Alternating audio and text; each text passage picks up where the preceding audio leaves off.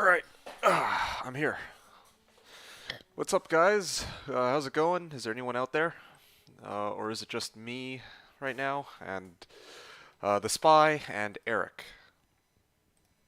Good morning to you too. Eric, how are you doing? It's good to see you.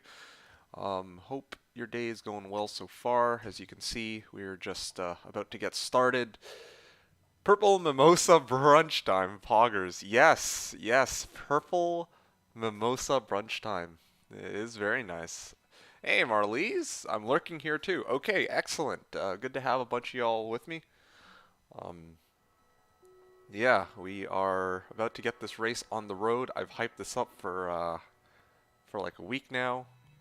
Um, well, actually two, because I've had the FOH den set up from 2 weeks ago. I just couldn't stream last week. I thought your mic was off. It was off, but that's because that is because I had to step out for a second. Um, and like I started the stream, stepped out, came back, and here we are. So, yeah, guys, we're about to begin this purple box race. I don't know if there's any like extra fanfare I really need to give it. All that's left to say is kind of greet you guys and talk a little bit about the race before I actually begin it. Now, I'm not going to start the remind me to start the timer once we actually get into the race, but I'm going to take a moment here just to kind of go over my character and what we are, I guess, up against here. So, just to kind of recap, I've built an FOHer, which is more Holy Bolt centric than Holy Shock centric, I guess. Or sorry,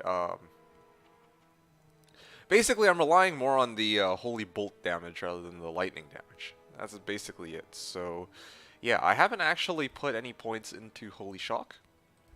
It's mostly just been all into Holy Bolt, and the aura I'm going to be using is mostly going to be Defiance and Redemption. Defiance will give me a good chunk of defense. Redemption is going to give me the extra mana that I need to carry out this, to walk around and actually do my... Defiance is going to allow me to stay alive. There you go.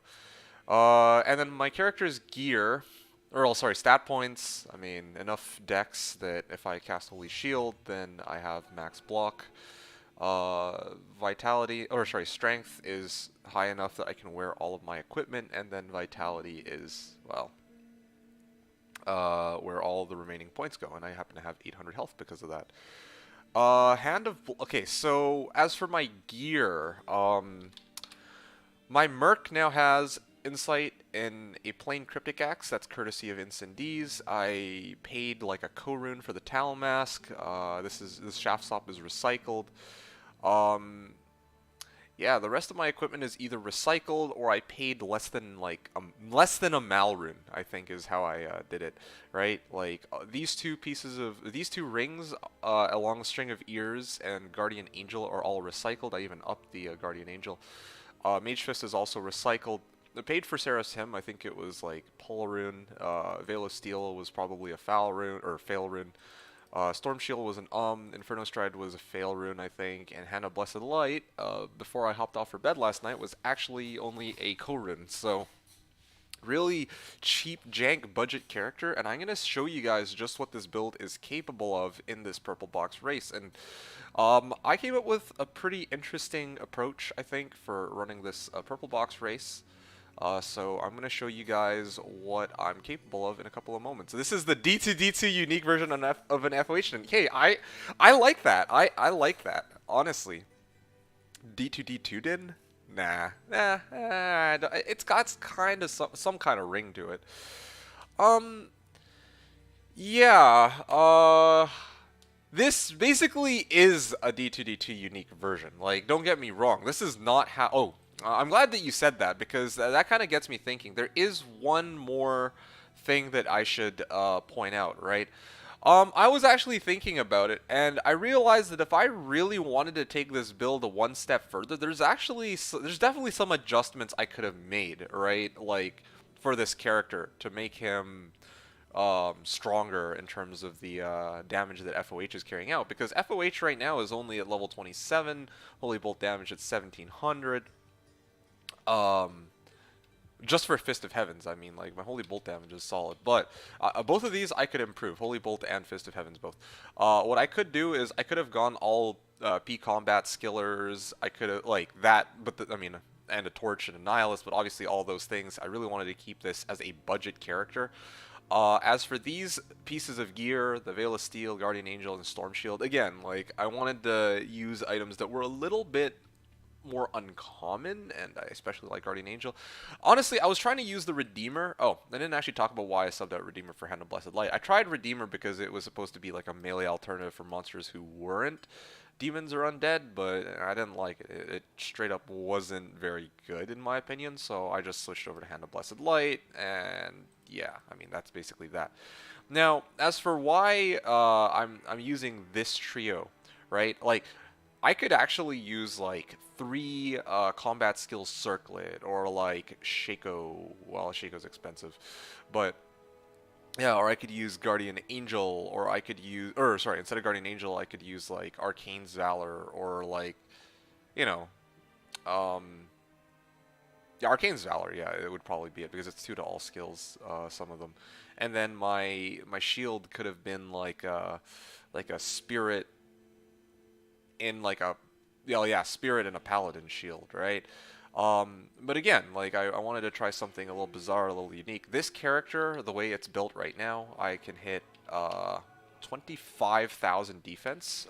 So Fallens have like a 7% chance of hitting me, and then of course chance to block 75%. And even if they get through all of that, I do have almost 50% damage reduction on top of that from String of Ears and Storm Shield. So my character is pretty much unkillable. Well, I mean, that's a kind of a strong statement. It's not quite unkillable, but it's very, very close, I would say. Anyway, how do you like Fisting from Heaven's build? It's a very good question. I'll talk about that as we begin the race, though. So thank you so much for joining me, you guys. I hope you guys enjoy today's race here. The last thing I'm going to say, I think I've gone over my gear and whatnot. Oh, Nagistaff on Switch. I should have mentioned that. For the start of this race, I'm gonna open up with 2.5 million gold in my personal stash, but I'm not gonna use the other stash tabs. I think this is kind of in line with how the Spy and kind of the others are looking. I don't think they have like boatloads of gold lined up with the Nagistaff, so I want to be fair to them. This is what I could come up with. Although, honestly, I'm probably going to run this character on foot, and I'm not really going to use the Nagistaff too much. So that's the plan. Nagisplays plays a very good budget armor, really underrated. Oh yeah, you think so? But I don't. I mean, I don't know what other bonuses it provides. But for me, I kind of like GA because it gives 15 15 max all res. So my fire res, cold res, lightning res, and poison res are all pretty jacked up. And one other thing I wanted to mention, like. Yeah, like, honestly, well, yeah, I kind of gave a few alternatives as to what I could wear for sure. Like, what I have right now is kind of overkill. Like, I'm really tanky. Even if I go AFK, you know, I'll probably survive in most cases. Yes, so that's basically my intro for my FOH din. This is kind of a specially tailored build for this race. In the future, if I wanted to really turn this into a true FOH din, I could, again, I already said which items I could sub. Oh, instead of doing a Spirit, I could actually do a Hawes. Hawes is almost certainly better. You get +4 to skills. And you could socket that. Oh, and then all of these pieces of gear, I could socket them with facets as well. So, a lot of options. How do you like Fisting from Heavens? Well, like I said, I'm going to talk about that when we begin the race.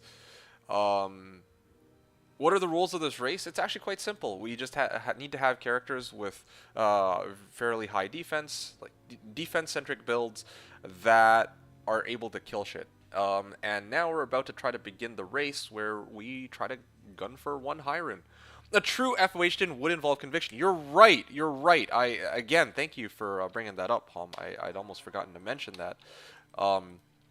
Yeah. If I were like a true like full-on FOHer, then yeah, Conviction without a question be the best aura to use. But again, like I'm trying to focus primarily on getting the Holy Bolt damage to clear everything. And what a pretty solid character this is, as I will demonstrate in today's race. When's the race beginning? Right now, actually. I just want to get through everything. But Christopher, hopefully that answers your question, though. This is a very defensive build, and I'm going to demonstrate what it's capable of in just a couple of moments. So stay tuned. Or you said just tuning in? Well, stay tuned. Oh, one last thing. The other person who's racing with me, his name is the Spy. Okay. So I'm gonna toss you guys over a link to his stream. Him and I are going to be in a Discord call together, and we are going to be racing together for this. Yeah. All right, Spy. I am just about ready. Have my headphones off for like 2 seconds. 1 second. Okay. I think I'll need to turn down the volume just a little bit. Sorry about that, guys. I'm back. Okay. IMO for this iteration of FOH Redemption is the way to go. I totally... okay, going to Twitch. You can stay on YouTube if you want. I'm just saying that if you want to watch the Spy and his character, or see his character in action, because he's got a pretty interesting character too. I'm running, for this high defense race, I'm running an FOHer, and Spy is running a Concentration Barb. Now, we were also supposed to have Marlies and Co. in this race, but Marlies was unable to make it, I think, and Co. is MIA right now. I think he might have slept in, or, like, he might not have, like, I said Sunday 1 p.m. Eastern, but there might have been a misunderstanding. I'm not entirely sure, but he's not around right now. Oh, you know what? Sorry, there's actually one last thing I need to do, and that's I just realized that I'm still on Europe server because I made my trade last night. So let me just quickly start up the game again on Americas this time.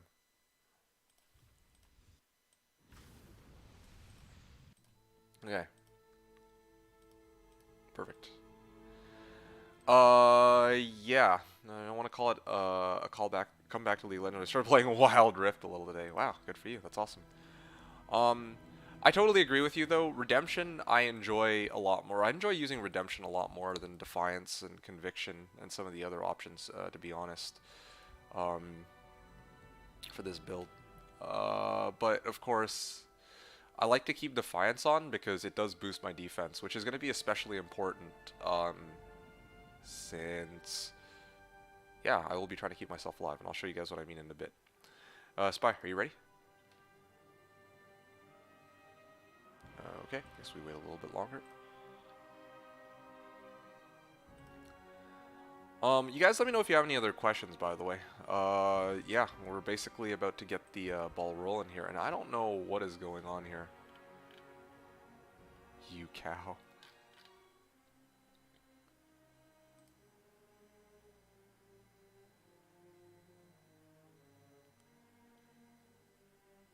Yep, just let me know when you're ready to start. Yeah, I'm ready to get going. You good? Yep. Alright, that's good. Alright, let's begin. And 3, 2, 1. Alright, first to a high rank. Let's go. Don't tell me the NA servers are still lagging like shit. I don't know, I just got on.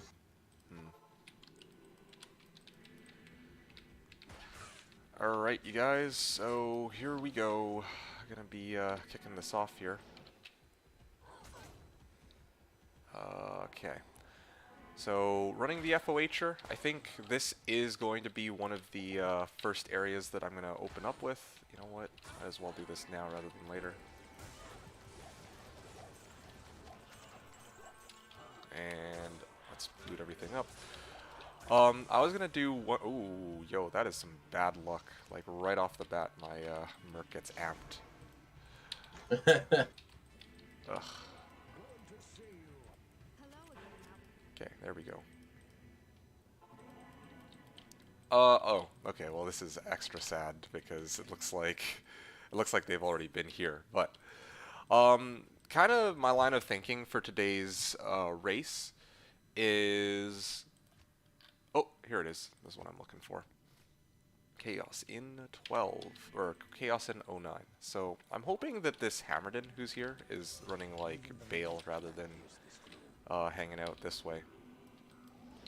Magic Find invites you to join the forces of evil. And let's just head straight for the goods here. Am I joining for next Slash Ladder? Absolutely. Only question is what I'm planning to do for the next Slash Ladder. I honestly am kind of thinking I might play... Wow, where the hell? What? Is it? Okay, it's this way. Oh, okay, good. I'm thinking I might use an FOHer on Slash, actually, just to kind of like be able to contrast the two characters in the on the two locations, right? Yeah, so you can kind of see, like, what I'm thinking for this race is to run pits, but the little twist that I'm doing is I'm gonna actually run it players 8, because with the very strong Holy Bolt damage I have, I can actually clear these packs that are a little bit tankier. What the hell? Okay, there we go. I can clear these packs that are a little tankier with my Holy Bolt. I can use Redemption to refill my mana. And if I have like big crowd or packs of people, then I can actually just drop good old Fist of Heavens for AoE. So pretty solid. Keck, old school FOH. Yeah, old school FOH. It's actually quite an interesting challenge in itself. Like, this is one of the reasons why I said, like, okay, well, did FOH really need some buffs? Because in the past, I had a build that I could run at least in AT, but I want to see if I can actually run it in other locations as well. You know, because AT is where Holy Bolt actually is pretty solid, since everything there is undead, except for, I think it's Invaders. But, yeah, I guess we can find out if I can actually try to make it work elsewhere. Or maybe I'll do like a hybrid build. The hybrid Zeal FOH. I don't know. The world's my oyster, you know?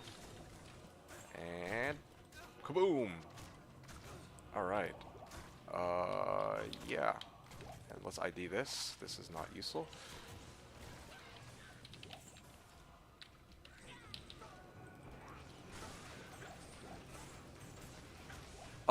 Oh, yeah, so this was the, next comment from, how do I like Fist of Heaven's build?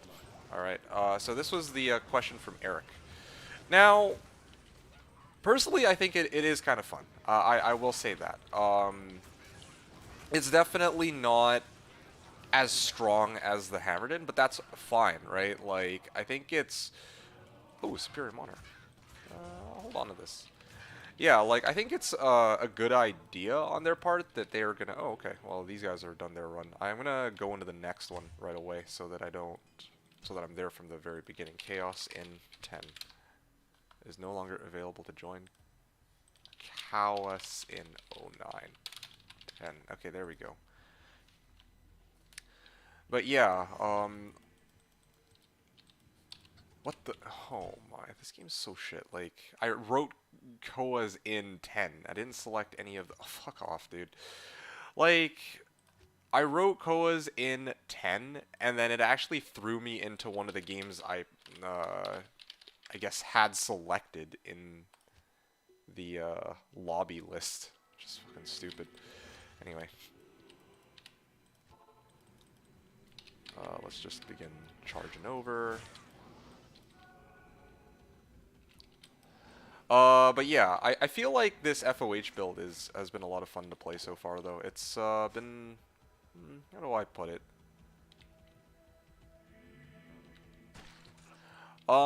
It's got, like...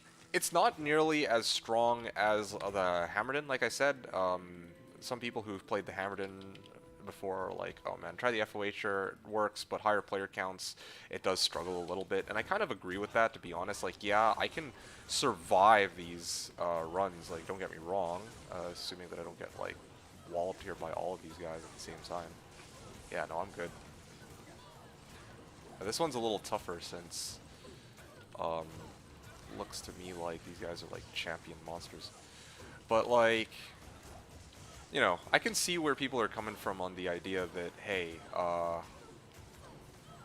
playing a Hammerden is just strong, like, better because, or not better necessarily, but they prefer it more because even though, like, Holy Bolt, like, Fist of Heavens and Holy Bolt feel very satisfying to play, but of course, the trade-off with playing this character is you definitely have a lot less damage than you would as Hammerden, for sure. So yeah, I guess that's kind of what I'm trying to get at. Naja's Plate is indeed, I guess, a pretty reasonable alternative to GA. I totally forgot that it has +1 to all skills, but the other problem with Naja's Plate is it has a pretty high strength rec too, I thought, doesn't it?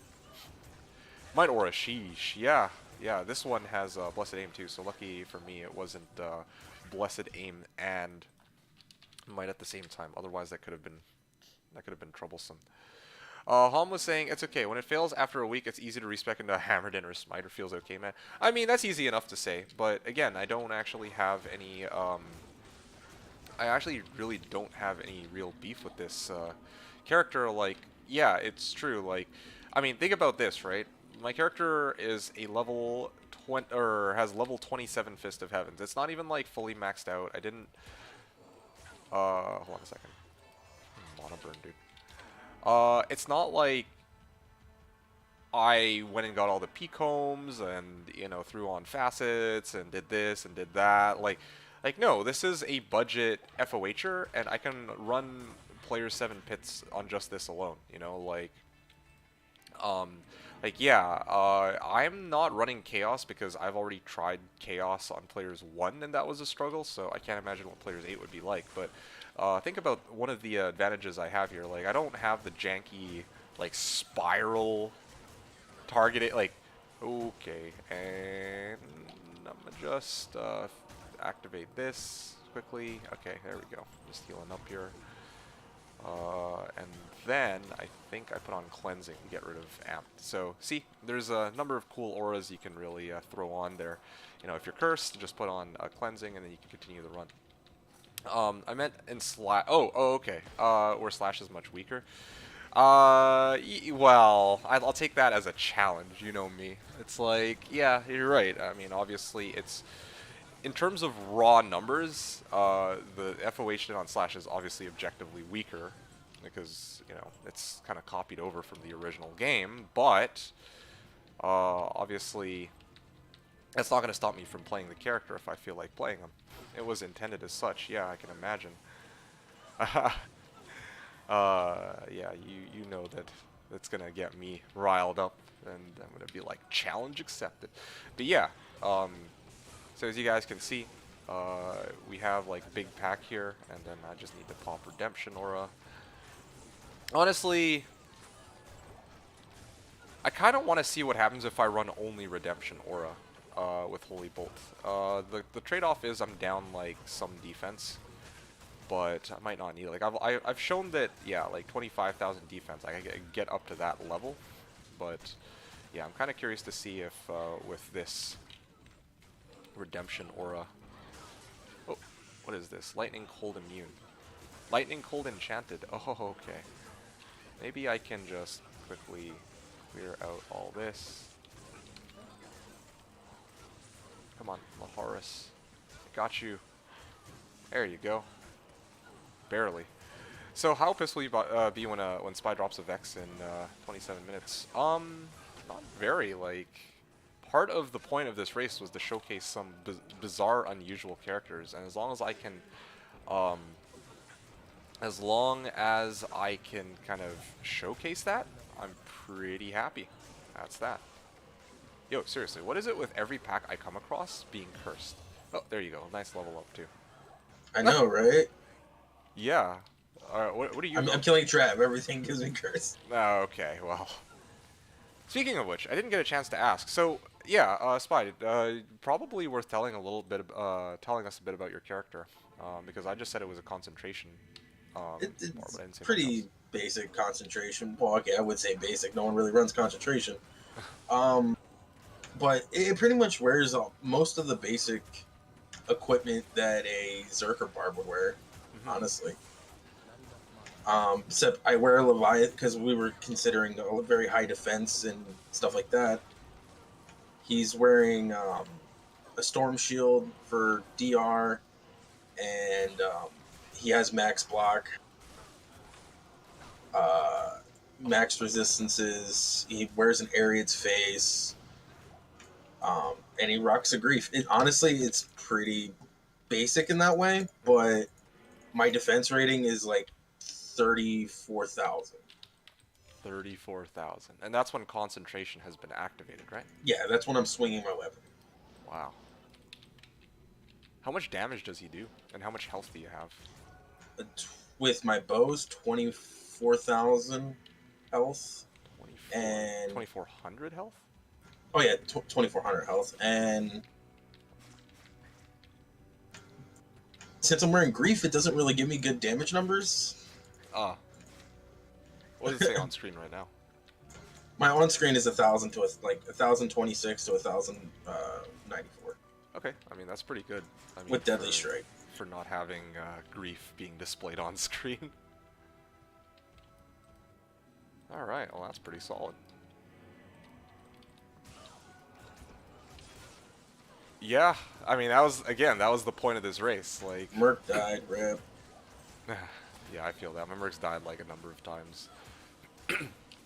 Even though he has Defiance. But I didn't actually upgrade his mesh armor. That's another thing I could have done too. Shaft Stop? Yeah, he's like rocking Shaft Stop, but I could have upped his defense a little bit higher.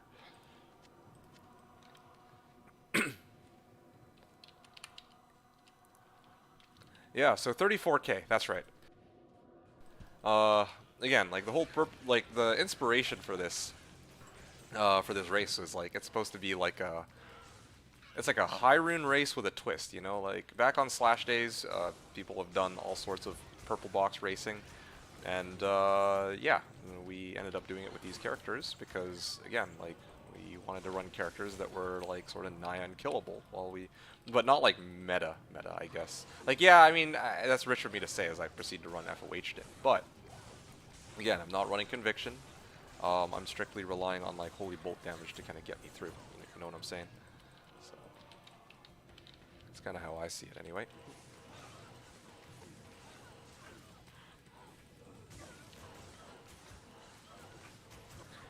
Okay, can I just?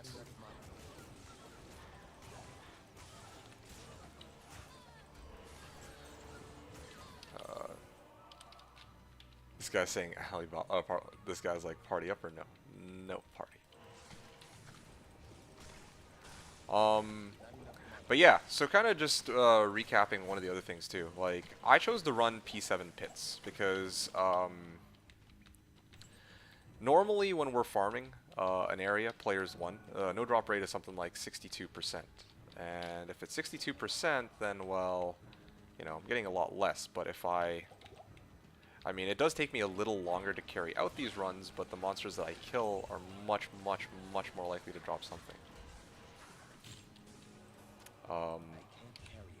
Obviously, though, it does take a bit longer. Oh, Ornate Plate.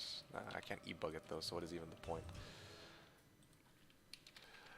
Since SC Finds is now a thing, there might be an orange box tournament chances on Slash, who knows? Oh, that would be nice, but again, like, you need everyone to agree on that in the first place. Back in a bit, expecting 2 purples by then. Yeah. Yeah, very real possibility.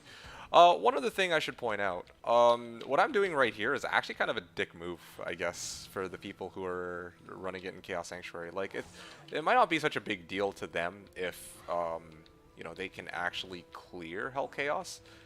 But, like, if this were, like, early ladder and I were doing this, oh yeah, like, I actually would not really blame people for getting pissed off and leaving.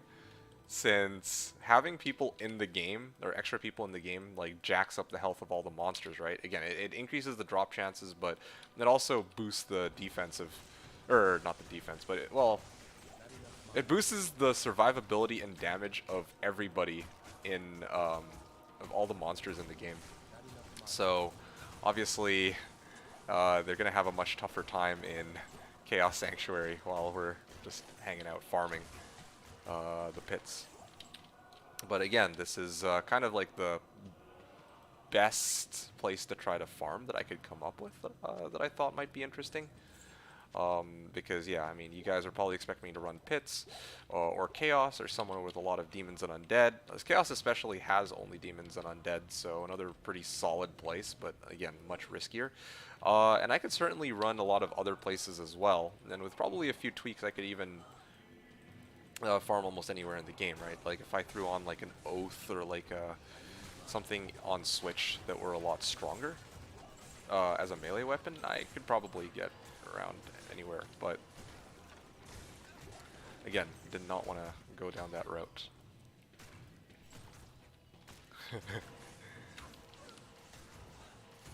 This guy is angry in the game chat. Anyway,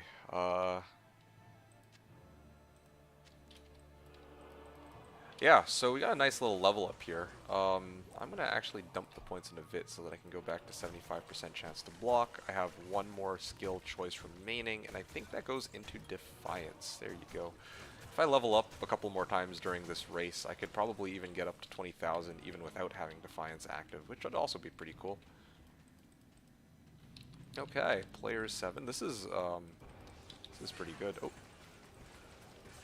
Yeah, the only catch behind all this, though, is if I'm playing player 7, sometimes I spam a bunch of fists, but I can't even, like... I don't have enough damage to clear everything by the time I run out of mana. Oh, we are almost done this run, it seems. Alrighty. Boom. Alright, well again, nothing useful up until now, and we're gonna go next run. And this is pretty solid. Players 8 or players 7 pits. And Spy, you said you're only running Trav right now, right? Yeah. What's your find item percentage? Not a lot. Oh yeah? Yeah, this build takes a lot of points. I thought concentration, it's only like concentration, isn't it? Like... No, battle orders is maxed. For defense, I have shout maxed. Oh. Oh yeah, right. Yeah, that's true. Yeah, it was a similar situation for me with Defiance instead of Holy Shock. That's what it was.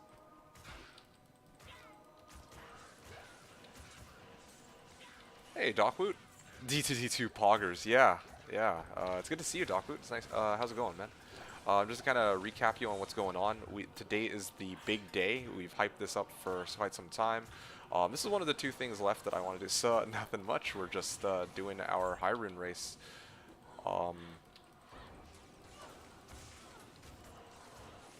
Yeah, we're doing our high rune race. How have you been, Docboot? As you can see, okay, well, yeah, I figured my Merc gets owned here, but like, I didn't have Defiance up. That was my mistake. Oop, there we go. And there it is. So yeah, we're just kind of clearing out players 7 pits. That is the location I decided would be the best for farming. Honestly, if I could set a player count, I actually think that given my level of equipment, I'd rather run P3 or possibly even P5 pits. But P7 is a, yeah, or even P8 in this case, I guess, is a little bit much. Yeah, like I'm lacking on the damage to clear this out efficiently, but I do like that this is about as close to no drop as we can really get, I suppose. Is somebody doing, are they doing drive-by right now? They don't even get XP from that. This guy's so funny. He's like complaining about, oh, so that's why their runs are so quick. They're not killing every individual pack. They're just straight up like doing the, they're doing a seal glitch chaos. Oh, these guys are so funny. Not gonna lie, public games are actually pretty hilarious sometimes, especially when you're not actually a part of it. You just like get out the popcorn and you just watch people get frustrated at each other, and you know, you're part of the cause. Like I'm part of the cause as to why, because I just make it more difficult for them. Seal pop life, Craigasm. Yeah, no kidding on the seal pop life. You know something? If Ko were racing with us right now and he had his Sork, I wonder if he would have been able to do that. You know, okay, well I guess I now have to Moo02. Okay, let's see if I can join in on that. Imagine you both finding Hiron at the same time. Oh, that would be pretty poggers, I guess. Even the light cannot pierce this gloom. Let's see. Hey, Spy, did you ever finish your main character, by the way? Forgot to ask about that. No, No? never did. Can't blame you. Oh, somebody's already been here, it seems. Yeah, I just had other things to do. Yeah, fuck with it. I did too. I got busy after like the first week, so I wasn't able to organize this like super well, but I mean, Next time. yeah, next time. Cow Murder 02. I think I think you are about to get chammed. Okay, well, look, a cham is still a Hiron. Oh, would you look at that? Looks like Hey, champ still makes you win. yeah, cham is still a win. Not exactly the best Hiron, but it is a Hiron of some kind. If I found a champ, I would still consider it a win. Yeah, no, I would too. I'd be like, what the fuck? But I'd be like, damn it, cham. And you'd be like, oh, he win. I think we None both of us walk would out be really unsatisfied. excited, but we would be like, he wins, okay. Yeah, I mean that is what would happen, but I'm like thinking about it. It's like we both walk out unsatisfied from the whole ordeal. It's just like I'm like, it's like shit. Well, I lose and you lose. no one wins. Congrats.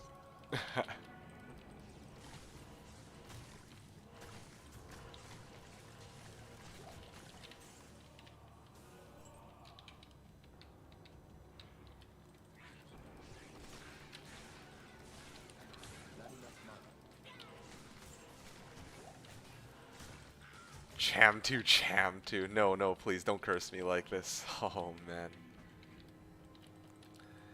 Anyway, I didn't actually have any like topics lined up for today's stream though. Like, I just wanted to talk about what we're kind of doing, and yeah, this is what I came up with. Player 7 pits, but I don't know. Maybe later on down the line, I'll switch it up and try to run somewhere else, like tombs. I just don't like dealing with tombs because of all the monsters that aren't demons and undead. Here, I can kill every single monster that shows up with FOH or Holy Bolt, but they're a little bit more complicated. It's almost the same as same with finding a one-socket COA as orange box. Yeah, that's always depressing. Like, damn it, why do you have to roll 1 to 2 sockets, you know? Gee. Or better yet, ethereal Griffin's Eye. There you go. Any orange box, pretty much, other than like what, the stick. No, because like you could get an ethereal D-web and it's actually okay, but you can't get an ethereal Griffs and have it be okay. That's true. Eric was saying Dole 2, Dole 2. No, no, no, we can't do Dole 2, or okay. Dole doesn't work in this case because Dole is not a high rune. We're talking like just strictly high runes, you know? Vex and up. Vex and up, yes.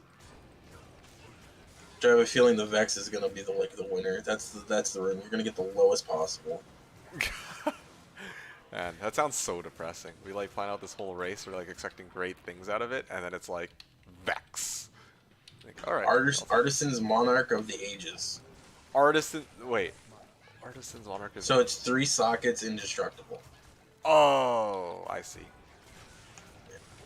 Scarab Husk. What is this about? 4 sockets? Nope, no need.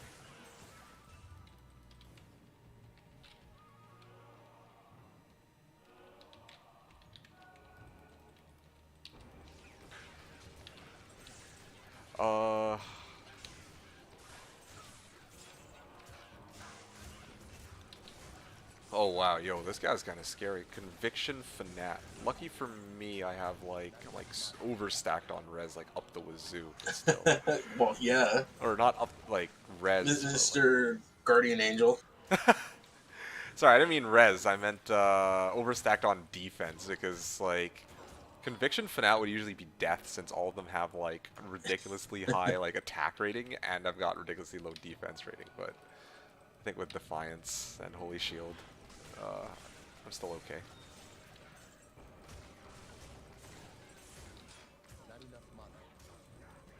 Alright.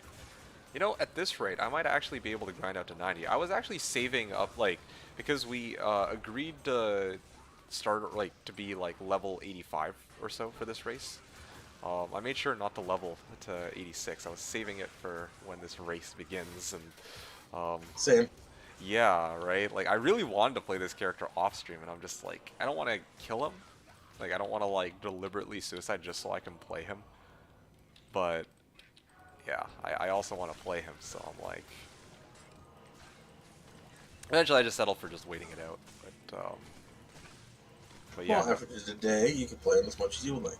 Yes, and that'll be kind of exciting. And I definitely intend to do that. I was already, like, trying him in public games on my own time, you know, and I was, like, super stoked for this. I'm like, you know, I was basically doing just this, except, well, when I was on my own, or doing this on my own time, I actually ran, I did, like, try to do, like, a full clear of the game, you know, like, not every single area, but most of the locations in the game, I basically ran through, and I was like, yeah, this build's actually pretty solid for it, as long as I don't come across animals, like, Frigid is kind of fucked. Cows 3, he says. Is it too late for me to...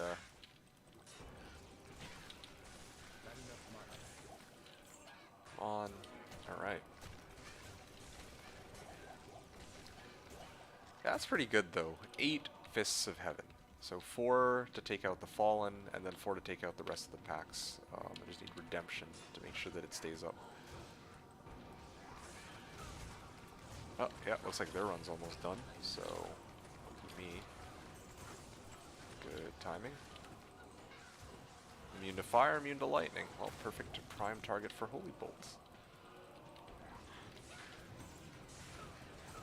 Yeah, I wonder if this would actually make a pretty decent farmer in hardcore, although I guess the catch when it comes to hardcore is that obviously I don't think there's as many public games for people to just randomly farm. You know, like, if you're playing hardcore, then you're probably going to have your own private game to farm in.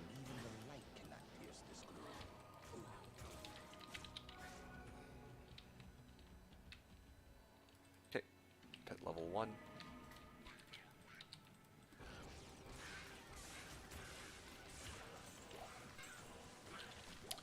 I want to try Exile Golem for hardcore pits. Curious. You know, I was actually thinking about that the other day when I was like on my way home. I was like, yo, Iron Golem works on any, like, it actually works on paladin shields too. I realize it doesn't work on bows, but it works on paladin shields. And when I realized that, I'm like, huh, I could totally, like, use Exile as, like, my Merc's Iron, or as my Iron Golem. Yeah, I don't know. It was just a random thought I had. Can I do anything with that information? Not, like, probably not off the top of my head.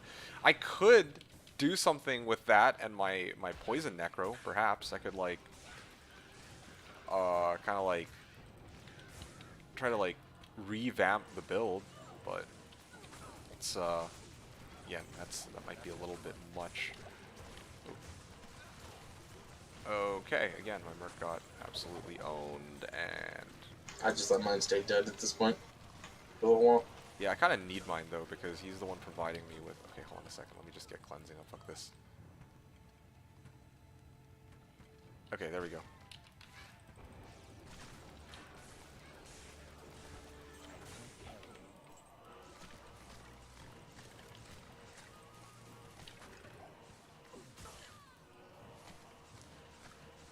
I want to try Exile Iron Golem for hardcore Necro Pits. Curious, from defensive perspective. Yeah, I don't know how well the hardcore, like, I don't know how good that would be, I guess, is just the bottom line. You need full reduce for this character? Got a guy trying to give away, like, 75? No, absolutely not. I'm chugging down Juvies because they're convenient. but I actually prefer mana potions because I'll actually get off more hammers that way since, you know, the regen will take effect. Fuck PUBG games from HC. Yo, I feel that. Pub games on HC. I mean, I've never played pub games HC, but that does sound pretty awful. I will say though, one of the things I'm curious about is kind of like the situation for like how people play hardcore. Is it like solo sell found with like jacked up prices for trading or something? Like I don't know how any of that works. Because I know that like Barb Warcry skillers are going for like Ist or Gull each, if I remember right. Could be wrong about that though. Fatty was saying, I tried Plague Iron Golem and it's pretty damn so safe and useful against Amplify Curse at Pits. Yo, I feel that. Yeah, honestly, 2 sockets, shit. Yeah, no, I can get behind that. Like, more hammers, Monka S. I don't know what you mean, more hammers, Monka S. I did self/group found. Ah, okay. Most of the HC players have, OG HC players have bow barbs, so Warcry charms are a premium. No, that's exactly what I'm saying. Like, I imagine. I'm gonna hold on to this. Yeah, I imagine that if Warcry charms are a premium, then yeah, like if I were to get my Singer Barb up or try to get my Singer Barb up with that weird build, then yeah, it might be take a little bit longer on hardcore.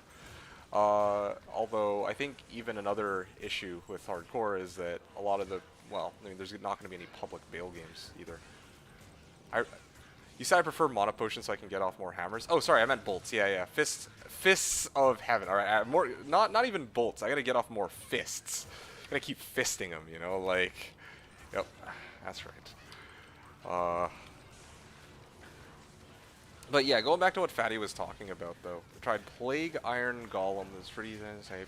Exile Iron Golem plus Hardcore Homunculus Max Block plus Max Bone Armor synergies. Imagine, yeah, that does sound pretty good.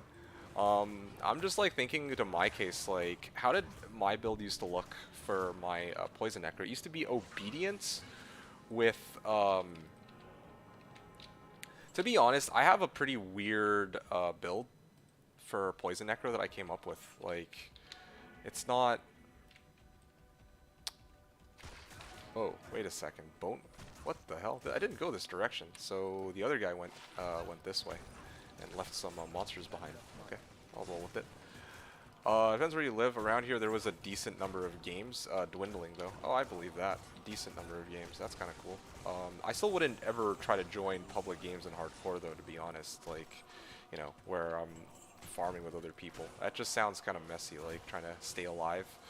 Or, like, potentially dirty town portals getting, like, put up. Like, no, I don't think I would want to roll with that. Champion Devilkin.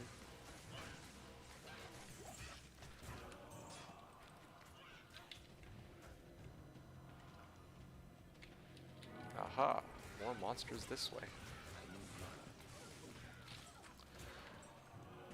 Anyway, yeah, but like I was saying, Fatty, I had a rather peculiar build that I was, like, thinking about, right? Like, originally when I played my Poison Necro, as you know, I ran, Obedience, bordering on EBOTD on my Merc, and then my Iron Golem was Insight, right? Because, you know, Insight... With Insight, you can get...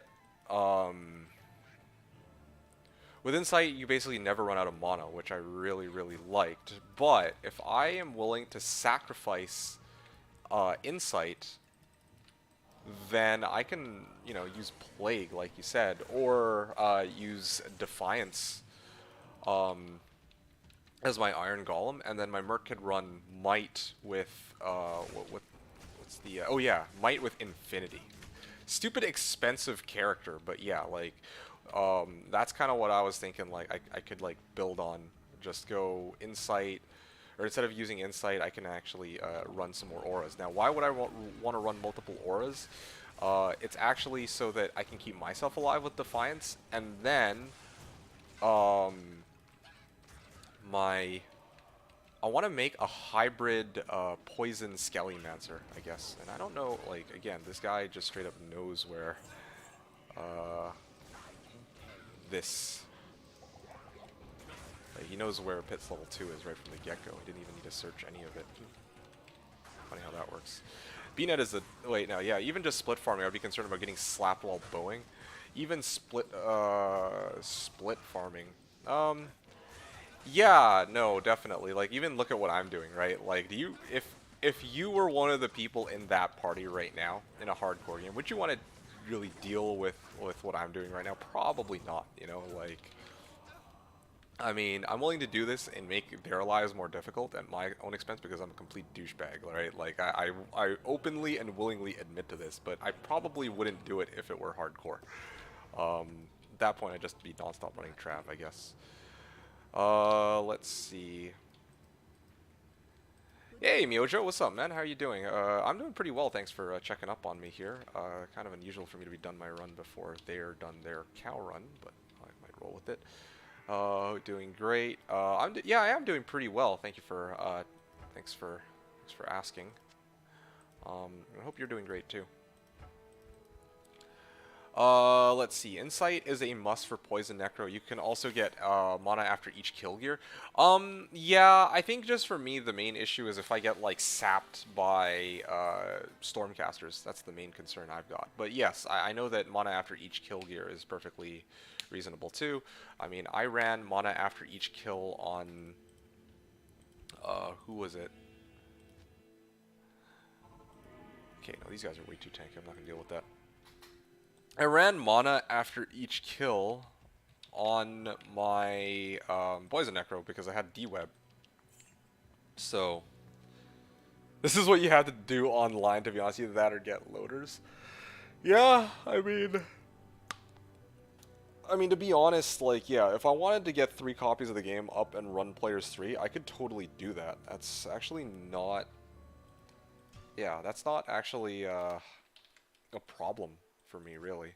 Okay, well, I guess I should just stick around and just farm whatever then while I wait. Oh, are they all leaving now? I can't tell. I don't even have any other waypoints. Well, this kind of sucks. Halls of Pain. Let's do some Halls of Pain while I wait, I guess. Although the monsters here can be kind of dangerous too. Oh no, everyone's leaving now. I was waiting for that. I was wondering when they would move on to Cow Murder 4, unless they're not doing it. iCow and UMF. Alright. Sunbale 25.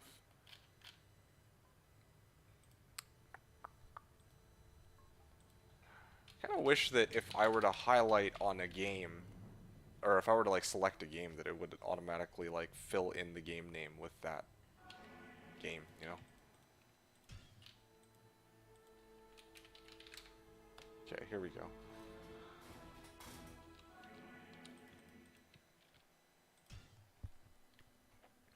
Refresh this and Sunbale.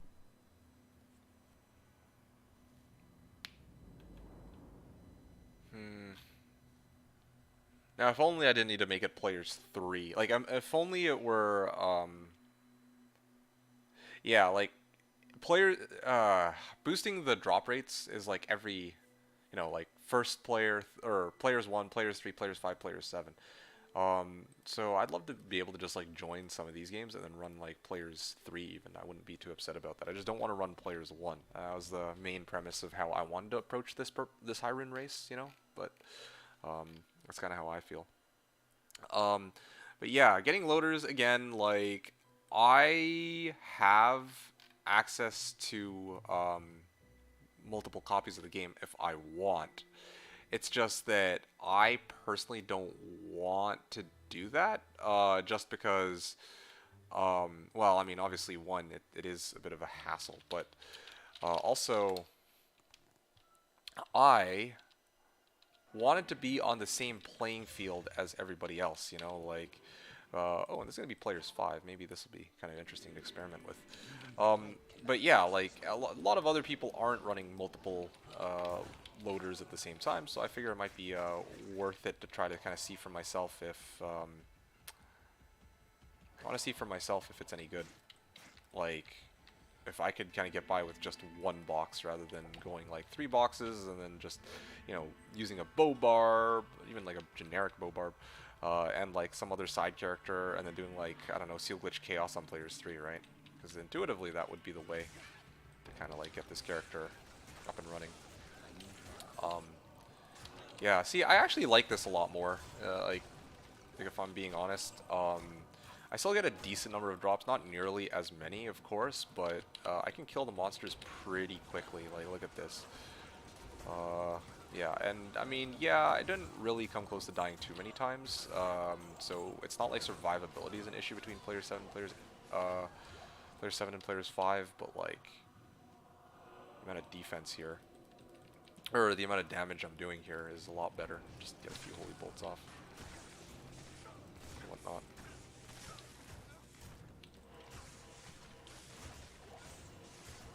Yeah, but Fatty, those are some good ideas though. I mean, I fuck with it, right? Like, insight. Yeah, like I kind of, like I said, I wanted to make like at some point, I have a very special and unique build I'd like to kind of showcase to you guys. Maybe I'll save it for a future Slash season. Hell, maybe I might even do it next season, or maybe I might do it off stream, I don't know. I haven't really worked that out yet, but yeah, like next season I want to run FOHer. I'm long overdue for a Necro, so I'm, again, really tempted to run a Necro, and it's going to be a Poison Mancer, but with a special twist. And that twist is, I'm going to go Skellies. I basically want a character that can do players 8. I guess. So I'm gonna try for like some weird hybrid Poison Mancer with like Exile Iron Golem or something, and Exile Iron Golem with Merc using Might and Conviction. There you go. So then that way, yeah, my summons will be hitting pretty hard. My poison hits pretty hard, you know. Pretty good. And just wait until you see what I use on Switch. Now that's going to be exciting too.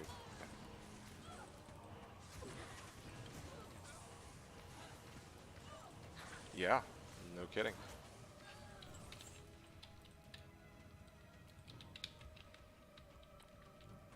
But that's going to be a bit of a pain to get that all set up, of course. That'll take time.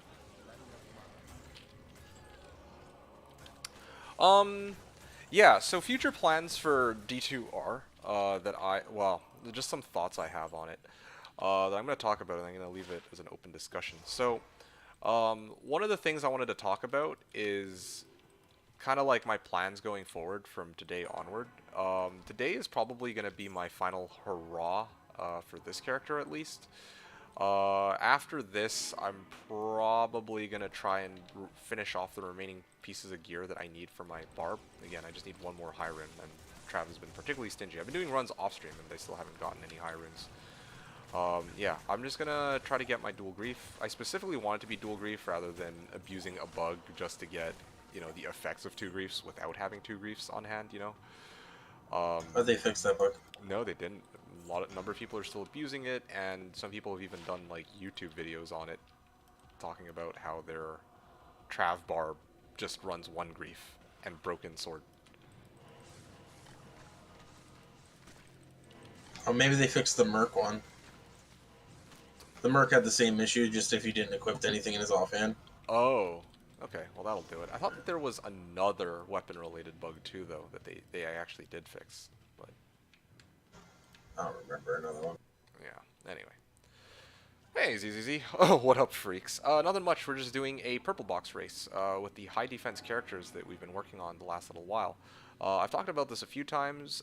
We have characters where the goal was to hit something like 20,000 defense while still being able to kill shit, and then we are now purple box racing, like trying to see who can get the high rune first, and that's basically the idea behind all this. I remember it got owned. Ooh.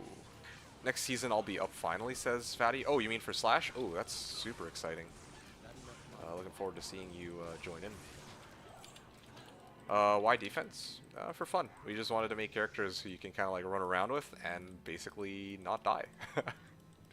As you can see, yeah, I'm doing a pretty solid job staying alive. Even this is player 7 too. Keep in mind. So yeah, I know it's pits. It's not anything fancy like chaos, but this build does struggle with chaos given the kind of level of equipment I'm throwing on him.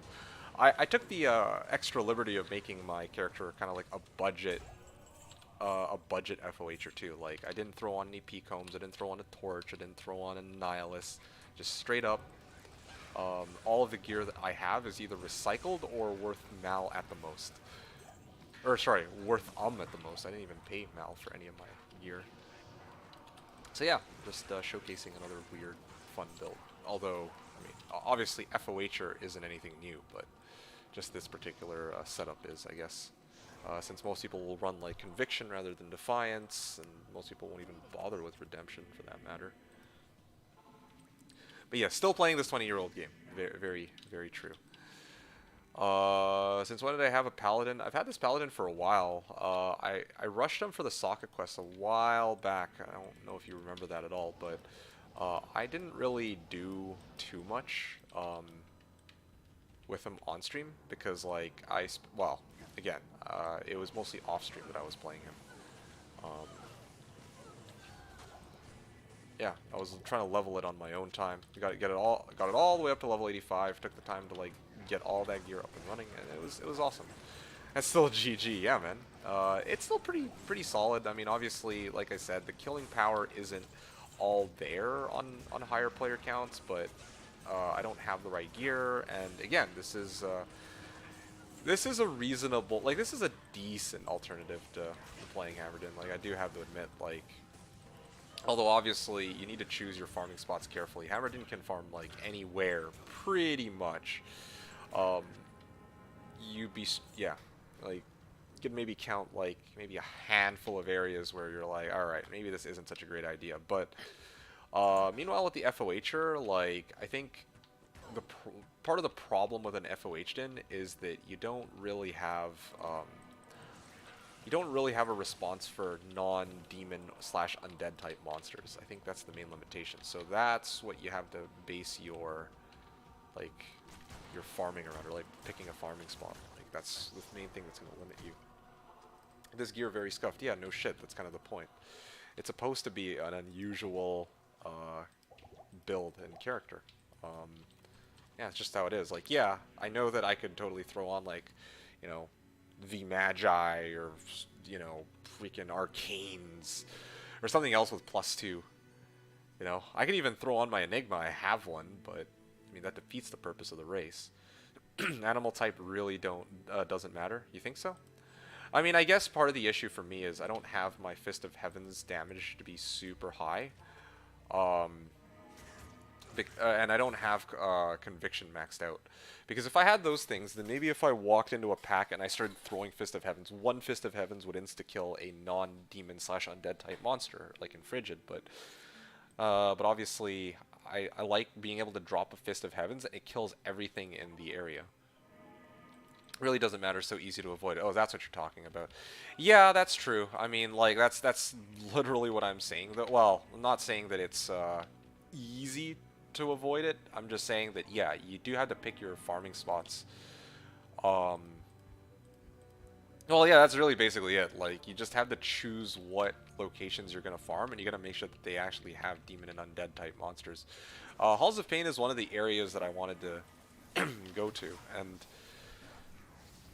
as you can see, like, part of the reason why I avoided it is, yeah, there's like look at this, Infidels and Zealots. Already there's two types of monsters that I don't really have a response for, and I think the Zealots themselves are even lightning immune, so it's triply problematic. Bales-003, but I'm guessing that it's already full. Yeah, I couldn't quite get in on that in time. I should have just double clicked it. I was too slow on that. Oh, I've already been here. MF party. There we go. Gear clearing 88 pits, no problem. No bow, no torch, no Annie. Yeah, no, for sure. Like, Like, I totally agree. Like, I think it's a pretty solid character for that. And keep in mind, too, like, honestly, I think if I really wanted to, I could... Okay, just to kind of give you an idea of some of the things I could sub out if I wanted to, like, tailor this character a different way, right? I could sub out GA for Skulders. I could sub out Veil of Steel for Shaco. I mean, I know that's a little more expensive, but again, like, this is, if you wanted to farm orange boxes, all right? Like, I'm telling you, you could tailor this build for that as well. Shaco, Skulders already gives you, like, what, almost 200 MF right there. And then you could throw on Geeds and fill up the rest of your inventory with a bunch of 7 MF SCs. That would give you 300 MF, and then, you know, in pits you might actually be able to get some pretty decent finds, right? So that's one option as to how you can build this character too. I don't know. It's, oh no, somebody's already been here. No. MF party 13. I'm actually gonna join in on this, I guess. Have I tried it Stony Tomb? I think I did actually, but I didn't like it for some reason. Let me go check quickly. Because like I said, I actually played this character off stream to kind of see how it is in different locations. And I actually did, like, not a full clear of the game. I just ran, like, multiple different locations with them to see. Kind of interesting this guy starts off on lower Kurost when it's still, like, players 1/players 2. I imagine... I'm surprised he didn't wait until after more people showed up and then does it after that.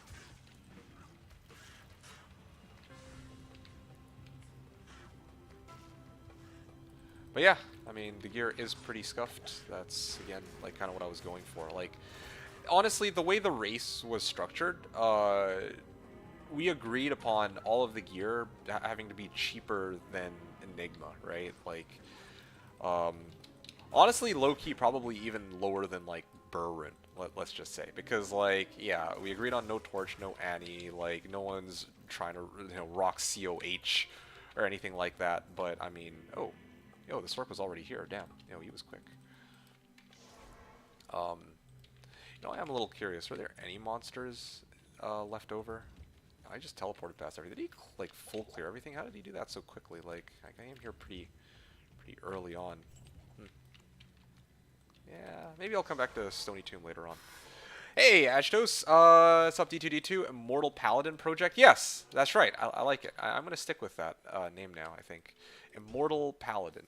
I like it. I mean, it is a little bit of a lie, though, because it's not actually, like, it's sick rule. Yes, no, it is nice, and I'll talk more about that in a second. I mean, again, that was the premise of our purple box race.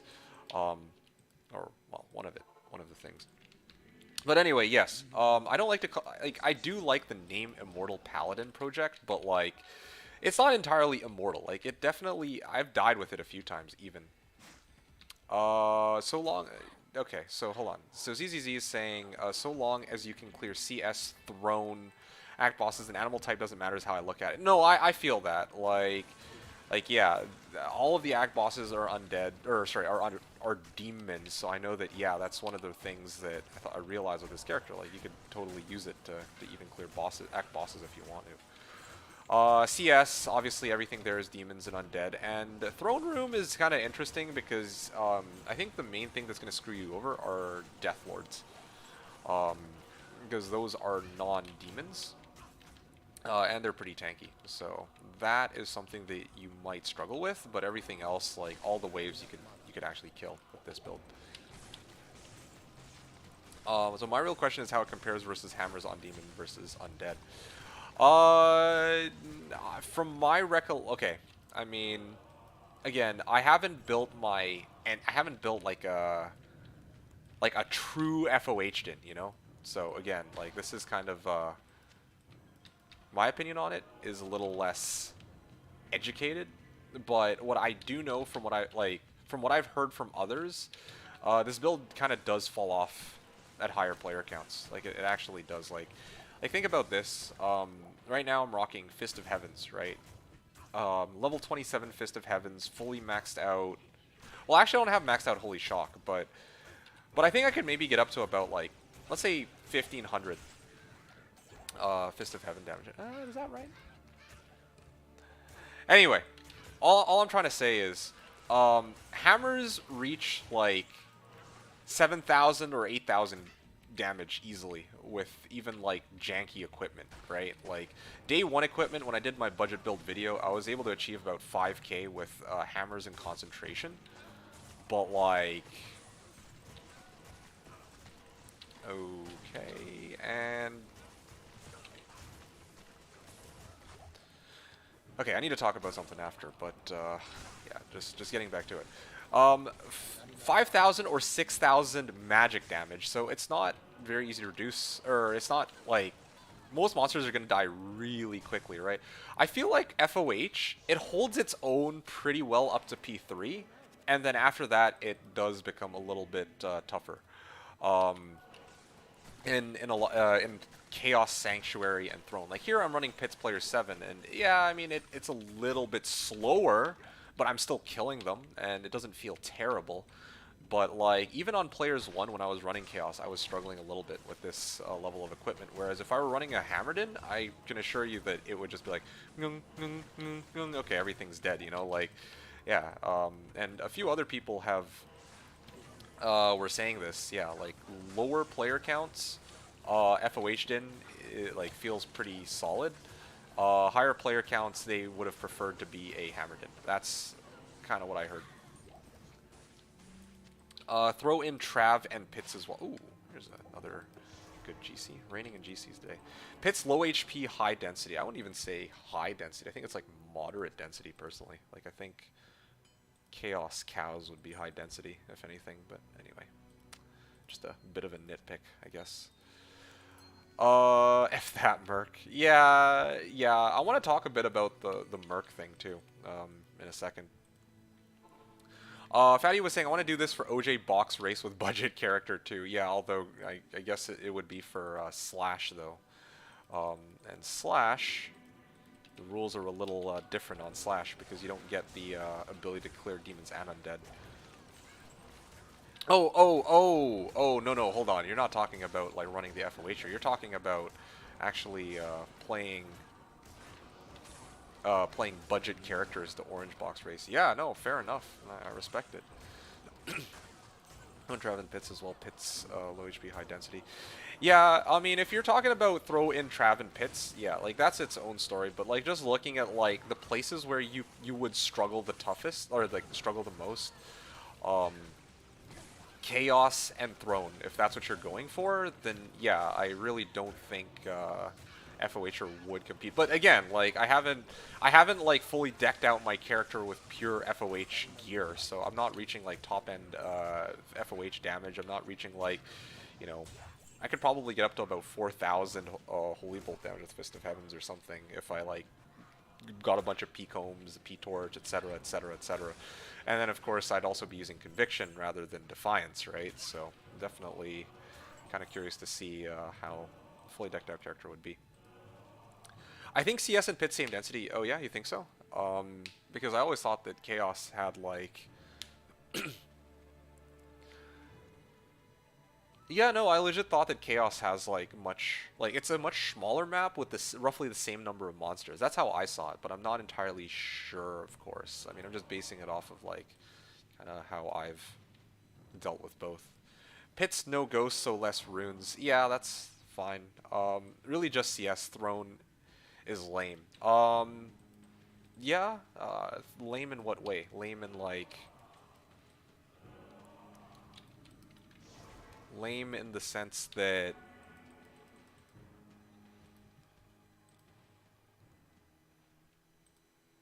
hold on a sec here.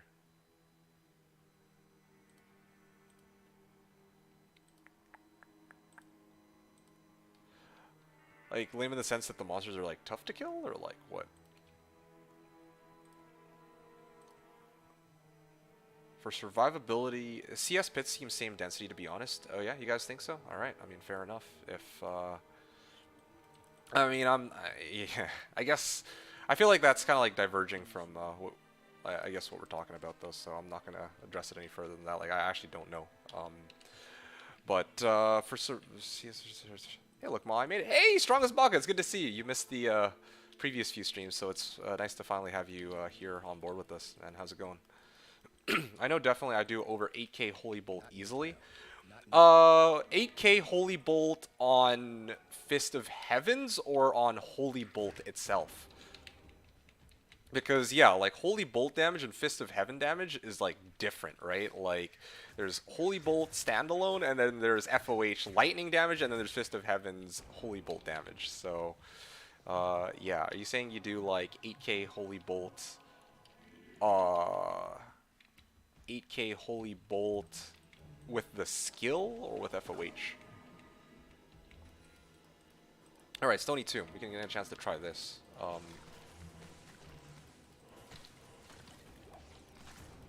Oh yeah, these guys are tankier than some of the other monsters, though, for sure. One thing I wanted to point out that I just realized, the targeting on my Holy Bolt is a little fucky, I think. I figured out why. It's because sometimes I'm actually misclick on my Merc. I think that's the main issue. Like I'm like trying to position myself to like drop Holy Bolts on this pack, and then sometimes like it mouses over my Merc instead, and then it actually throws off my aiming just a little bit. Yeah, that's something I gotta look out for. Anyway, so just a thought I had.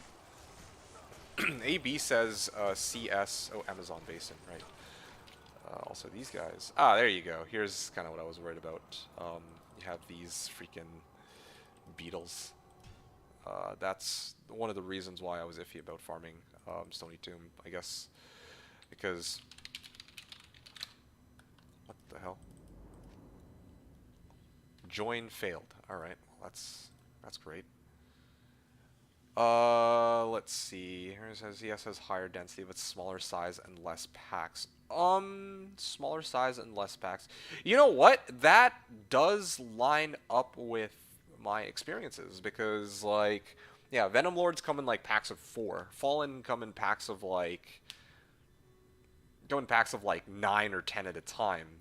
It feels like, but the difference, I guess, is that, or the other difference is that in Chaos, there's like multiple packs that spawn at the same time. So there's that. D2R, but you get the seal bosses. That's true. But they don't. Is that for, well?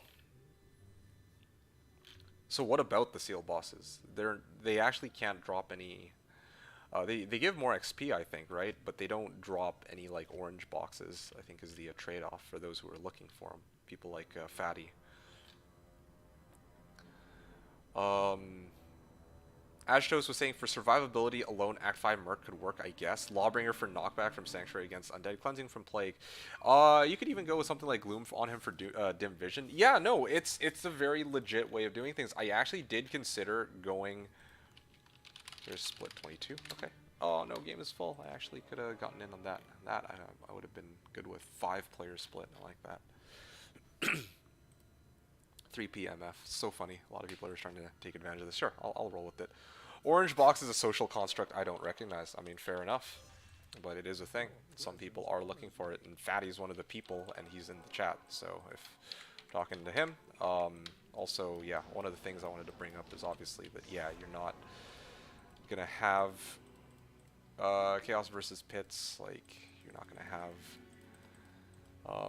like seal bosses. Again, if you're just looking for random items and like XP, then great. But if you're looking for other things too, you gotta watch out for that. Minions can from Lord to Say and Infector. That's true. That is true. But I just meant the seal bosses themselves. If you care for that, cannot. All right. So. Strongest Baka was saying, D2R market crashed hard. I respect to Gold Finder. No GG drops yet. But, well, yeah. I mean, on day 5 or day 6, a good chunk of my items were actually worthless. So I can only imagine now kind of where the game is sitting.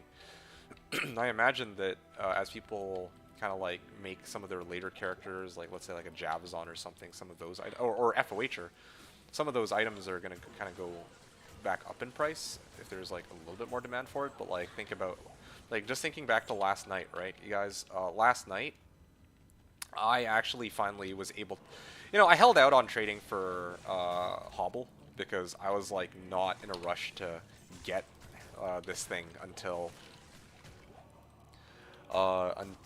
the race began. But yeah, last night I was like, oh yeah, I should probably get Hobble. So I looked in the market, and it turns out that yeah, there was a dude selling it for foul. I'm like, okay, finally, because prior to that, like, if I had checked a week ago, it was actually still worth right? So I was like, all right, well, okay. And then eventually, yeah, somebody did sell it for foul. Although, granted, in his words, like, yeah, like he probably could have sold it for pull, but he was just kind of just chilling. Oh, look, a tier rune. Actually, I think that's even the first rune that I found up until now. If that's your goal, then Pits is still the best. That has been proven, if only because of the lower HP of the monsters, which was my original point, that Pits has high density but low HP. I see. Yeah, the other thing, too, I realized about Pits is there's roughly the same density, but the monsters in Pits, none of the monsters in Pits are ghost type. Like, yeah, in Chaos, you're going to have a higher chance to get runes because of the ghosts, but obviously, if you're looking for orange boxes, you want all of the monsters to be dropping, like, non-runes, I guess. So. Minions can't... Okay, so what else were we talking about here? 220... Alright. Huh? Oh, no, sorry. I didn't get anything. You're good. Oh, okay. I was like, oh shit, is it over? Damn. No, I had a spider incident on my desk. Oh. So I just sat back down. I've been standing for like 10 minutes. Ah. Is there anyone talking in your chat, by the way? I keep talking. There was. I don't know if I should like mute myself so you can actually have a chance to talk with them or say anything. No. I'm on push to talk, so I'm talking and you're just not hearing me talk. Oh, okay. I gotcha. Yeah. Would you prefer I do the same at all? No, it doesn't bother me. Aye. And if I'm not talking, it gives them something to listen to. Okay. Solid. You're good. I was waiting for the day where somebody in your chat's complaining, who's this dude who just nonstop fucking talks, like, all the time? Let's be honest, if anyone comes, they probably know who D2D2 is. Oh, yeah? Alright, well, I'm officially famous, you guys. You heard it here first. Officially famous. Oh, dude, I actually got asked, I was doing a trade, and they asked if I was the spy from D2D2's chat. Seriously? Yeah. Damn! This is news to me. Who was it? I don't remember. I think it was the guy I sold like a trap neck to or something. I see. Well, that is unexpected. Here, I'm trying to keep a low profile. If anything. I know, you don't want people knowing you're playing D2R. Ugh. Yeah, I know. Horrible. Oof. Ghost bad for grail items. Yeah, that's exactly what I'm saying. Push to mute B2B2 I've been telling you for years. Yeah, well. Yeah, I mean, I could set that up if I want to. Now. Then we would never hear him because he would forget to unmute. Yeah. I'm in HC. Prices there definitely held off for much longer, but just running Neolithak is not stonks anymore. Yeah, no, I can imagine. Yeah, I don't know what to tell you regarding hardcore D2D2 legend. Well, I wouldn't want to put it like that. I'm just, yeah, I'm a legend with my. How many viewers do I even have right now? With my 5 viewers on Twitch, you know. Actually, is that out of date? 7 viewers on Twitch. There you go. I maxed out at 5, and then now I'm back down to 2. Yeah, I feel that. I think my peak on this channel was like 30. It was like 80 when I got rated by like DJ Waters during like I think it was like a /Diablo stream. Many years back.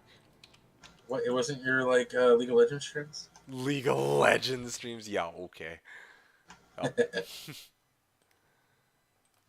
Tripping, man. Held back to 5. Sorry, what's that game called? Dota.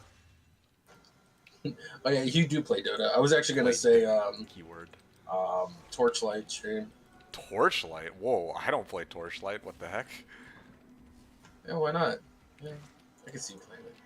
No, I can imagine myself playing other games, but Torchlight. This is a new one. Hey, what's up, Mr. Vajad?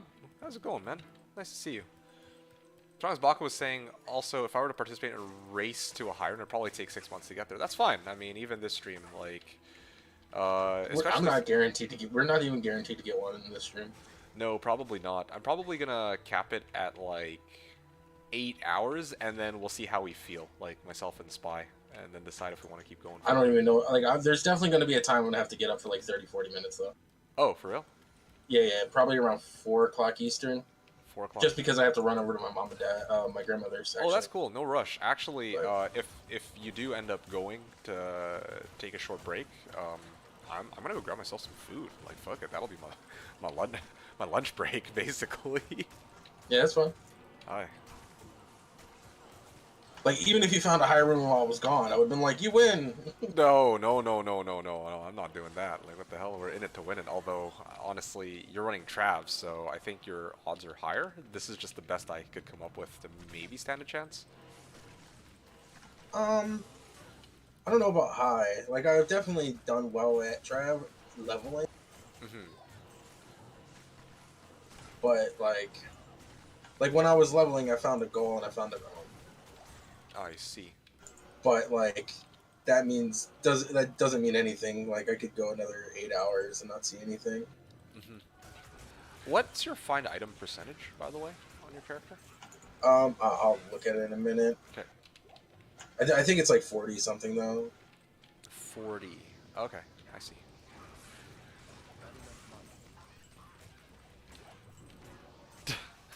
ZZ saying top 10 improvements for D2 stream equals push to mute Discord mic, rebind inventory key, full. I like how the improvements are like for my gameplay rather than actually for the stream itself. Full inventory charms, face cam, sub button, D2 con. What does D2 con? I don't even know what that one means. It's like BlizzCon but better. You don't catch COVID, and someone doesn't feel up a girl. Alright. Okay, alright. You know what? I should just accept it. 16 by 9 on slash, 19 by 9 on D2R, 3 question marks, profit. Okay. I gotcha, ZZZ. You're drunk. Go home, dude. Vajade was saying, no hardcore yet. That's right. No hardcore. Sadly. We hardcore what? Vajade's like a crazy hardcore dude. Like, he likes playing hardcore, and he's one of the people who've been trying to get me to play hardcore. There's games I would play hardcore on. D2 is not one of them. Yeah, like I've said this before. I think for me the biggest issue is that yeah, I'm talking to chat while I play. I don't want to have full focus for that. But even if I weren't playing like on stream, right? Like, would I really want to play this game hardcore? Probably not, just because it's kind of like the whole point of me playing this game is kind of like a stress reliever, you know? Just go in, roll the slot machine, kill a bunch of monsters, kind of chill out and vibe while I like maybe chat with other people while I play and farm items, you know what I mean? Like, that's the way I see it anyway. I'm already home, got him. Oh. Alright, if you say so. Okay. Just everybody's freaking possessed today. You're OP if you didn't get the out of boomer mode yet. You know, I gotta be honest, yeah, quick cast mode would probably be good.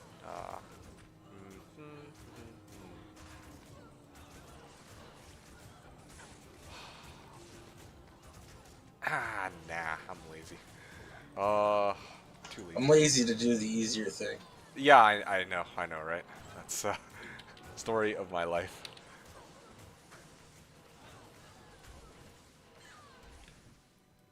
Okay, moving along to what the others were saying here. Yeah, Ashos was saying, as always, Paladin slash Sorceress gear is expensive. You stay away from those, you will have a much better time buying gear.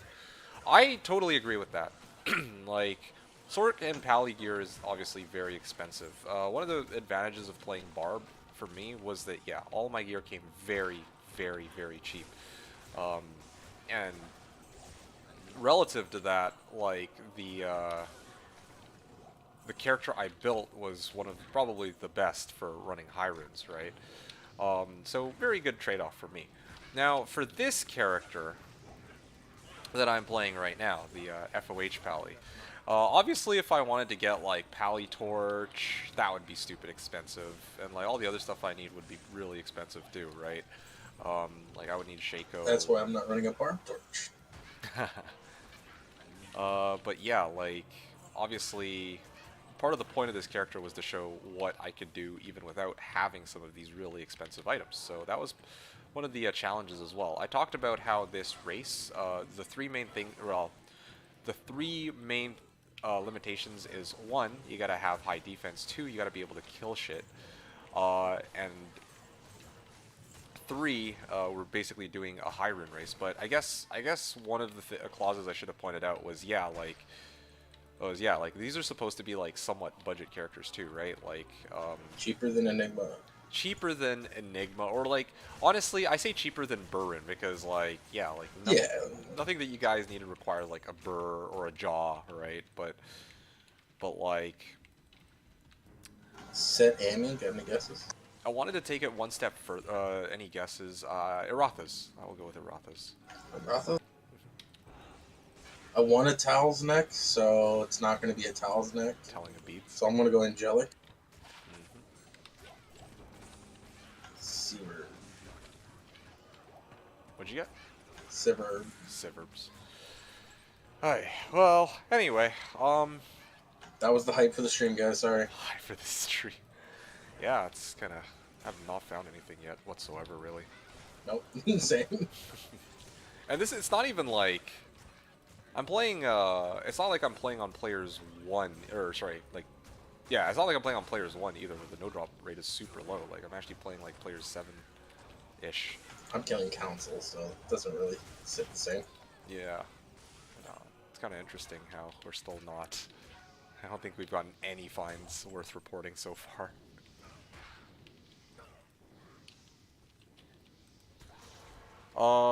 Let's see. You'd take some time, probably Austrian, to think your way through how they work, so you can get the knee rotation down without getting frustrated. You think so? Well, I mean, maybe I will. But again, probably the next time I come back. My fine item percentage is 47. 47? All right, cool, cool. Also, you get used to quick cast and coming back to slash is a problem. Already heard the PD2 normies complaining about this.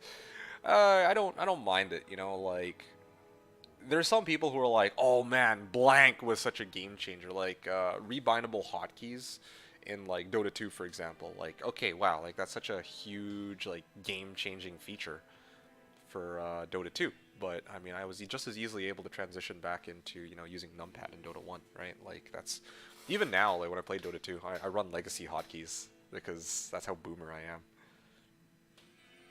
Okay, Boomer. Ashtos was saying combat skillers for Pally are also stupid expensive. At least Annie is free this season. Oh yeah, for sure. I think Annie is going to be just free just about every season almost. Like, there's always going to be somebody trying to organize something. I feel like as a global. I think the first one will always be at some random ass time at night because, you know, people want to sell them. Yeah. The second one's going to be free. Mm-hmm. So if you don't mind waiting until like week 2 for your free Annie. Mm-hmm. Is he saying Annie's worth Mal now? Oh wow, I'm surprised it's even still worth that much, to be honest. I'm doing over 8k holy. Oh okay. 8k holy bolts, just the holy bolts. I mean that's what I would expect. I imagine FOH top end holy bolt damage would probably be like probably 3k honestly is my guess. Possibly 4, but 8k is a little bit much. Okay, well these guys, I'm pretty much done here. Mal is like nothing. Well, yeah, that's what I'm saying. Like, I think Hom messaged me and he like a while ago, and he was like, "Oh yeah, are you gonna be taking part in the?" Okay, no, they didn't do pits yet. Yes. Okay, cool. I'm clear for pits. Yeah, Hom actually messaged me and he was all like, "Oh yeah, are you gonna like wake up at like 7 a.m. to like go and take part in their declone walk?" I'm like, fuck no, like I have 2 Annihilists. Two's good enough for me. I'm not trying to be like an Annie trader or anything like that. Hell, I don't even really feel like I worked for the Annie in some of these cases, you know. I know. I almost rather it be the gold rune. Honestly, yeah. Just Yeah. because like it'd be like personal to each person, give the gold runes more of Yeah, it's a like you've reason to actually survive. earned it, but like, yeah, I don't know. I got mixed feelings about it. Like, this is the way it was in the past, and honestly, like, a Nihilist should be something quite rare, but, yeah. Yeah, there's honestly no way of making it like as rare as it is and not giving it out like this either. Mm-hmm. Like unless you did it like a gold rune or something. Well, it's bad too. I've been saying Zod, ZZ saying, I'm not opposed to Zod, to tell you the truth. Like, I'm No, not even I'll give opposed to Zod an actual Cham. like price. Right now, I could go buy a Zod for like a Mal rune right now, probably.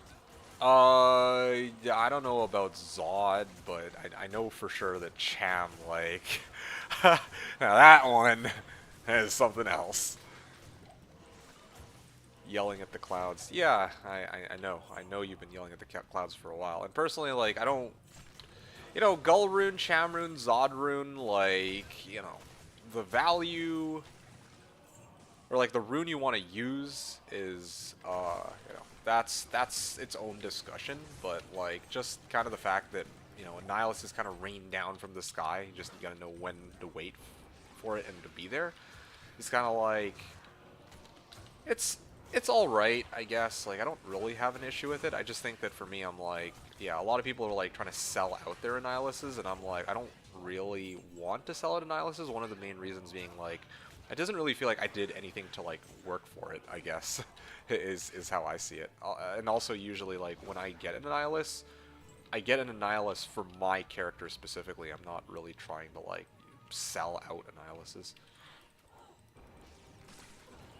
The sky is cool for noobs. Yeah, well, I mean, again, that's kind of the way the game was, you know, done in the past, right? So like, I don't really know how they would rework it. Like, maybe they'd be like, oh yeah, SOJ, you sell one SOJ to a vendor and then you spawn it in your game. Like, maybe that's one way they can do it. But okay, well, Mark got owned because he's cursed. Trying to get, I'm doing AK Holy, trying to get my hammer down. Oh, that's because I'm cursed. I'm actually taking so much damage. Actually, this is, you know something? I think that I would have died there if I didn't have 50% DR base. Like, oh, okay, 48%. But part of the reason why these guys aren't doing as much damage to me as they could is because I have a bit of, like, it's only boosting damage by like 50% rather than. Like, I'm basically still taking normal amounts of damage rather than, or 50% more damage than the double damage, so that helps me stay alive. You being cursed. Next step for BNet declone is for them to raise the SOJ cost. Oh, it makes it even harder. Also, I'd like to see it be a truly global spawn, not even this Asia-Europe garbage. Yeah, I don't know, man. Like, no matter That how would make it even worse half the time. Say again, sorry? If it was worldwide, it would make it even worse. Yeah, there's like some... I can already see like arguments for each in this case. At that point, just give everyone an Annie at level 75. Because that's just what's going to happen. Wouldn't be worse? I don't know, man. It's like, okay, well, at least... If you make it like global spawn, then yeah, it actually really does rain Annihilus. It's already free Annie. Well, I don't know, man.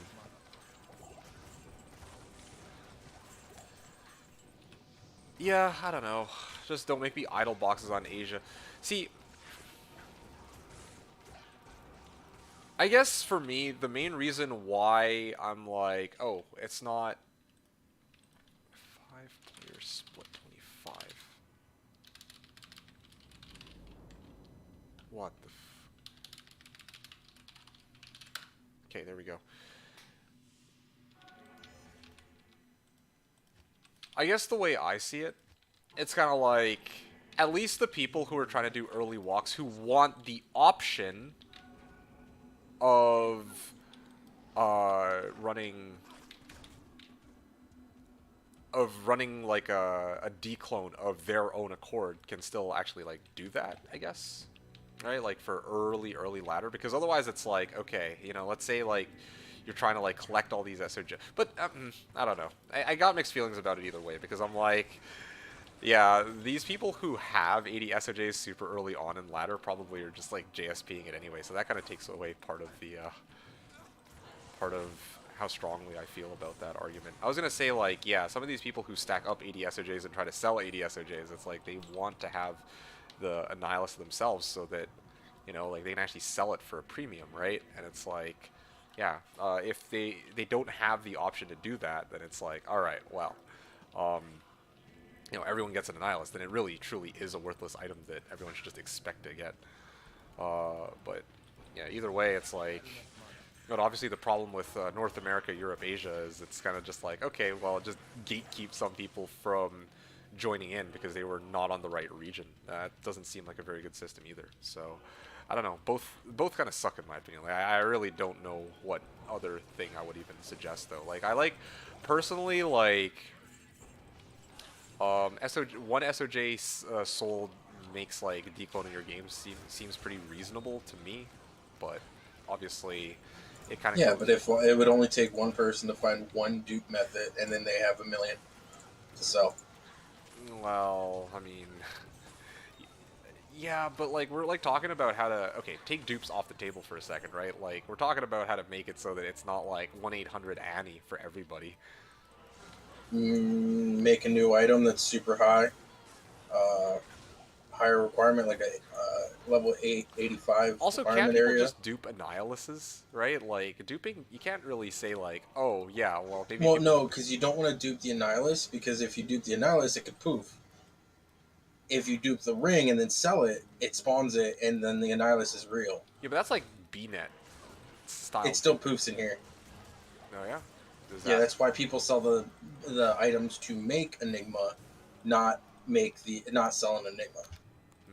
I wouldn't know Because about once that. you make it, it has its own ID.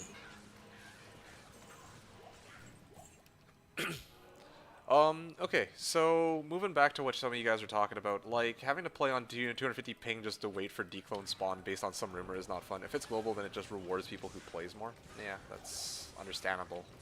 Or it just encourages people to just sit in the game and AFK for the whole evening, I guess.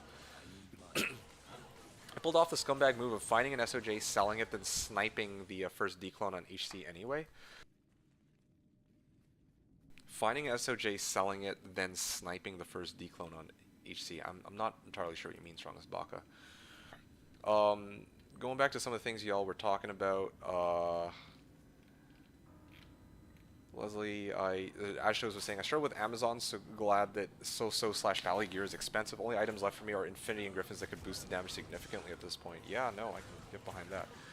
I'm using an Ormus too, Ashtos. Yeah, Pally Gear. Yeah, that does take a while. But, I mean, I think the thing with Sork, the thing about Sork is you could, as a Sork, okay, sorry. For some of the other characters, you need, like, Infinity. Some of them you need Enigma. Some of them you need both. But for Sork, if you're going Blizz Sork in particular, then you don't actually need, you don't really need both. Hell, you don't even need either, right? Unless you're going to go Light Sork. On Slash, a lot of people are grinding out runes to go Infinity, and then they go Light Sork, right? But if you're playing like D2R, you could totally just commit to Blizz, and the most expensive item that you might be looking for is your Sork Torch, and then second to that is Death's Fathom. Everything else is like pretty cheap. Well, I mean, then there's a Rax, but really, it's like, well, I guess then there's also the a lot of people do Tal's set, so rather than the Viper Magi or Ormus even. So that's also an expensive item on D2R. I don't know.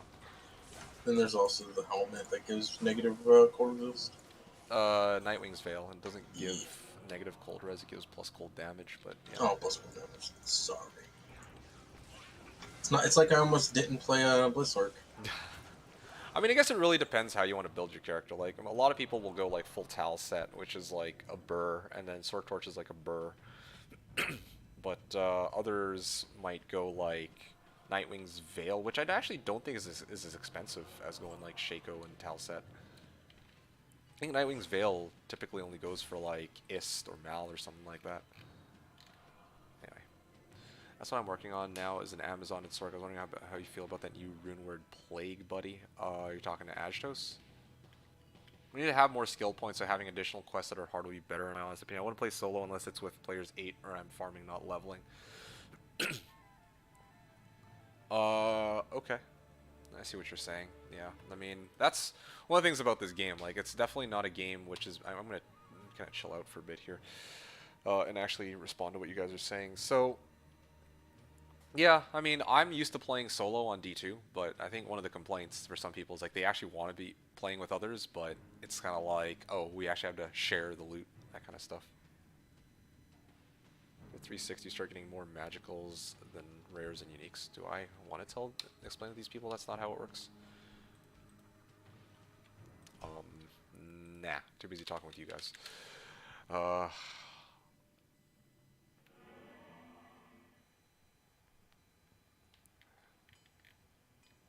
Let's see, I don't feel like going after Plague. If I get enough for obtaining Infinity, that provides enough minus Lightning energy for going Lightning Strike route without Griffins or Force Socket. With fastest leaving game on 24/7. Then Blizz adds game time limit or idle limit to fix that, maybe. Yeah, maybe. And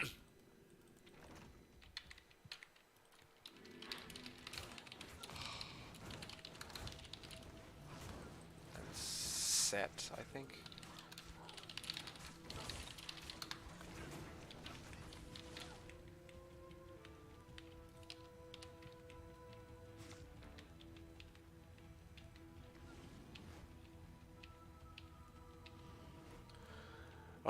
Let's see. Without Griffins or Force Socket Shield with facets, yeah. DH was asking the community to donate SOJ and tried to hide the time/location of declone for people who didn't donate. Oh, okay. I see. Baka, that's... makes sense. Yeah, going cheap route since Paladin is my prime thing. Oh, okay. F for rares half as much. Oh, that's what they're talking about. Okay, sure, whatever.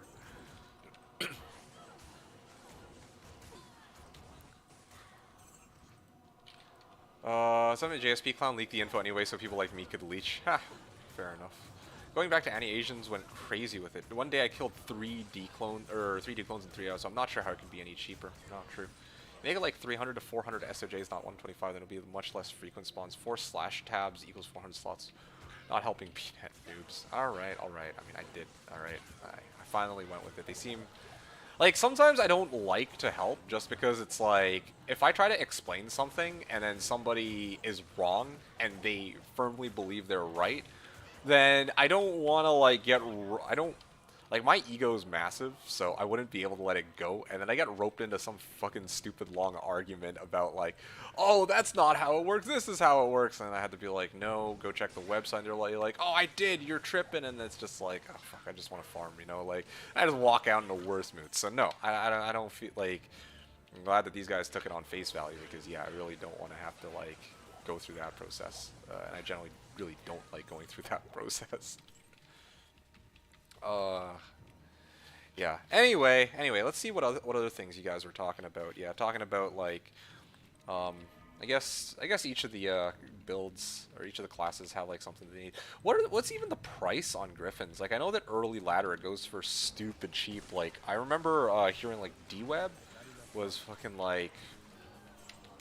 D-Web was like low. I heard somebody say that D-Web was selling for low, or some people were even trying to get. Not many people play Poison Dancer anyway, though.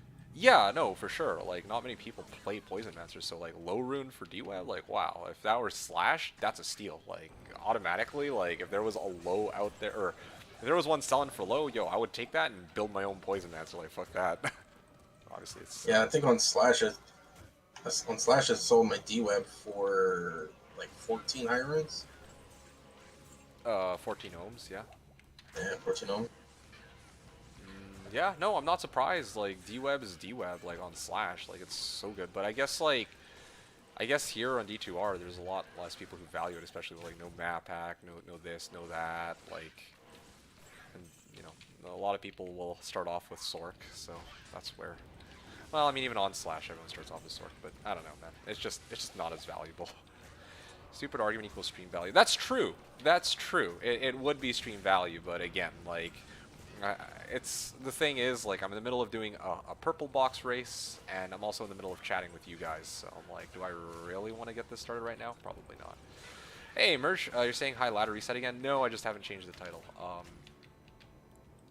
Yeah, it's still the same ladder. The ladder reset was April, like late April, and now it's May, so it's only been a month. The next reset is probably going to be in 4 months, based off of what I've heard from others. So you can do the math on that one. How are you doing, Merch? Nice to see you. I know one thing, lol, bro. Your Amazon guide made me a champ. Oh yeah, for real? That's good to hear. Are you using your Amazon in higher player counts though? I am curious about that. Because yeah, like at some point, like your Javazon is going to be so strong that like there's no real reason to run her on players 1, unless it's kind of like, oh yeah, no, straight up, like you're actually just gonna be better off going into pub games and just like actually rolling like players 3 or players 5, maybe. Yeah. Merge. This season you could go with Plague instead of D-Web, at least for Poison Necro. You mean for Slash or for D2R? Because like, yeah, D2R, like you could go Plague, but it's definitely not like on the same level as D-Web, right? Like, yeah, no, it's definitely not on the same level as D-Web. I thought you were going to build Holy Bolt only. No, I said that I'm going to prioritize mostly damage on Holy Bolt. And yes, like my Holy Bolt damage is very strong. Like if I have like a particularly nasty group of monsters that have high health that I need to target, like let's say like Venom Lords, right? Then for sure I use Holy Bolt. But if it's like in this situation, this is definitely a Holy Bolt pack. But if I, like, look at this pack, I need AoE for, because there's, like, a big group of monsters, and it's easier for me to spam Holy Bolt, than it is for me to spam, sorry, it's easier for me to spam Fist of Heavens than it is for me to spam Holy Bolt. So, there you go. Make Sanctuary work on demons, too. Oh, dude, that might be a bit much. Remake? Okay, well, so be it, then. I'm gonna waltz down here, just quickly.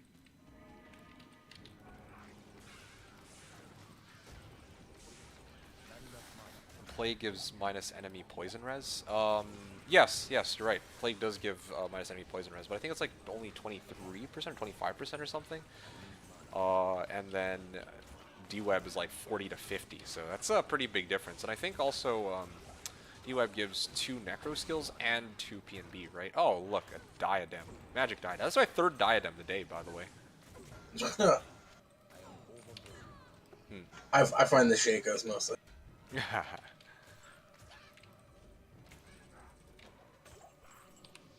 Trust, if I find anything, I'll let you know.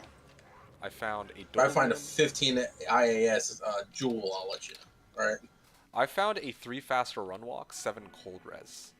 Small charm. We're having great luck. Anyway, it was so much cheaper to get her going with your guy than almost any other character. You became my bro for life. Well, I'm glad that my guide was useful to you, okay? Yeah, no, that's awesome. I put a lot of time and effort into doing the research necessary to build that guide and put it together. And I got all these, like, naysayers who are like, the video's so long, you put in a bunch of unnecessary information. But I'm like, fuck, like... Yeah, I mean, there's definitely a lot of stuff I could have condensed down, but I really wanted to, like, to really make it a guide for dummies, you know? And I wanted to put in, like, everything for it, so, you know. Obviously, yeah, it was a fairly lengthy video at, like, 50 minutes, but I don't regret much about it. Isn't it same level, but at least there's alternative? Yeah, that's true, although... here, I'm just thinking. It takes a cham run, though. It does take a cham, although who really...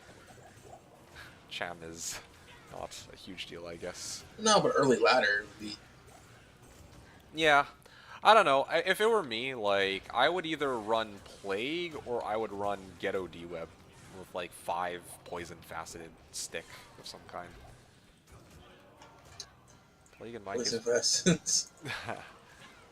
Plague in my case would be a cheaper alternative to Infinity, but I normally wouldn't need it since I probably Paladin just need it for my Sork probably. What, Plague? What are you running Plague on your Sork? For what? Like Project Diablo. Do not play, don't play Path of Diablo. /Diablo. You guys are probably gonna be like, what the fuck is that? Just watch. The detail you went into was pivotal for me. Yo, I'm glad to hear that. Like, again, yeah, like, that's what I was kind of going for, right? Like, not everybody could be arsed to go through all that content, but again, like, I wanted to make sure that you know exactly how to play the character. With budget equipment, you know, like 3 tier runes. I think somebody pointed out that even to this day, I don't know if there's any budget Javazon guides that actually even suggest that when you're like starting out and you have absolutely nothing. Yeah, since there's a number of people who are like, oh yeah, you know, this is my journey to making my Javazon. I, you know, got a bunch of form gold and then I just built up my character by making trades and that kind of stuff. But you know, some people don't have that, so. I never heard of that one. That's what this guy said. That's funny. Oh, gee. No, people would be making videos and be like, so this is my budget Javazon. So here's my Eth Titans. Titans. Griffins. Yeah, Griffins. It's a low Griffins, though. Low Griffins. I mean, in their defense, Griffins early ladder, from what I saw. I get in their defense, a Griffins that's like not perfect or one-off perfect is like nothing. Yeah, exactly. It's like, oh yeah, my Griffins was only a low rune. Only a low rune. And I wish I could make this shit up, but no, legit. I know somebody who traded out a low rune to get their Griffins, and I'm just like, yeah, because it's like a shit Griffins. Here's my 11% Griffins. I mean, I guess it sort of makes sense though. Supply and demand. At the end of the day, it's like not everybody wants to make a light Sork and a Jabzon, unlike in Slash. But still, it's pretty funny.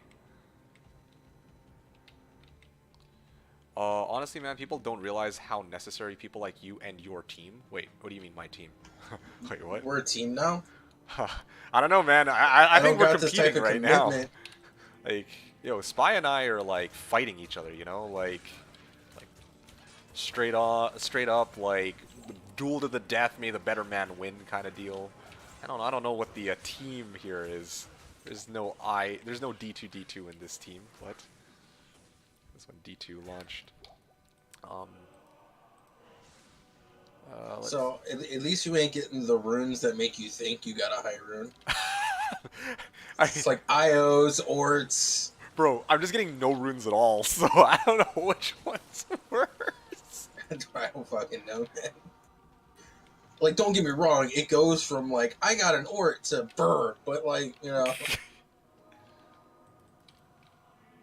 At least there's no like low rune that's like that starts with a J or a B, because I would hate my life the whole game. Yeah, no kidding. Jaw and Burr are distinct because you see the letter, you're like, oh, this is the big one. Merger's saying, fun fact, you heal your bot or Merc when bolting? Yes, I do.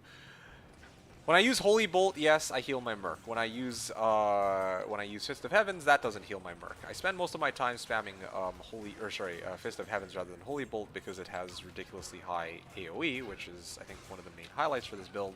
So unfortunately, my Merc doesn't really get that to his advantage. However, what he does get is a ridiculously high defense stat from my Defiance, and then he also has Prayer with Insight. So the Prayer takes effect, and then the Meditation Aura from Insight also gives the Prayer that he has as well. So yeah, it's really nice.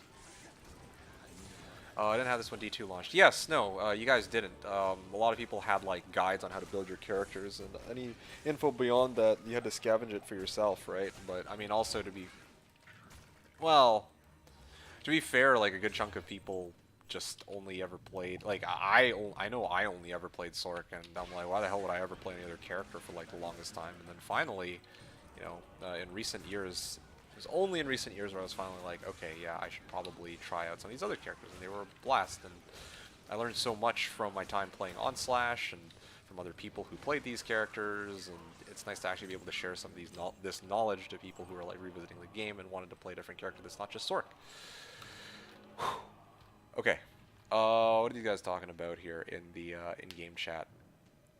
Um, yeah, so this guy's saying, I'd never heard of that one when I said I played Slash Diablo. If they made Project Diablo 2 with these graphics, I would be 100% playing it now. I hope the mod people are able to use this engine. And then Bravo was saying, dude, I'd never get back on this version again.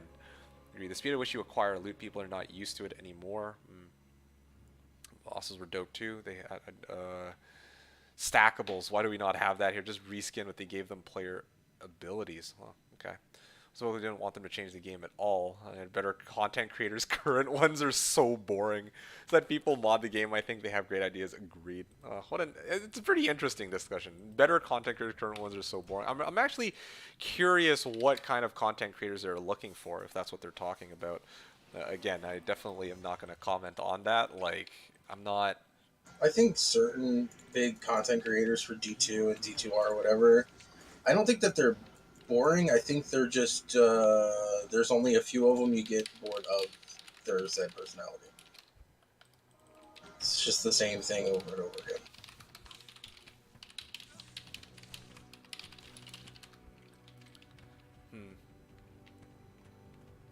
Merger saying, is the game chat a new feature? What do you mean, is it a new feature? Like, I'm actually in a game with 4 other people, so yeah, like just me and the people in this game are talking. Do they all hate you because you're making the game harder? No, because the game name here is 5-player split, so... Oh, okay, fair. So yeah, I'm actually doing what I'm supposed to be doing in this lobby here. Maybe I should start doing like player 3 traps. If you can find a Players 3 game, you can actually make it public. I can do players 8 traps on this guy though, so... It's just... You know, not as quick. XD is awesome. You guys should watch him. He's hilarious. Just looking at these guys here. They seem actually like a pretty chill bunch. Would you say that starting as a Javazon can ever compare to Sork in terms of getting rich? Baka is saying. If this were if this were Slash, absolutely. For BNet,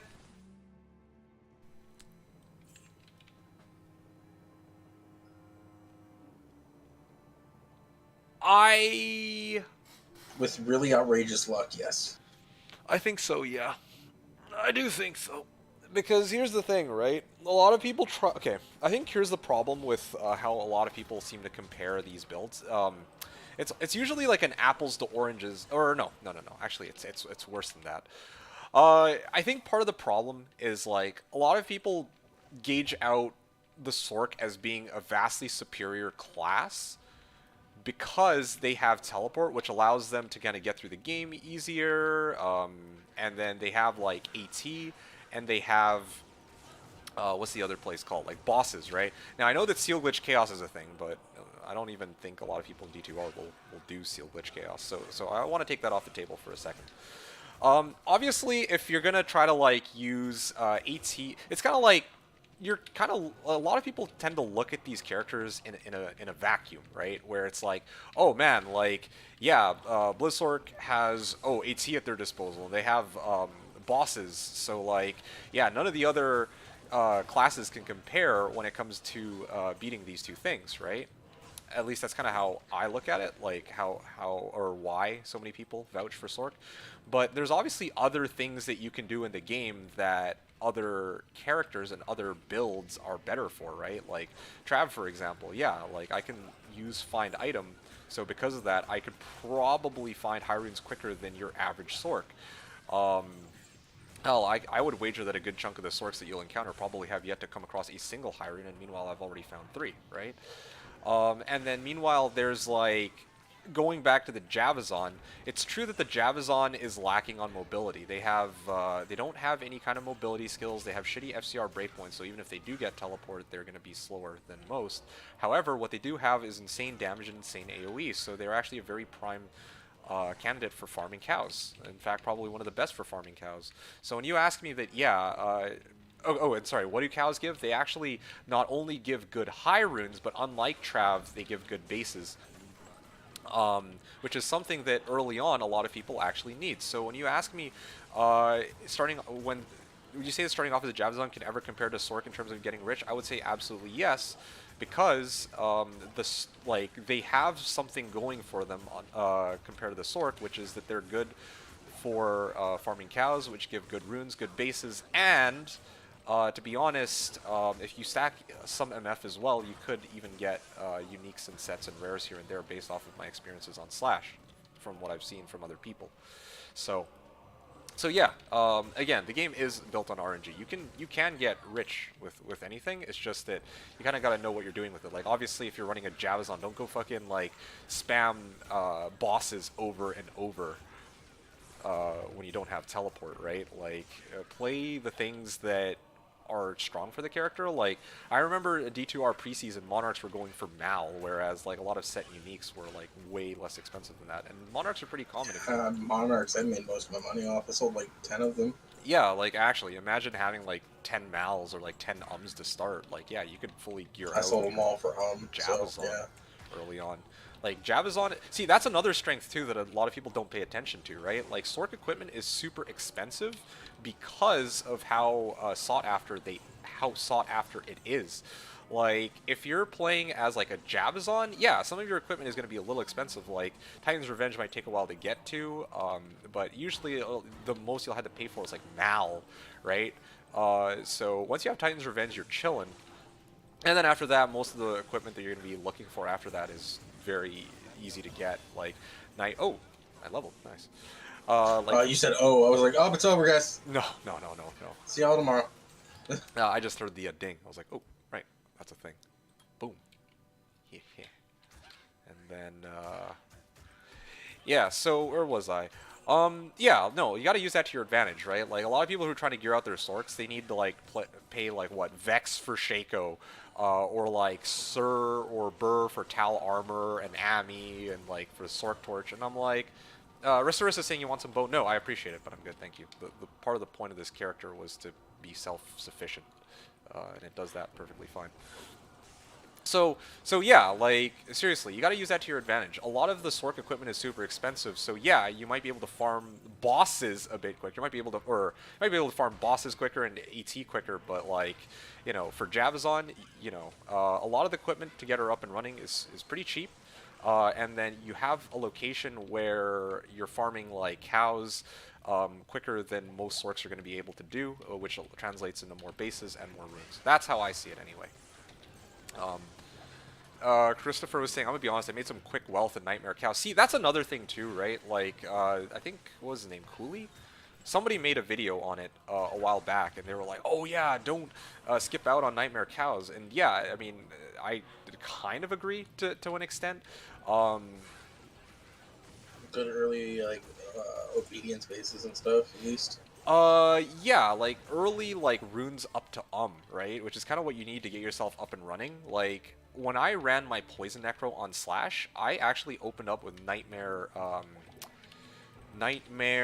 Cows as my starting point, because even though, yeah, like, I can't get any high runes, it gives me some things to work with early on. Like, I could get a base from my Merc, I could find some early runes to maybe trade out, or maybe, like, make some rune words, like, what's that thing, Bone rune word needs soul, right?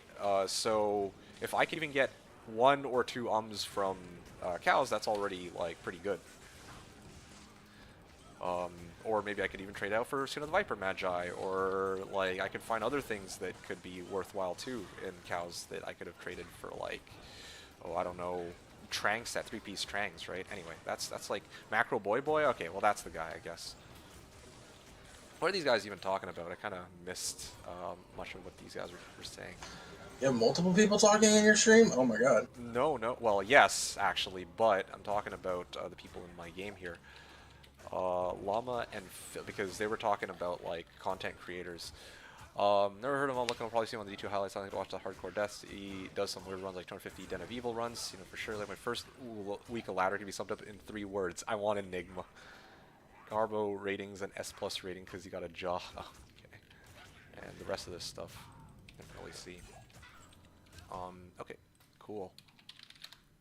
Game. What the? Oh, hold on. What was the? Found Gores. You found Gores? Nice. Yeah. Oh. Are they higher defense than my Gores? They are. What was the password that they said that? Here, let me actually see here on my stream.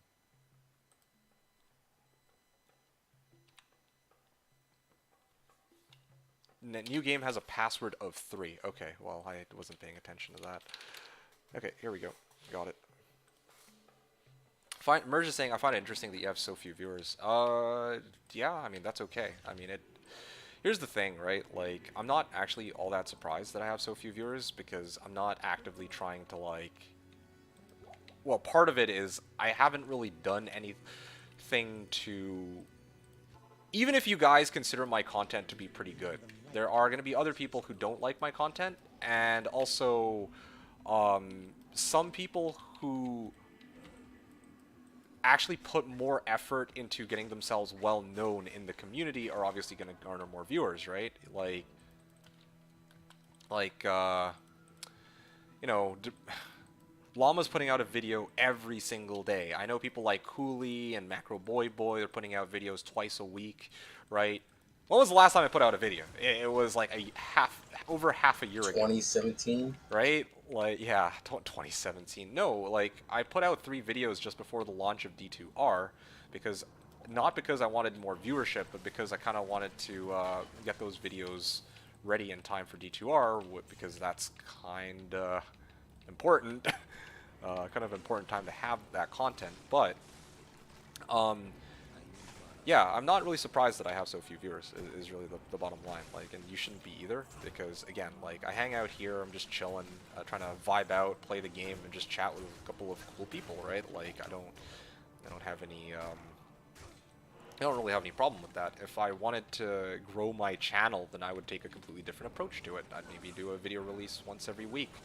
And yeah, like, contrary to what these guys are talking about, like, I mean, ZZZ was saying earlier that it has normie brain chat. They don't actually think through any of these thoughts, just, wow, new thing cool, old thing boring. Well, you know, if I don't entirely agree with ZZZ on that. Like, a lot of the content that is on D2R does boil down to, you know, gameplay and talking, right? Like, no one really does any, like, cool, fancy, like, no one's ever done like oh, you know, this was my journey through the game in like hardcore from normal to hell or something like that, right? And I've seen people who do videos for like PD2 where they actually do like you know, like champion spotlights in League. If you guys have ever played League, where they kind of like go over the individual skills, and there's like some production quality there with like the transitions, and it looks kind of nice, and you know, things like that. Like, some people might be like, oh, well, I'm not looking for that. Like, but you know, not many people, like, there's different avenues. My point is, like, there's different avenues that people could take to make new content, but a lot of people actually do, you know, like, oh yeah, I did like 1,000 trav runs, or yeah, this is a build for like the Hammered In, or build for a specific, or this is like the build for a specific character, but they don't. But even like for some of the more obscure ones, you don't really see much content for those, right? Like, do you see people making videos for like Throw Barb, or like, I don't know, what's another one, like a Zealer even? Probably you don't see much for that. Anyway, but yeah, Budget Javazon video is still my most, well, I think it is it the most popular video I have, or one of the most popular? It's got like, what, over 100,000 views? I wasn't expecting that, but I'm glad that my my ideas sell for the game. But yeah, again, like I did that as an experiment because I wanted to see if this shit would, like, people would actually be interested in it. And yeah, I got my answer. Yes, people are. So I'm like, all right, that's good enough for me. And now I'm not pumping out any new videos because again, I can't be arsed. I'm not interested in trying to make D2 content. I just, well, except for streams for you guys, but streams with you guys, I should say.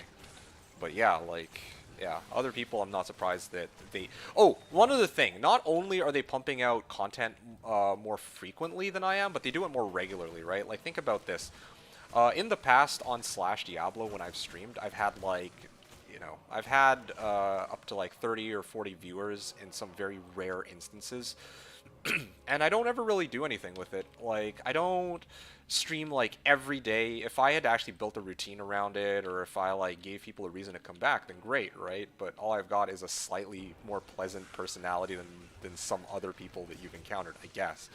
But like, you know, if I like streamed, you know, multiple times a week, if I had a stream schedule, I think that would really get the ball, that would help get the ball rolling for sure. Because right now it's like, what happens, right? Like, okay, cool, D2R ladder has just reset. I streamed like a week, and then I kind of went on a chill break, and then I come back like a week later, and then I stop streaming again. I come back a week, and then it's the same thing with, oh hey look, my second rune of the day, a tier.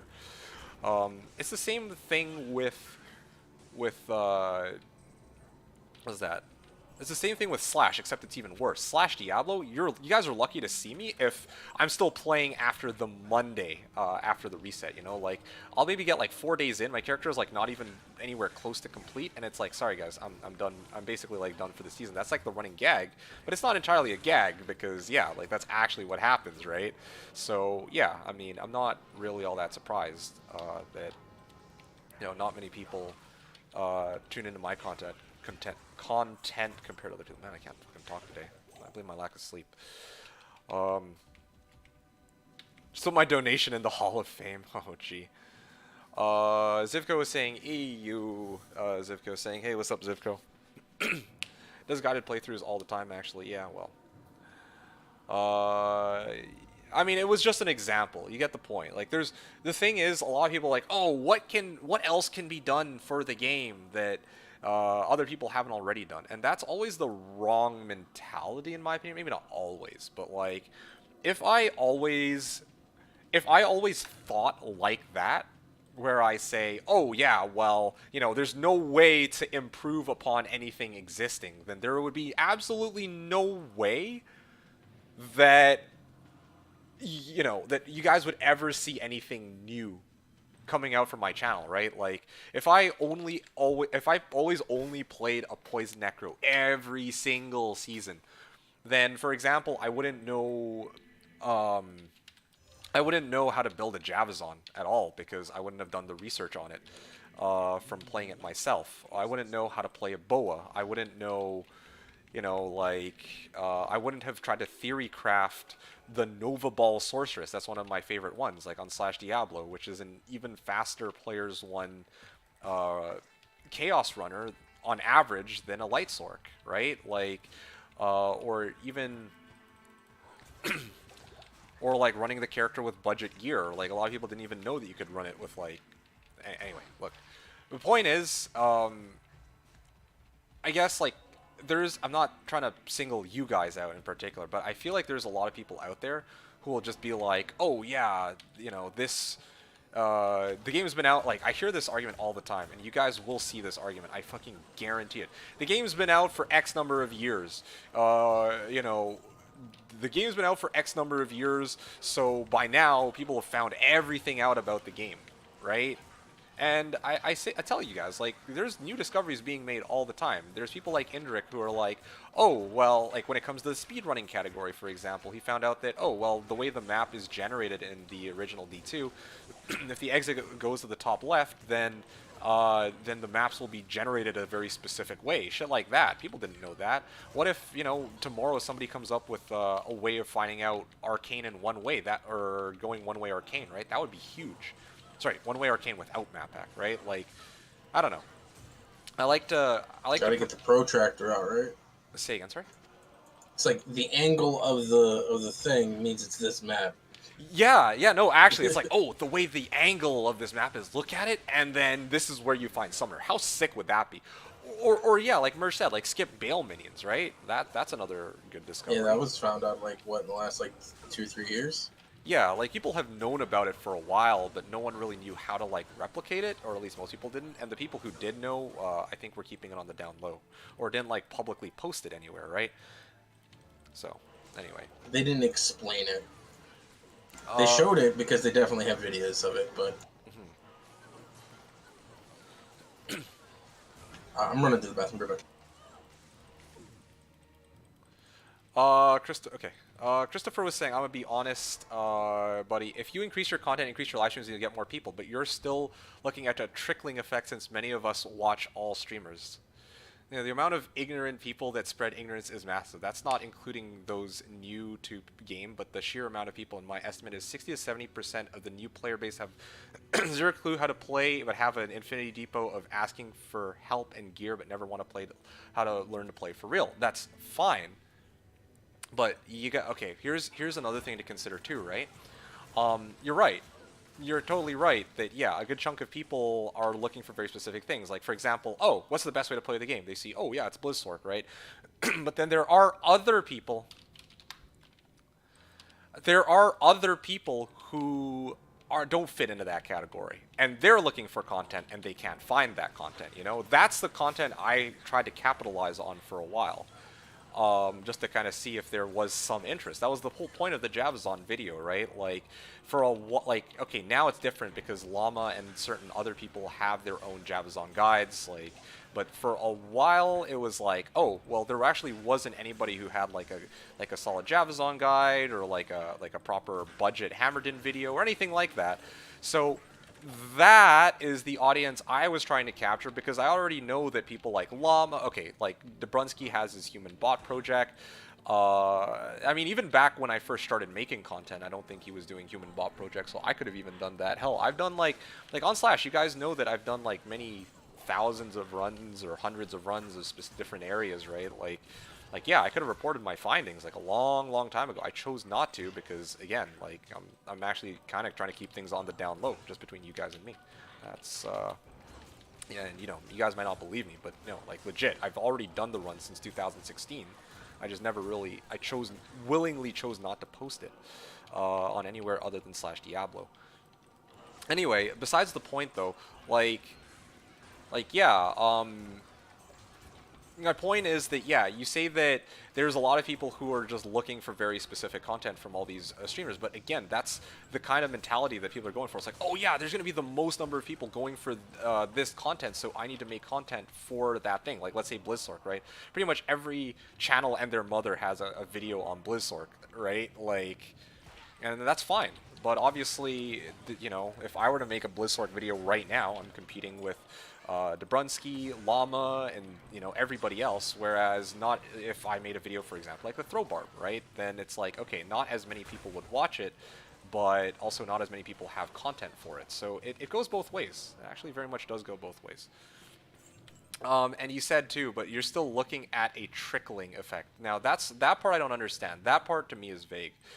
So if you could elaborate upon that more, then that would be cool. And I'm not, when I say like, I'm just saying that yes, I could get more people. I'm not saying I could be on the same level as Llama and Dobrunsky, okay, off of this. I'm just pointing that out, right? Could I be? Maybe. I don't know. Like, who knows what it's like to have a channel with, oh, I don't know, over 30,000 subs or whatever, right? But, like, you know, it's, yeah, I mean, it's a safe bet to say that, yeah, like, if you're doing content that other people aren't doing, then sometimes you'll actually get a way to grow your following, especially if you're doing it regularly. But I lack both those things, and that's why I'm not getting as many people tuning into my content. That's all I'm saying, and I don't think that's mutually exclusive with what you're saying, Christopher. Like, I enjoy watching all these streams because Llama's guys don't often touch everything per se. His playthroughs are good when you have time to watch so you can see how he clears things. Oh, yeah, for sure, for sure. Did you do the real human bot project? No, I'm not like a human bot project. Like now, okay, like the Dobrunsky did. It was 1,000. It was 10,000 LK, or was it 10,000 Pindle? Because I know for a fact that I've done at least 5,000 Pindle, and I've also done at least 5,000 LK. Now, I've even done 6,000 LK, because I did 1,000 to practice in preparation for the season where I played my Nova Baller, where I did end up doing like another 5,000 runs, you know. So like yeah, I have the fortitude for it. Like, I have the stamina. I just choose not to do it. Not a human bot project because you're not human, right? Yeah, clearly. I'm back. Hey. You guys got the idea. Hey, yo. Hey, Zivko, sorry, I missed your comment. How's it going, man? It's good to see you. We're just talking about a number of different things. Kind of interesting discussions about, like, content that's been put out on YouTube. Yeah. Christopher was saying, not as much, he cut it back down, but he still does them. Hands down that, oh, I missed this comment too. Hands down that budget Javazon build should be sticky for those wanting to not only use Javazons, but also the Barbarians using double throw because it's very similar in approach. Look, I don't even, like, especially with the changes to throw barb in D2R, I haven't really looked at that, so I wouldn't want to make a video on it because I don't know anything about it. I guess I could do the research on it if I really cared for it, but I don't, so no big deal. Tricking in that it's so many people slapping videos up, good or bad, trying to get to good content is hard. No, you're right. You're totally right. Right? Like, I see what you mean. Now it makes sense. Okay, I agree. It is definitely tougher to get content seen. Now, at least, but I'm talking like back then when there was less D2 content, and more people were actually forced into watching my content because, you know, there's not many available choices. Yeah, like, I'm fully aware that back then there was certainly like a market for D2 content creators that Dobrunsky and Llama capitalized on really, really well, as compared to now, where now there's like Macro Boy, I think his name is. There's Cooley. There's like Indrik, right? Like, there's like, it's definitely different. The situation now is different from it when I started like 5-6 years ago. Where I'm like, yeah, like part of what motivated me to make those budget videos is I knew that they didn't exist back then. I knew that there wasn't many people making the content for the game at the time, but now it's like, obviously it would be more difficult. But like you said though, like, yeah, if I were to try to like make content now that's different from what others are putting, it's true though. I do admit it is a little tougher to kind of like get that audience, since now it's not just like, oh well, there's only eyes on me, Llama, and Dobrunsky, for example, right? Like, now there's like so many other people that it's hard to like find a new video and like a new video from an unknown content creator in a sea of other videos. But like back then it was easier, and even now if you resort to some kind of clickbait thumbnail tomfuckery, then maybe, just maybe, you could pull it off. And that's my third rune of the day. It's another L rune. Rune. Yeah, L rune, dude. It's as rare as a saw, dog. To be fair, if D2D2 actually wanted more people in the stream, he'd let me tell Llama to rate him one time with 2,000 people. Oh yeah, I appreciate that you don't. Like, I actually legit do not want fucking 2,000 new randos in my chat. Like, for a number of reasons. Yeah, so I appreciate that actually, like, I mean, yeah, like I said before, like, you guys might not believe me, but I am also kind of trying to keep it low-key. Like, I'm not going out of my way to, like, interact with, like, okay, like, honestly,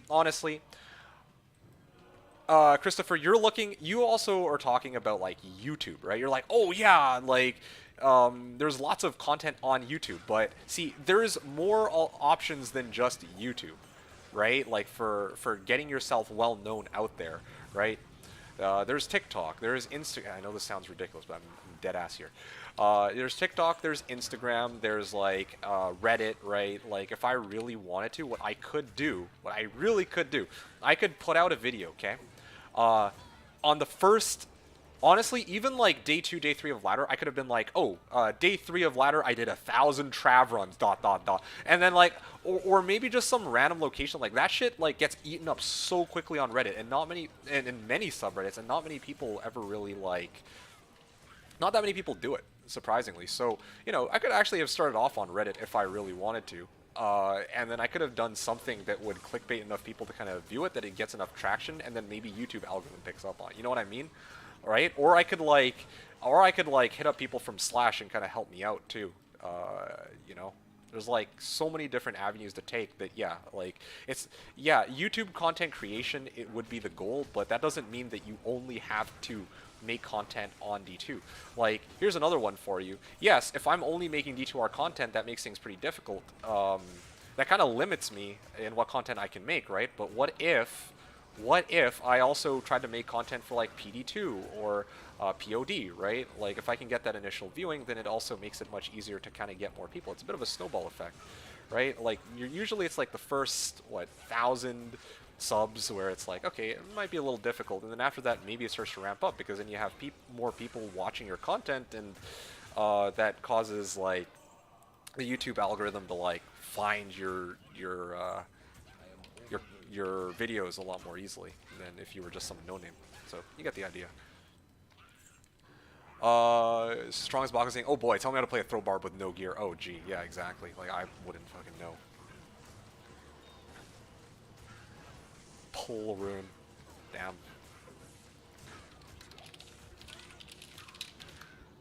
Ah, congrats. Yo, this guy got a pull Rune. Lucky him.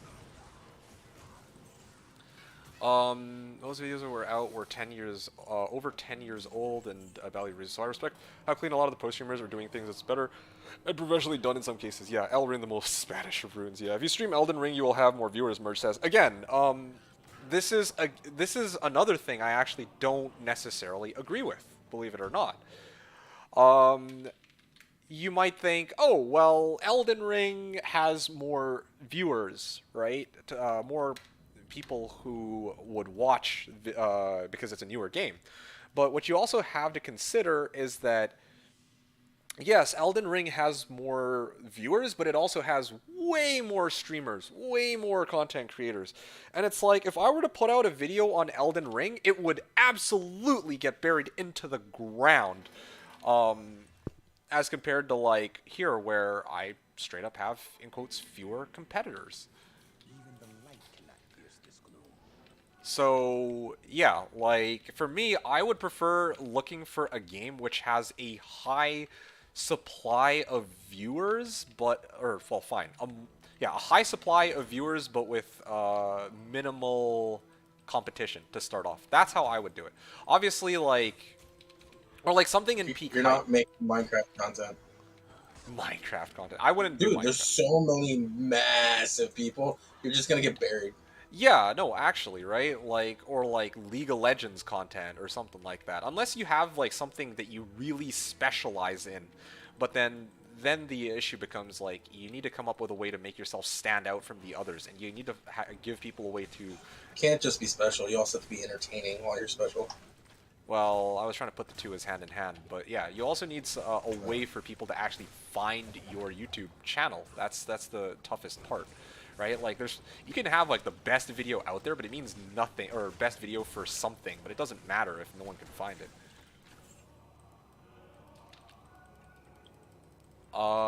Let's see. I am trolling again, but I would watch. What, Elden Ring? Well, I mean, I don't even play Elden Ring. I mean, I'm not even interested in playing it by myself, let alone as like a game that I can stream. I just play Minecraft to get viewers. Logic doesn't work, by the way. Well, I mean, again, like he said that was I mean, just recapping. That's a bad thing to play. Yeah, exactly. Like, don't get me wrong, yes, there's going to be outliers that eventually do succeed while grinding Minecraft. But I'm just saying, in a general purpose, it's going to be super hard.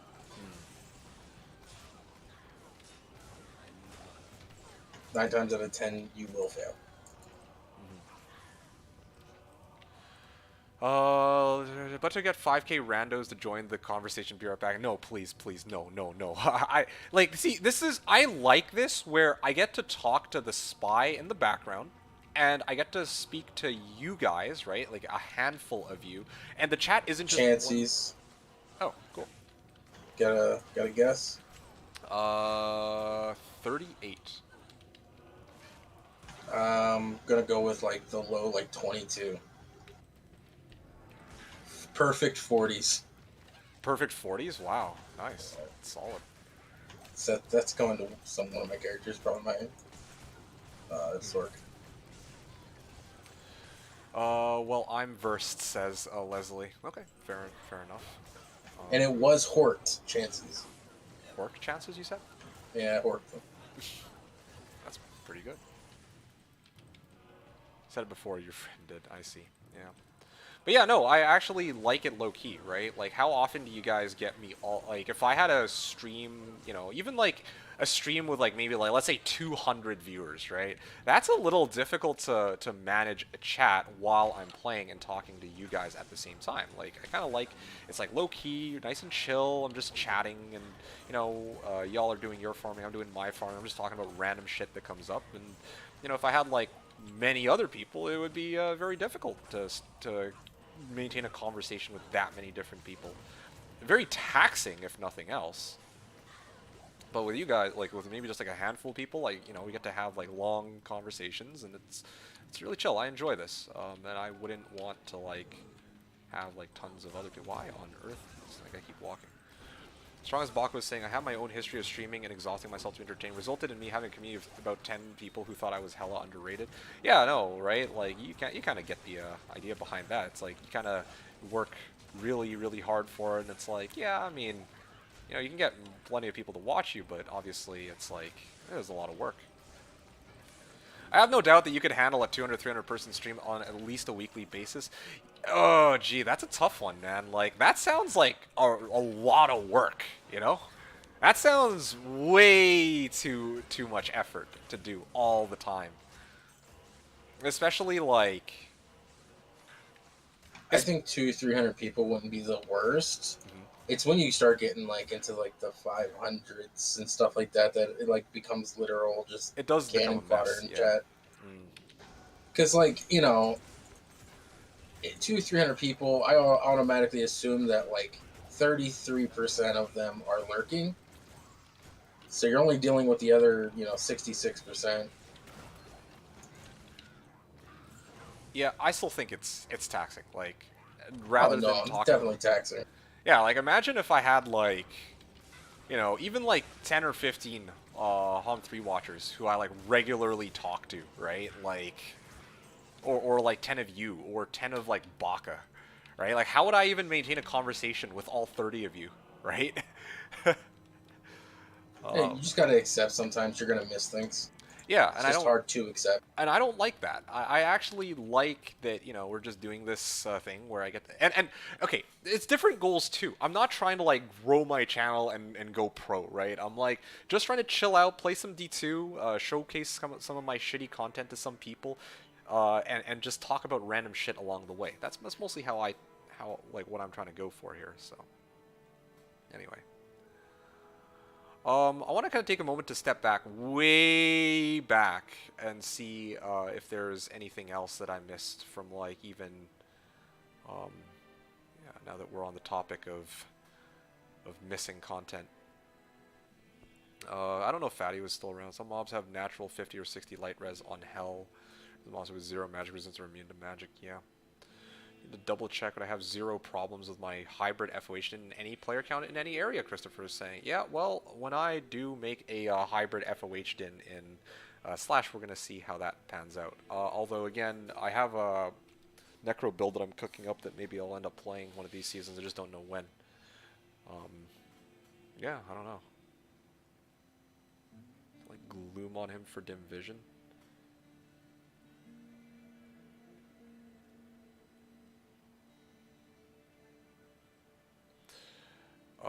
Let's see. Combat skillers are stupidly... Pally are also stupidly expensive. Annie's free this season, so that was like a while ago. Christopher also said, just farm Annie and Uber's the covered cost. It's not super high or farm smart. Yeah.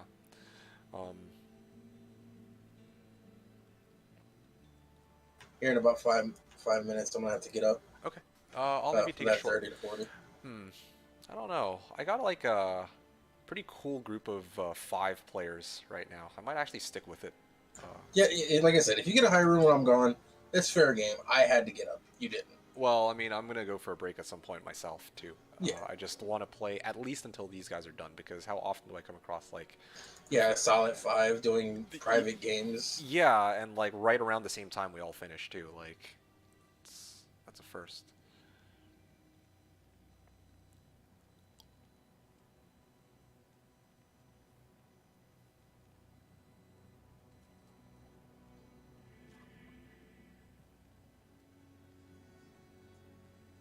Oh, Logan Edwards, are you still around? I'm so sorry, Logan. I actually missed Logan's because I got so caught up in my messages here. Yeah, I can show my gear in a moment if you want.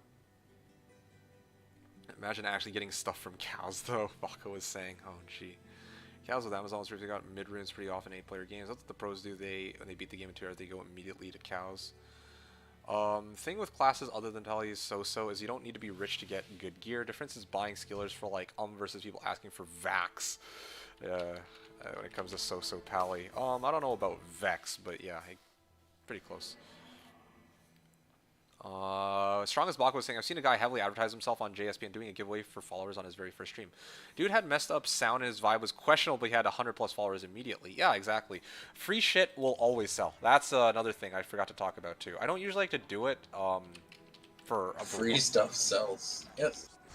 Yeah, free stuff is like will sell as like if you're a content creator. I swear to fuck, man. Like, Yeah, even the big streamers are like doing the torch giveaways.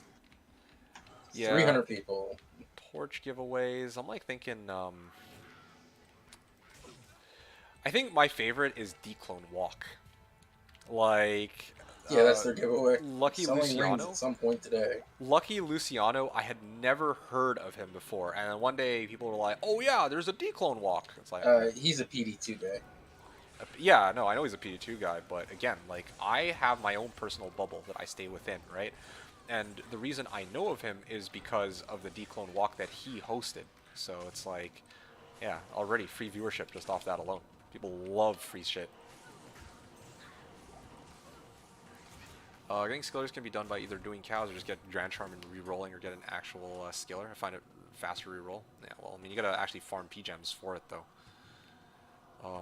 Yeah, if you want to farm all those P-gems, all the power, man. Yeah.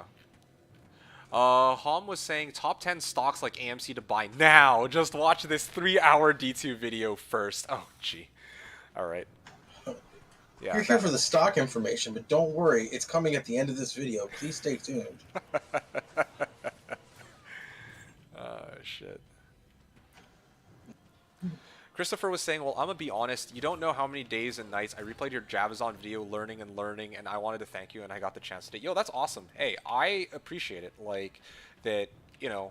Well, first of all, I'm glad that my content was useful to you. That's what's most important to me, right? Like, yeah, there's gonna be a lot of people out there for whom that video wasn't so useful, or it was, like, super long, so, you know, TLDW, which is fair. But, like, yeah, for people like you, if you were able to make use of it, I'm very happy to hear that. Like, it's always a pleasure to hear that somebody else was able to make good use of my content. Having said that, I appreciate you taking the time to come in here, stop by, and kind of, you know, greet me and tell me these things, because not only does it kind of help make my day, but we actually have had some pretty good discussions because you've actually, you know, joined in and taken part, and all in all, we've been having a lot of fun this last, oh no, it's been 2.5 hours now. Last 2.5 hours of this race, it's been kind of flying by, just because, you know, we're kind of chatting, having a good conversation. So kudos to you as well. The classic 200 people raid where maybe 2 people talk. That's a classic. Oh yeah, of course. Invite my friends to watch your stream. Oh no, that's okay. I mean, like, you can invite your friends. Don't get, like, that's fine. Like, you invite whoever, but just, you know, I actually. Well, you said invite whoever. All of D2 stream. Let's go. No, please. I shut down, I think I've disabled raids because I'd rather, well, one, I'd rather those raids go to somebody else, and 2, I just don't really want fucking like a couple hundred people in my channel at any given time.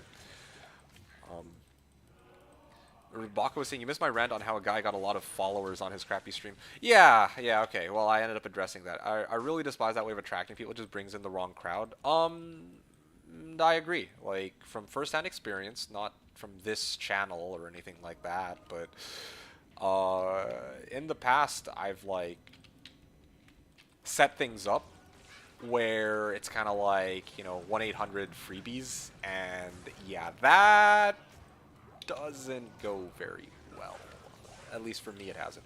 For other people, it does, right? Like, especially, look, beggars can't be choosers. If you're trying to grow your channel and you're like a newcomer and no one knows you, then yeah, you gotta kind of take the hit and you gotta, you know, get some of those people on your channel, right? Like, that's just how it is. You do have to start off and get some of those people in your channel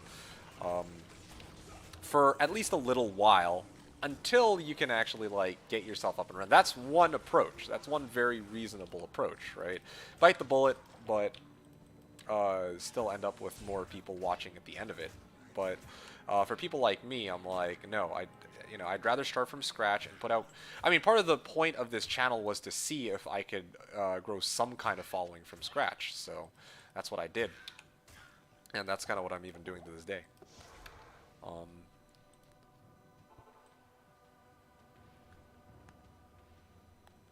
Hey, what's up, Doing Re? It's nice to see you. How you doing, man? Christopher was saying Lucky is the shit. He's my buddy, man. Good dude. Oh, seriously? Oh, that's awesome. Glad to hear it.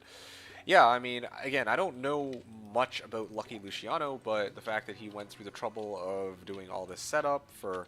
Alright, I gotta go AFK. My stream has an AFK 30-45 minutes on it. Okay, sounds good. I will talk to you in a bit, then. Talk to you in a bit. Alright, so, and then there was one. Just me and you guys for the time being. Still wonder if Ko is going to be coming around, but he's been offline like the last little while, so I don't know if he's taking part today. Probably not.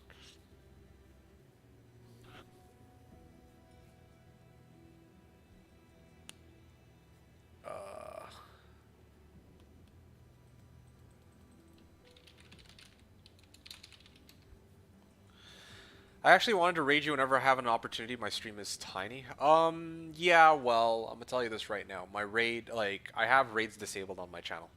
Some people have tried to raid me, and then they're like, wait, what the heck? How come it's not working? And I have to explain to them that, yes, I do have raids disabled on this channel.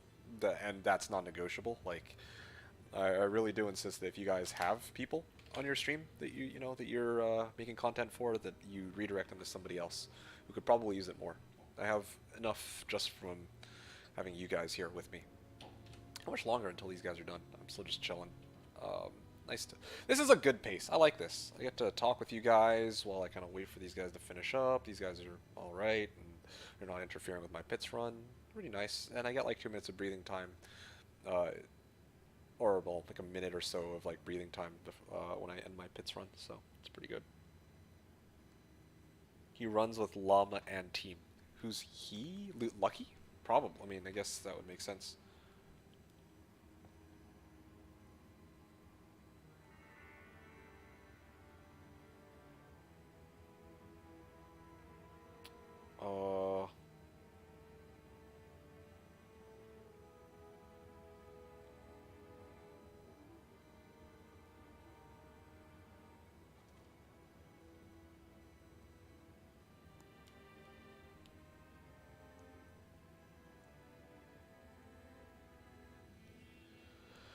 Okay, sorry. Off to the next game. Just figuring out plans for tonight as well, because to be honest with you guys, I set up this Purple Box race to start at 10 a.m. My time, but I don't know. I didn't actually work out when this race is going to be done, because you guys know how D2 works. It's very RNG heavy, so it's kind of like it could be sometime between now and never that I find this rune that I'm looking for, right? Reminds you of 327. He likes to go on don't watch me, don't sub, don't donate kind of rants. Really? Who's 327? Another person I haven't heard of. I guess it's a nod to how other people also kind of want to stay on down low.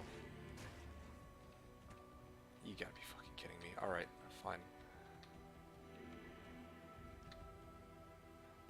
I should start going to Black Marsh first and then Outer Cloister after, so that I know which direction not to go into.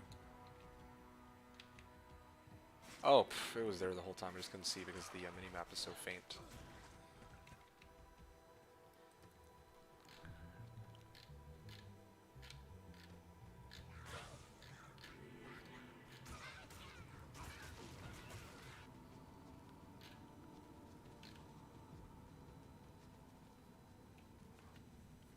Yeah, I missed this earlier. Merge was saying I thought they had a chat like Slash Diablo. No, no, they didn't. They don't, unfortunately. ZZ was saying POD/POD 2 players in chat. All I had was the lurker lounge forum back in the day. I missed that too. Ashtos was saying one thing that changed with 2.4 patch is me using Thunderstroke instead of Titans. Larger quantity is enough for a lot of farming. Oh, okay, that's pretty cool. Also, good Thunderstroke is cheaper than Titan. Yeah, that'll do it. That's a Russian D2 speedrunner. Wow. Home to a friend.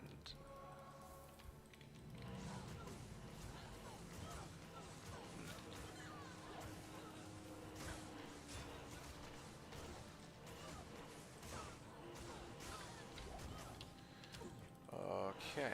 I also like how this Sork, like 4 Sorks, and one of them's running cow level. Kind of interesting. Kind of curious to see how Javazon would fare for cow level compared to the Sork, to be honest. It's one area where you don't really need teleport.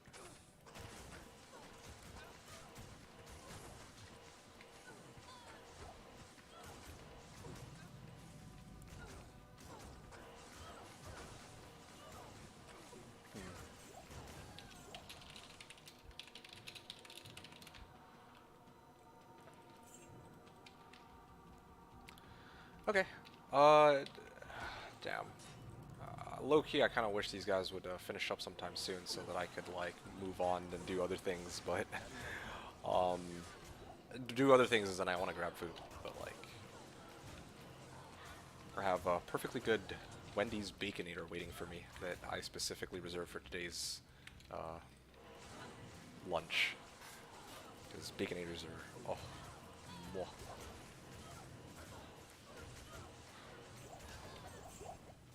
Okay.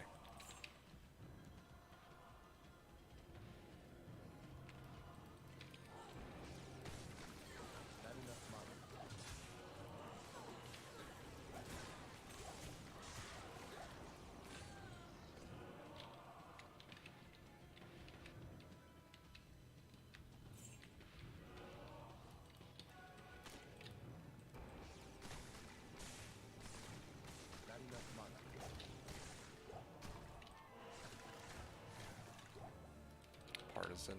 Okay.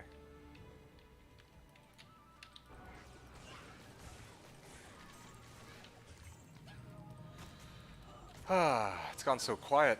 Yeah, wow. That was quite a lot to be said, though. I was like non-stop talking for like 90 minutes. Oh, gee. Yeah, imagine, like, I'm telling you guys, imagine if there's like a couple hundred people in my chat, just how bad it could get. I don't relish the thought. I mean, yeah, but this is a good number. Honestly, just even like a dozen of us just hanging out here and chilling. Hope you guys are enjoying the stream so far.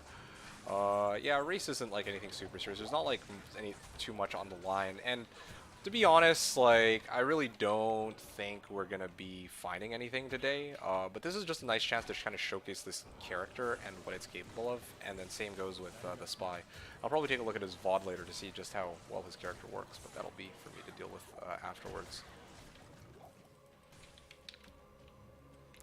You know what? Maybe one of the things I could do is I could just join the game and then join their next game and then kind of go AFK so I can grab my food.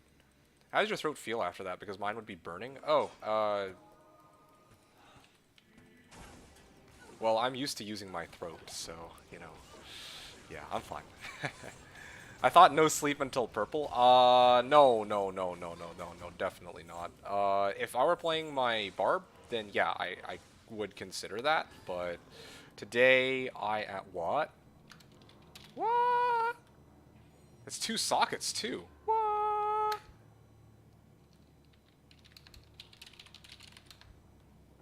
Whoa, this guy's sharing up his COA right here. Oh, I see. Oh, okay. I thought he just found it. Oh. But no, I don't plan to do no sleep until purple. Sorry to disappoint you on that front, but I mean, that is a little bit much even for me, I must say.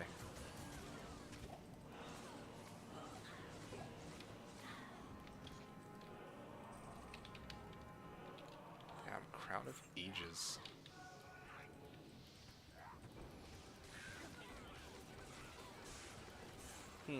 Maybe I should consider making a character that can actually use items like that. Oh, yeah, that's what I wanted to talk about. Yo, okay. I don't know if I mentioned this before, but like, I think I've mentioned this a few times. I don't remember if I mentioned it recently. One of the characters I'd love to make is actually a summoning druid.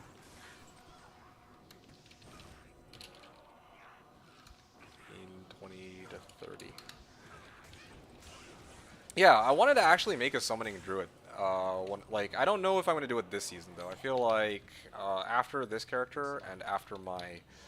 Um, after playing this character and after playing my barb, I'm probably going to save any other additional builds for a future season. Because here's the thing, okay? Right now, I'm sort of like...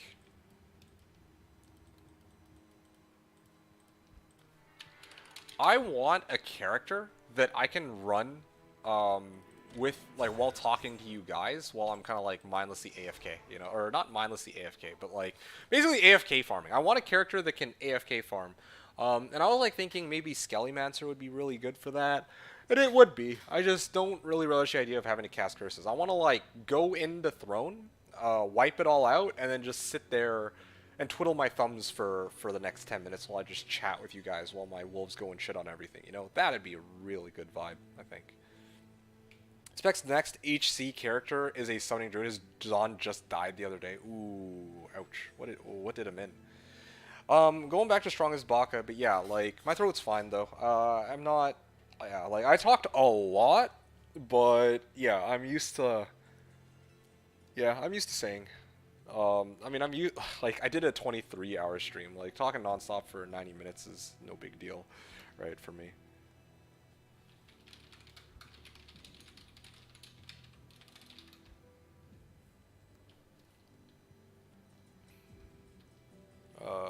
Yeah, these guys are like, where do you trade? Tradery for the most part.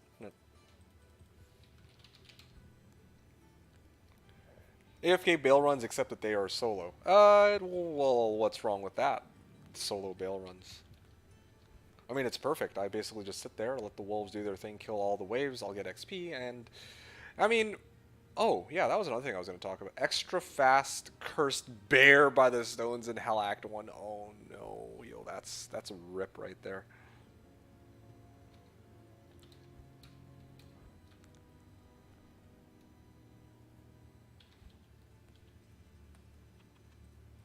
This entire time I thought that R means remake, but it means ready.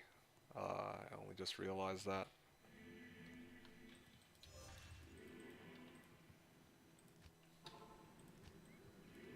Even the light cannot pierce Like, this anyone got...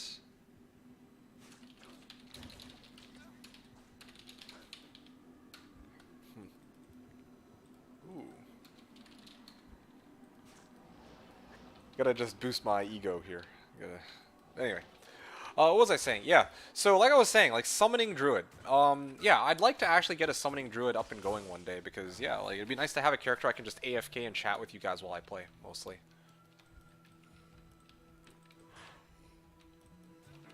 To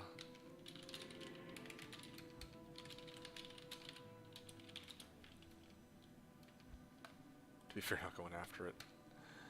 I using Enigma on my barb though.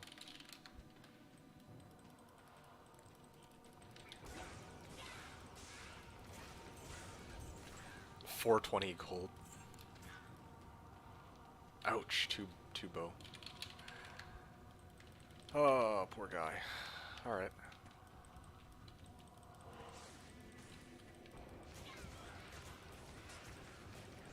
not enough mana.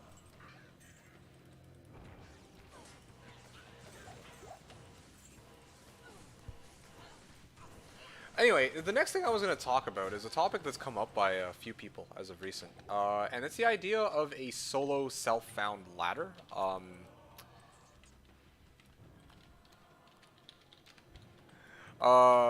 Yeah, the idea of a solo self-found ladder has come up a few times by multiple people. ZZZ mentioned it a few times in this chat, but I also see some people now making YouTube videos for it. I think Dobrunsky did one. Why do I keep forgetting to buy keys? Anyway. Ring unidentified. Good luck. Guess dwarf. Oh. Rip. Ah, damn. Okay, I'll talk about the solo self-found stuff after. I guess I'll answer Strongest Baka first. So Baka was asking, what would you gamble if you had like 10 million gold like me? This is a good question. Kind of just want to get max value out of it. Okay, me personally, I would get rings because I'm still looking for a very specific ring. One that has dual leech along with FCR. And, well, actually, no, those are the only things that really matter to me with that ring. So, you know, that's where my gold would go if I cared for, like, collecting gold. And I had to gamble it. If it were early ladder, I would gamble Coronets if I had, like, a level 90 character, because I would try to get, what's that thing called? I would want to get, like, Coronets with, like, +3 skills and try to sell them to people. Or possibly even 3 skills, 20 FCR. And yeah, honestly, that's basically it for me. Like, hate to say it, but that's about as far as I can really give advice for. Oh, 2 shark tooth armor.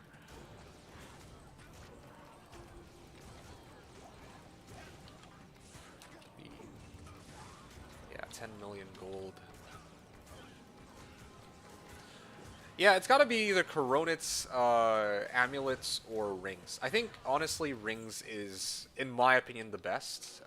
Because, yeah, like, if you can get, like, a good FCR ring with, like, dual leech and res, like, there's always going to be somebody who can use something like that, I guess. Especially if it's, like, you know, there's, like, all sorts of rings you can get with good res, or good, like, value. If it has, like, FCR, dual leech, and res, or, like, FCR, mana, and, like, strength dex or something like that, right? Like, that shit will sell. So yeah, me personally, I think you should go for rings. Coronets is something that a lot of people will argue might be a better option, because you can get, like, some pretty cool ones. Obviously, Griffins is on the... Okay, no, let's start off small here. 3 to, like, or 3 to, like, pally combat, or, like, 2 to Sork skills, like, 20 FCR, or, like, pretty solid. But I think my issue with, like, gambling Coronets is that a lot of... I find it kind of hard to sell a lot of Coronets that you'll end up with, I guess, is the biggest issue for me. Like... I think I have 2 Sork 20 FCR. Let me see how much... If I go to this Discord, 2 Sork 20 FCR. Wanting to sell...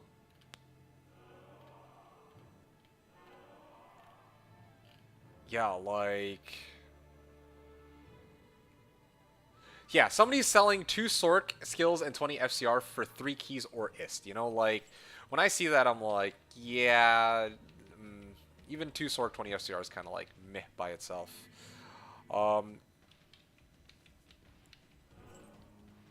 Anyway, I'm going all over the place. I guess just bottom line is, when you're gambling Coronets, the only items that are going to be, like, worth quite a bit would be, like, a Griffin's Eye, an Atos, or a Coronet that has, like, plus skills and FCR, right? But I find that it's very difficult to nail down a price for these Coronets. That's my biggest issue with gambling Coronets, personally. I feel like rings are a little bit easier to gauge the price on, because there's going to be tons of people who have FCR rings, and you can kind of base it off that more easily than somebody who's, like, trying to do Coronet, and maybe it has, like, all these modifiers. You might be wondering, oh, is this actually worth more than, like, you know, Atos? How much can you really sell an Atos for?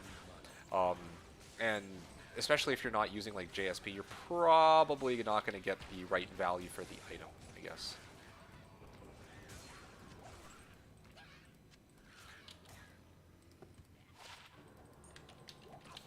Ashos was saying 7 million is, like, statistically guaranteed gold dagger if you gamble with level 11 character, if I recall correctly, if you don't have better options for MF. So thank you for sharing that. That is, that is one available option that you can do, or you can keep gambling daggers. However, what I want to caution you about, like people about regarding daggers, is there's only so much money you can make from selling gull daggers out to people.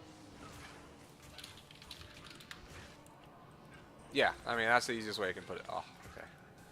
Can we gamble GG Javazon weapon? I don't know about that one to be honest. Let me check. Here, let me just clear this. Did I finish this run?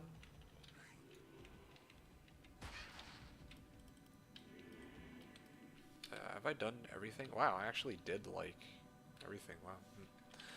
Okay, well, while I chill, I might as well go to Geed and we'll find out if you can gamble GG weapons for the chat song. Good day to you, partner. I'm Geed.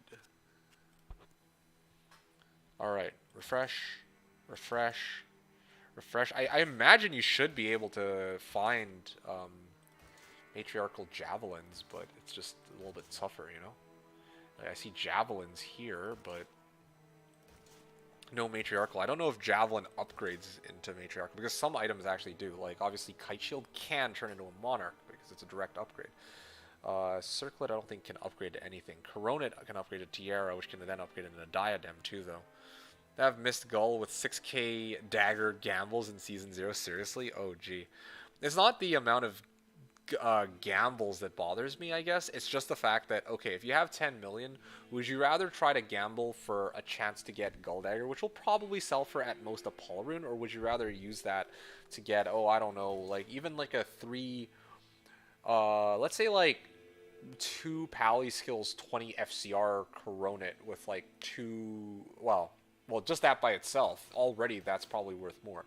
Or like an FCR ring that has like, oh, I don't know, 10 FCR with like some life and all res, right? That's something that would probably be worth more than Gull. So I don't know why I would ever go through the trouble of trying to gamble out 2 Gull daggers unless I was really strapped for MF. But even then, like, I don't think I would.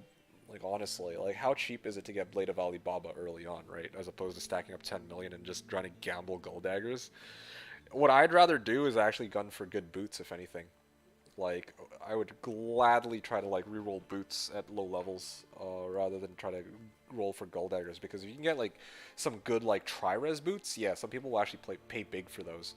So, really, in order of preference, I would personally roll rings, coronets, not circlets, coronets specifically, then boots in that order. Those would be my top 3. Oh, did everybody leave? Oh yeah, they did. Oopsies.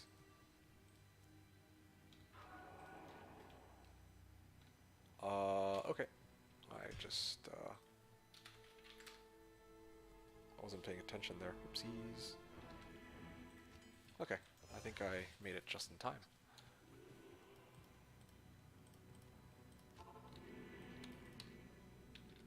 Alright.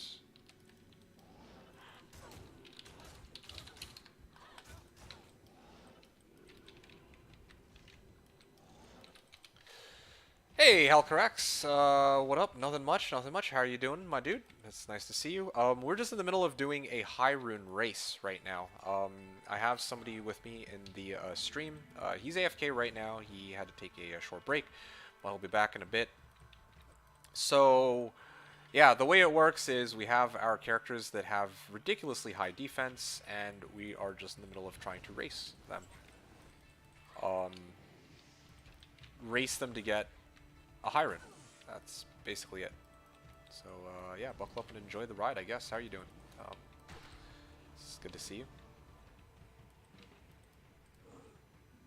You can't gamble for Amazon-specific items. Oh, thank you, Atossi. Okay, well, there you go. I guess maybe Atossi would know then. You can't gamble for Amazon-specific. So I guess you can gamble for Titan's Revenge. Sag. Strong as Baka was saying, oh, I'm definitely not going for Gull right now, but that Sork of mine needed one. Oh, really? Okay, well, interesting. You know what I'm curious about? I wonder if you could gamble a D-Web. You probably could. I wonder what the odds of that would be. Like high 80s, like flash low 90s? Yeah, probably. Thanks for the advice. I was gonna do rings or cronets already. Yeah. What about amulets with teleport? Yeah, but like, who really uses those? You know what I mean? Like, obviously, Sorks have no use for an amulet that has teleport charges. So let's take that off the table right away. Barbs. Barbs are the big one that could use them, right? But yeah, you're really just banking on an amulet that has teleport charges for a barb, you know? Which I feel like teleport charges specifically are much tougher to come by than FCR. That message was in relation to my message like 5 minutes ago that you missed. Oh, yeah, no, I saw. Yeah, because you said rolling a Griffins, but I need to be higher level, and then, yeah, I mean, I gotcha. I actually did read that. Thanks, Sign, though, unfortunately, I can't stick around. Just thought I'd pop by, say hi. Oh, I appreciate that. Thank you, Hellcracks. Hope you have fun with whatever it is you plan to do. I plan to go grab... This is convenient, too, because at some point I need to grab food anyway, so... yeah, I'm kind of glad you're leaving, because now I won't feel as bad if I go grab myself my Baconator from Wendy's. Yeah. So yeah, you have yourself a good one, man. Hope you enjoy whatever it is you plan to do next.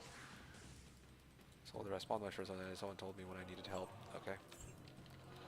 Recommended gambling for GG Assassin if you really needed them.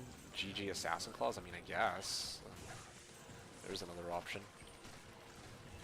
Cool, I'm gonna go AFK for a bit. Glad I'm leaving. Well, I didn't mean it like that. It's just strictly because I'd feel bad if you stuck around and I'm still like hungry and it's like, I need to go eat. Speaking of which, I think I've hit my limit. I actually do want to grab my food. I'm gonna take a break here. I'm gonna I will mute myself. I'm gonna put on the notice after I'm done this run. That I'm going to take a break for 30 minutes, but I will stay in this game and let these guys. I want to keep my spot in these runs, so I'll probably just join these guys whenever I. Like, I'm gonna grab my food. I'm gonna eat it, but then I'll just like hop into the next game as I need to. Cool, I'm gonna go AFK for a bit too. See you later. Okay, see you in a bit, Tom. Thanks for hanging out. Yeah, this is good timing too, because this will give us a chance to kind of recoup. And, you know, I can, maybe when I come back, I'll have a fresh roster of topics to talk about. Speaking of which, I still haven't gone to talking about the solo self found crap from earlier. Have a good one, buddy. See you some other time. Good luck with the race. Hey, I appreciate it. Thank you. Yeah, I will need as much luck with the race as possible. So, yeah, take it easy.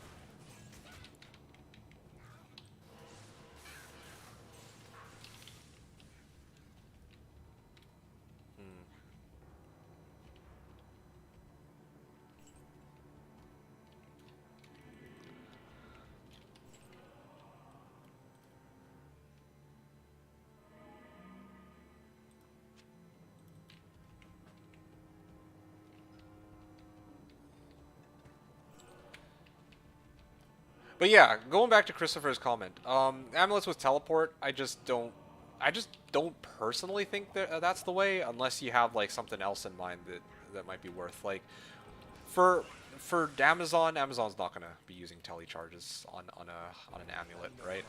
That one does take a while. That's my biggest issue, right? Like, okay, so let's say you're looking for a teleport amulet. First of all, who are you looking for a teleport amulet with? Oh, there's a tier rune. That's my 4th rune. But yeah, who are you looking for an amulet with? That's the first issue. And the second issue is, what...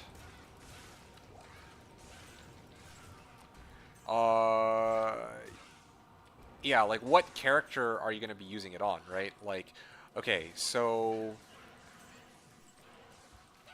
Barb is a possibility, yes. Or Barb is probably a yes if you're a gold find Barb.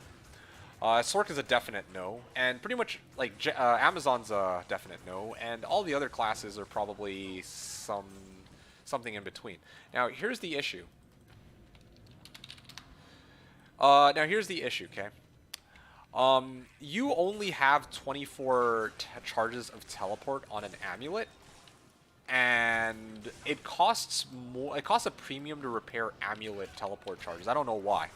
This isn't a problem for the Barb due to his, you know, well, because he just innately has, like, really good gold find from, like, item find, and just, you know, the fact that if he's going to be running Trav, then he'll probably never run out of gold. But if you're playing as one of the other classes, I don't know if it's sustainable to, like, oh, you know, I'm gonna run a teleport amulet. It's like, okay, you get 25 charges and you had to repair. It's like almost 100k, no joke. Nadge's is like 100k for like 70 charges, which is, you know, reasonable. But if you're coming out of a teleport amulet, that is a very steep price. Um, so again, I don't know anybody who has used teleport charges amulet, including myself. And that's not even factoring in that, as you said, yeah, it does take a while to find something like that. Usually by the time I find a decent paladin amulet that has teleport charges, I already have like something else, like even Nagistaff. I would gladly take Nagistaff over Tele amulet a lot of the time, right? So that's, I think, the main issue. 220 with teleport. Yeah, okay. Well, if you find a 220 with teleport, look, if you're trying to gun for a 220 what? 220 Coronid or 220 like crafted amulet, right? Because I thought we were just talking about gambling. And when you're gambling, you can't get a 20 FCR. Okay, well, fine. I'll do one more run because we're still in the middle of discussing something. Yeah, like, you can't get a 220 amulet from gambling. You can get it from crafting. You can't get it from gambling. So the most you'll get is a 210. A 210 with teleport charges, right? And I think for me, my biggest concern is, okay, well, you want a 2... Like, honestly, you will more quickly come across an Enigma, probably, before you find an amulet that has 2 skills of something relevant, plus 10 FCR, and plus teleport charges. I straight up don't see it. Like, maybe I'll, one of these seasons, I'll actually just non-stop gamble amulets just for shits and giggles, just to see. But, yeah, like, in the times that I've, you know, gambled amulets for doing things like, you know, crafting and whatnot, I've never come across 210 teleport charges, so that's, I don't know, that for me seems like kind of a wild, kind of like a wild shot. And that one takes a while. He did save some time though, which is dope. He did save some time. Oh, you mean like for the Gull Dagger? Yeah, I guess so. Pally, Barbie, Amazon. Yeah, I don't think any Amazon is going to use 220 with teleport charge. Like 220 by itself, maybe, but not 220 with teleport charges. I just don't see it happening. When it comes to teleport, Atossi says, folks forget the now 2-piece Naj set gives 1.5 MF per level, so running Naj for teleport plus armor for that MF bonus isn't a bad idea. Yeah, I mean, I suppose so. That's one way to do it, I suppose. No more He-Man farming? No. Today I'm racing with somebody from Discord. We're trying to see who can get a high rune first. Yeah, is the main premise of the race. So that's basically why. What's up, Rams? Brings you to these parts. The reason it costs so much is due to the Blizzard team leaving a lot of these issues over. Yeah, but again, that's... No matter what the reason is, the original statement was like, oh, maybe amulets might be worth it, and I just don't think it is for these reasons. Like, okay, if they change things here and there, maybe make like... If they somehow make it so that, you know, it's more profitable to try to gamble for amulets or something, then yeah, my response would obviously change. But given the current status of the game, I really do think that amulets are not really a better option than rings. Because FCR on a ring plus modifiers is certainly going to be more common than finding an amulet that has like, I don't know, let's say like 3 war cries or like 3 whatever and teleport charges is all I'm saying. Practicing races. Yes, exactly. Lazy Sunday brings me to this part. I figured to say hello. Okay, cheers. Nice to see you. Still looking forward to our own race, which we'll have to carry over at some point. But that is going to be... Oh, that's obviously going to be for a different day. Different month, even. Alright, well, I don't know how long you plan to hang around for, but hope you enjoy the stream for the bits that you watch, although there's not really much to see here. It's just me just trying to run pits over and over. I'm playing in a game with multiple other pubs, like players who are like from public games, just so that we can boost the player count and I have a higher chance to get items, but the monsters are a bit tougher. But my build's holding its own pretty well in this area too, despite that. I don't know, it's just seriously like D snooze to me, to be honest. Yeah, I get that, which is why, again, I'm saying it's probably not something worth sticking around, in your case, for an extended period of time. Oh, I'm about to go grab myself some food myself in a little bit. I just kind of got sidetracked because I was talking to people from via stream, so. Just gambled a 10 FCR, 67 mana, 13 dex, 26 poison, and some AR. That should be worth something at least. I wonder about that. I don't know. I mean, you are playing hardcore too, so I don't know what the pricing's like there. Softcore? Nah, I don't even know if anyone would want it in softcore. Tell you the truth. As am I, so thanks for being willing to delay it with me. Oh yeah, no worries, dude. I mean, least I can do. I gotta find the way home, you know.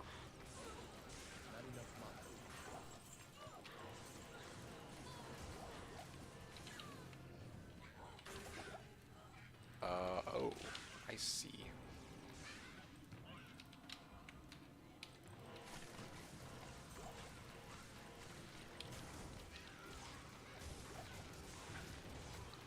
All I know about this map is the same portrait as Geodude. Does it? Oh wow, I did not know that. Yeah, I know nothing about this map, so yeah. Oh wow. I started off today high 85, like high level 85. Now I'm like already level 87, just within the span of about 3 hours. It's pretty cool.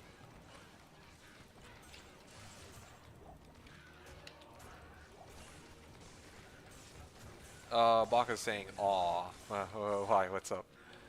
Are you upset that I'm going to grab some food? I mean, I'll be back. I'm not like gone for good yet, but like I just wanna, you know, I wanna have something to eat, man. I'm hungry. Okay, whatever. R. I say that, but I'm not entirely ready. But yeah, if you guys give me, I'm gonna take like a short break here. I think this is it. This is actually my limit here. I am pretty hungry.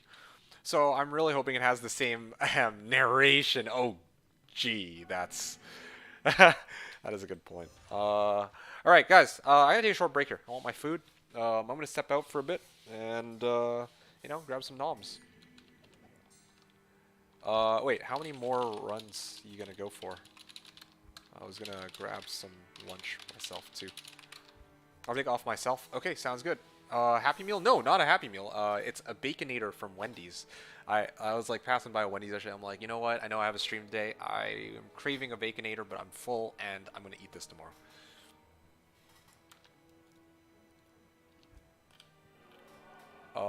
Thanks for stream. Bon appetit. Yeah, appreciate it.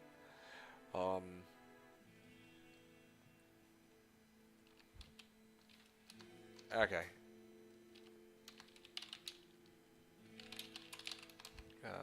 Eating.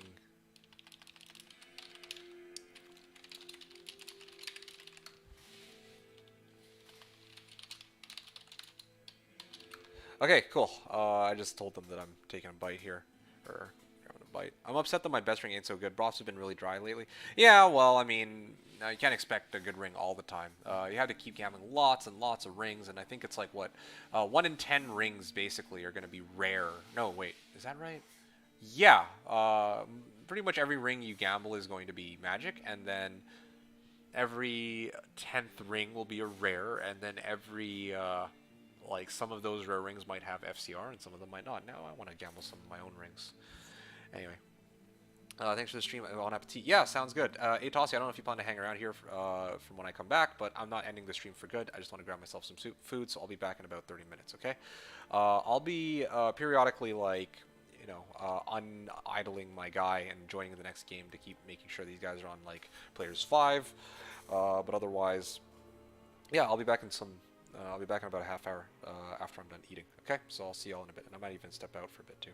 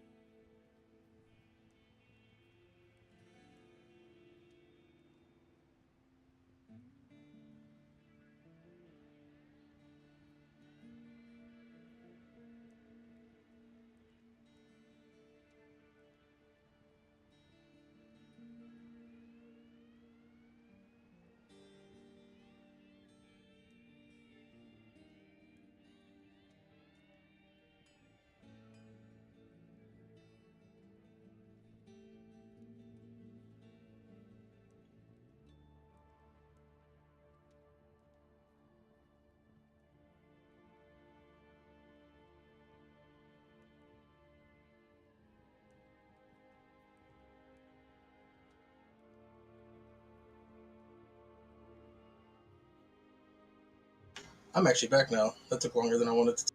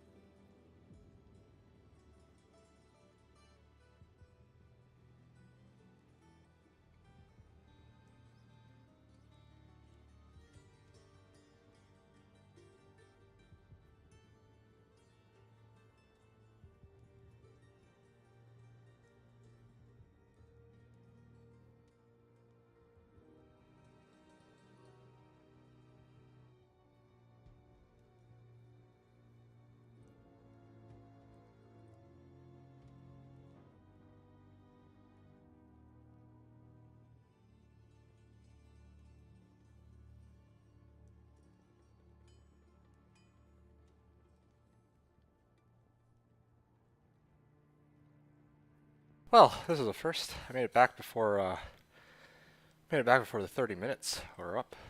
What are you guys talking I about know, even? shocking. Oh, hey, yo, it's you. Yeah, it's you.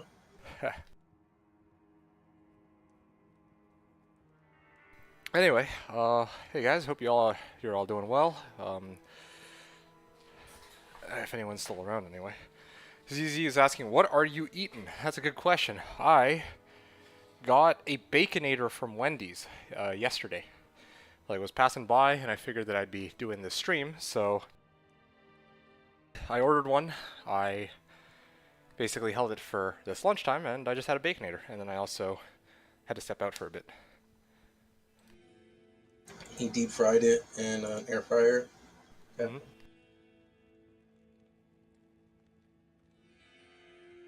I didn't air fry it. I actually just microwaved it. Air fryer is too fancy for me.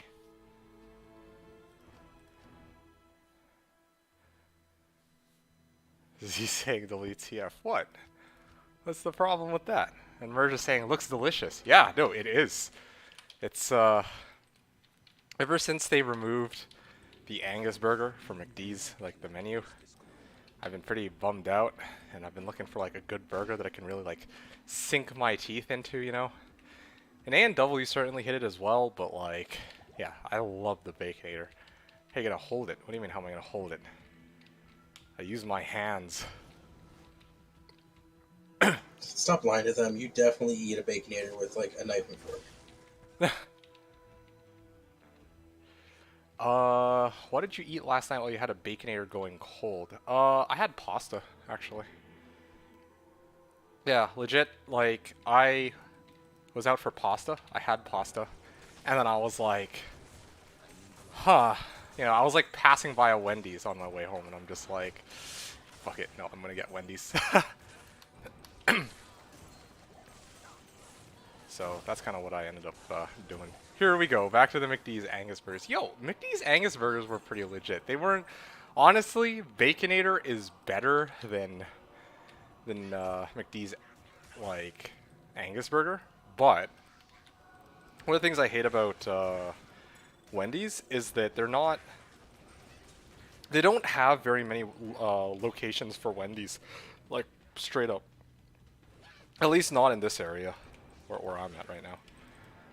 So it's kind of like McD's are everywhere. Like if I want to find a McD's, that's easy mode, you know.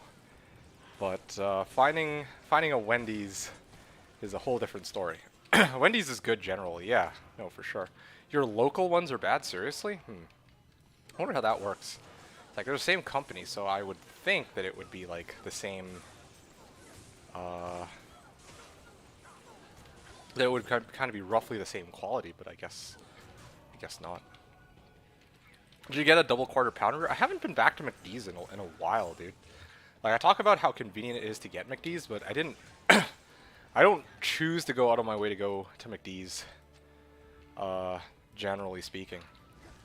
But meanwhile, like Wendy's, I'm like, yeah, I will go out of my way to get fucking Wendy's. Okay, like Wendy's is pretty goat. Even to the point where even if I microwave their food, it doesn't taste like complete dog. No, fast food has potentially big variance based on location. Fair enough. Like, you know, one of the things that you people in the States have that we here don't have in Canada are like, I think it's supersized fries and like huge chicken nuggets or chicken McNuggets. Yeah, like chicken McNuggets here are like tiny compared to the ones you get in the States. It's kind of crazy just how big the difference is, but anyway. We don't have supersized fries no more. You don't want supersized fries anymore, you said? No, we don't have the size supersize no more. Oh, seriously? Wow. What the hell They happened? got rid of that because of the whole documentary about supersize. What? So, what documentary? There's a documentary about a guy. He went a whole year eating McDonald's and he always ordered it supersized. And he showed the effects of eating McDonald's every day, what it could do to you. Oh. And it was called Supersize Me. Oh, I see. Yeah, so they got rid of the supersize. It's just large now. Not enough mana. Okay, well I didn't expect that. Strongest Bach was saying you've been Canadian the whole time? Well, yeah, I mean, I don't think I can just... I like how you said the whole time. It's like... It's not like I can just change which, like, you know, where I'm at, you know? The supersize... Getting rid of the supersize solved everything? Ah, merge. Well, No, he didn't. But well, I think he was being sarcastic with that statement. Yeah, it's kind of odd way to address the it. salads solved everything. You know what I mean? I guess. Yeah, but going back to it, but even between cities there is difference based on local management and labor pool. Between cities, there is difference. Yeah, that's true, actually. That is actually very true. I mean, as much as I like to pretend like okay, let's say I go to like one location of McD's and I have like a bad experience, then I'll be like, ah, yeah, I guess McD's just generally speaking is kind of bleh. But then the reality is it's like every restaurant has like different people, they prep it differently, probably have different training, like slightly different, right?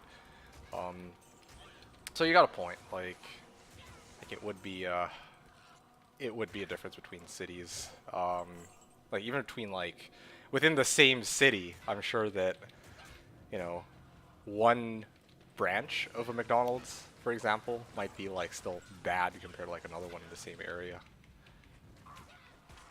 It's the training, it's the people. Well, yeah, exactly. ZZ was saying he was getting a Big Mac plus supersized fries plus supersized Coke, which all three are terrible choices. So, yeah. Well, I mean, I haven't seen this documentary. I don't know if this is actually what caused him to take it down. Like, does sound pretty wild. I would not want to have McDonald's every single day. Like, fuck me, dude. Just sounds like misery and pain and misery and pain. oh, it was. Should see him after like the first 120 days. Oh, I really don't want to see him after the first 20 days. So what was I gonna ask here? Oh yeah, what's your plan for today? How long do you think you can go for? I at least got 2 more hours. I mean, at least At minimal. least two. Yeah. Okay, I'll go for probably as long as you do. I think my hard limit will be around 7 o'clock my time, so I got 5 hours. But Yeah, like I set aside time. I didn't expect something. That's why I had to leave for 30 minutes. yeah, that's fine. I found out about that yesterday. But other than that, I set aside like anywhere from 5 to 7 hours. Yeah, So same. right now here. I'm sitting at roughly 4. So minimum 2. So that'll give me up to like 6 hours. Minimum 2 gets you to 6 hours. Okay. I mean, no worries, no pressure. Yeah. Yeah, I mean, after the stream's done, I'm probably gonna go out for a walk anyway. It's like sun's actually out now, so. Yeah, it's quite hot where I'm at. Yeah, you said you're East Coast, right? Yeah. Yeah, because I was actually talking to some people, not even a couple like actually yesterday, and they were saying like in the last couple days, it's been there's been a heat wave, We there's hit a been record snow, yesterday. and there's been stormy weather, all in the span of like a week, and I'm like, that's pretty wild. Oh, I have to go gamble. Have to go gamble, yeah. I've hit max money. Oh.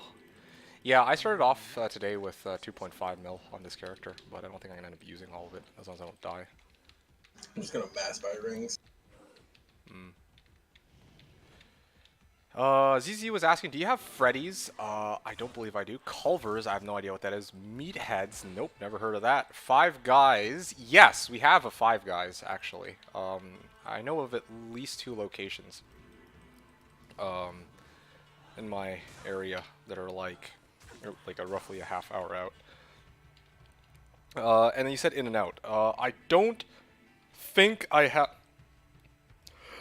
that there's any In and Outs in like as a restaurant, but I know that there's like there's been like some food trucks that I've seen which have In and Out, if I remember correctly. Five Guys good but overpriced. Is it overpriced though? Maybe it's different for you, but for me, I'm like, Five Guys for me is like what, $9? I think it's like their biggest burger, which is a fucking big burger, is like, it's like $10 and then plus tax, and I think that's pretty reasonable if you ask me. If I want overpriced, I'll go to like White Spot. Now that's overpriced. Or like Cactus Club, you know. But Five Guys is fine. It's like 12 USD for a double. Seriously? I mean, maybe it's been a while since. Maybe it's different now. But the last time I went to a Five Guys, I think it was only. I recall that none of the burgers cost $10. No joke. And that's Canadian too. So I'm like. And that's Canadian. Yeah, man. He has to spend 10 toonies. 10 toonies. Prices went up. Yeah, no, I could imagine. But again, I was there like pretty recently. Probably more recently than the last time I went to McDonald's, in fact. And I recall that it was certainly not more than 12 USD. I'd say that much. Maybe I'll check. Hold on. I'm gonna just AFK here for a sec while I. What was it called again? Five Guys menu. Let's check it out.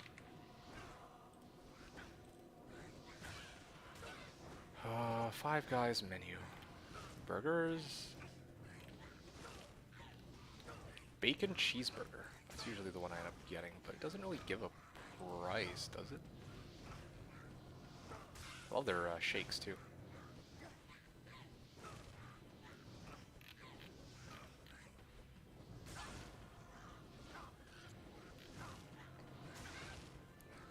Yeah, it says right here, bacon. Okay, well, I'll admit, it says bacon cheeseburger $11.39. So you're right, the prices did go up, but not nearly as high as 12 USD, I guess. At least not for me.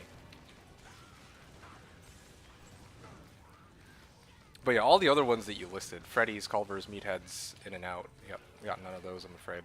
Would be nice though to actually have some. I don't. Although I don't know. I don't know if there's that much of a difference between different burger joints. I guess there's slight differences. I mean, I know like I tried In and Out a while back. And I wasn't particularly impressed. Yeah, I'm like, man, people were hyping this up. It's like freaking staple burger. It was like a, I don't know. Like I had some people who said that Five Guys is supposed to be pretty good, and I tried it. I'm like, yeah, there's no bueno. But maybe it's because of the location. I'm not sure. Anyway, America just has low standards. It's fine. low standards.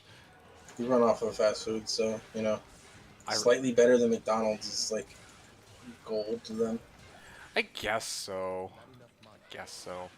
The gourmet food. They're likely doing rolling price increases so it doesn't become a news story on social media.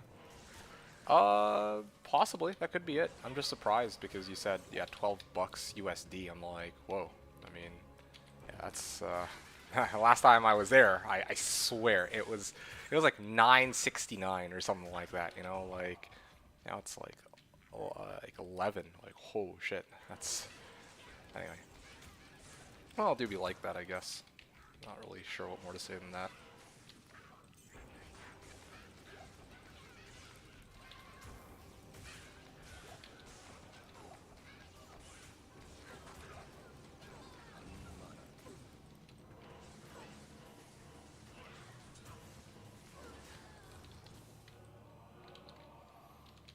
Okay, I'm gonna get cleansing up for a second. Let me try to get this amped off my head. Very handy thing to have. Although I do sometimes wonder if I'd be better off running like Treachery, so that it'd proc fade for me. It'd be pretty good cleansing with Treachery, and then just become almost immune to curses.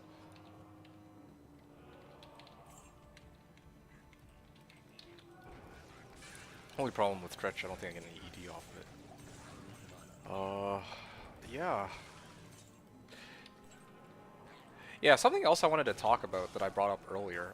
Solo Self-Found League. Like, I know Dobrunsky, I think, rolled out a video on this recently, and, I mean, it kind of got me thinking, because ZZ, I think you were the one who originally brought it up on this channel, the idea of an SSF league. And I was like thinking, like, if we were to do an SSF league, what character would I run?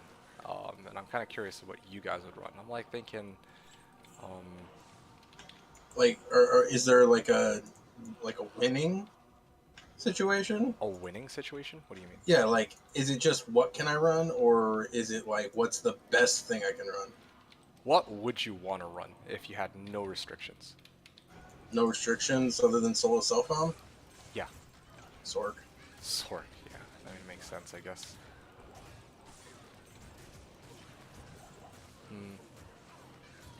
Because I'm like thinking like I could be mostly self-sufficient on Trav. Only thing that I'd be missing is bases. I don't know how I'd get Yeah, that's those. why you'll just do Shank Pendle. That's where I found most of my bases. Yeah, I wouldn't run Well, Shank Eldritch. Shank Eldridge. Yeah. For me, it would just be Eldritch. I just spam Eldritch over and over again, probably. Yeah, no, I fuck with that. I also be getting XP out of it. Yeah.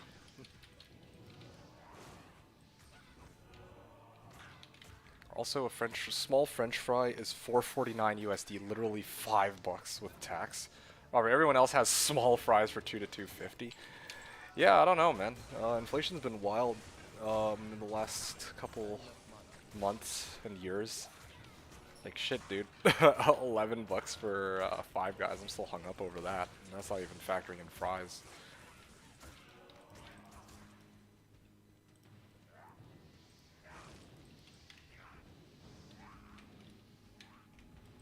Not inflation.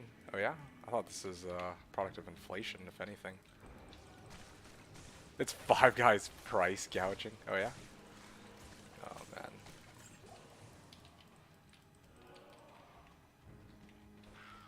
Charging you $5 for half a potato. Alright, fine. Fair enough. For fries, that's a little...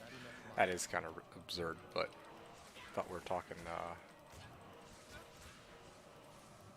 thinking about looking at like the burgers, and I'm like, okay, $9.69 up to 11 sounds like inflation. Like I know a lot of places that have upped their prices by maybe $1 or so, with the exception of Costco, of course. Costco hot dogs, tried and true. I need mana.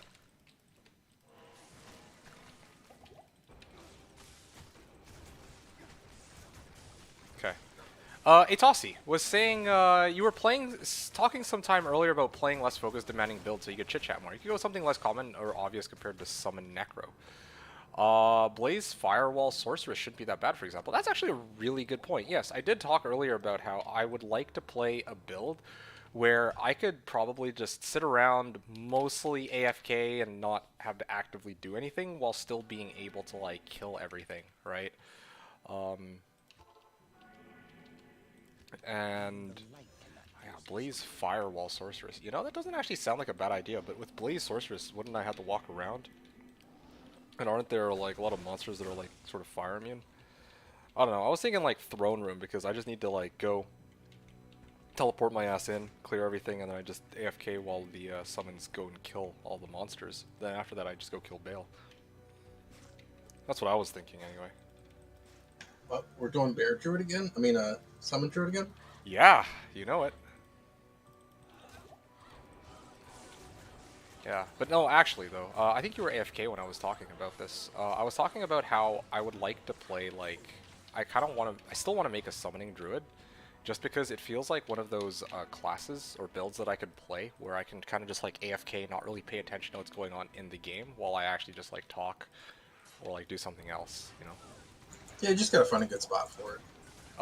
It would be Bale runs for sure, because like all 5 waves come down and then my packs or my monsters kill those. For SSF depends on your goal. If you want to do Holy Grail, then Barb Sorg. If you want XP, then Sork Din. Fair enough. Yeah, one of the reasons why I would have wanted to do Summoning Druid too, I was like thinking, if I'm just gonna non-stop run Bales, then maybe I can climb ladder like that. I could end up with like a level 90 character, 90 plus character, just because all I'm doing is non-stop running Bale on my own.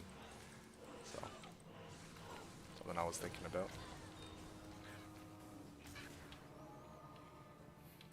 Hard less favorable for Sork. Yeah, yeah, that's true. It is.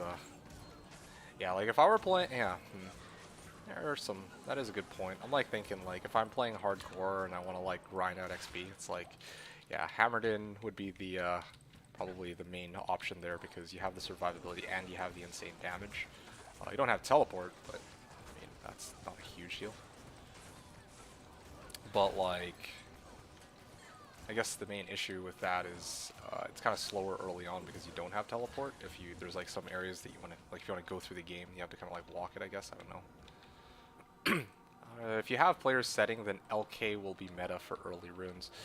That's true too, actually. Now that I think about it, like you're right. You're actually right. Yeah, if you could just set player count, then yeah, everyone would just spam LK. Like that is actually what would happen. Like my whole like, oh yeah, you know, Trab's the way to go. Like no, legit, people would just LK their way to Okay, player 7 minimal. LK player 7. Yeah, just straight up. Itasi was saying, well, besides SSF, some kind of mini season without teleport would be interesting adventure. So what? No Sork League or something? Mini season. I don't know what that kind of mini season would look like. If you get rid of the Sork, a lot of people just won't play. Oh yeah, That's the biggest issue on why they'll never do it, where it's no teleport league.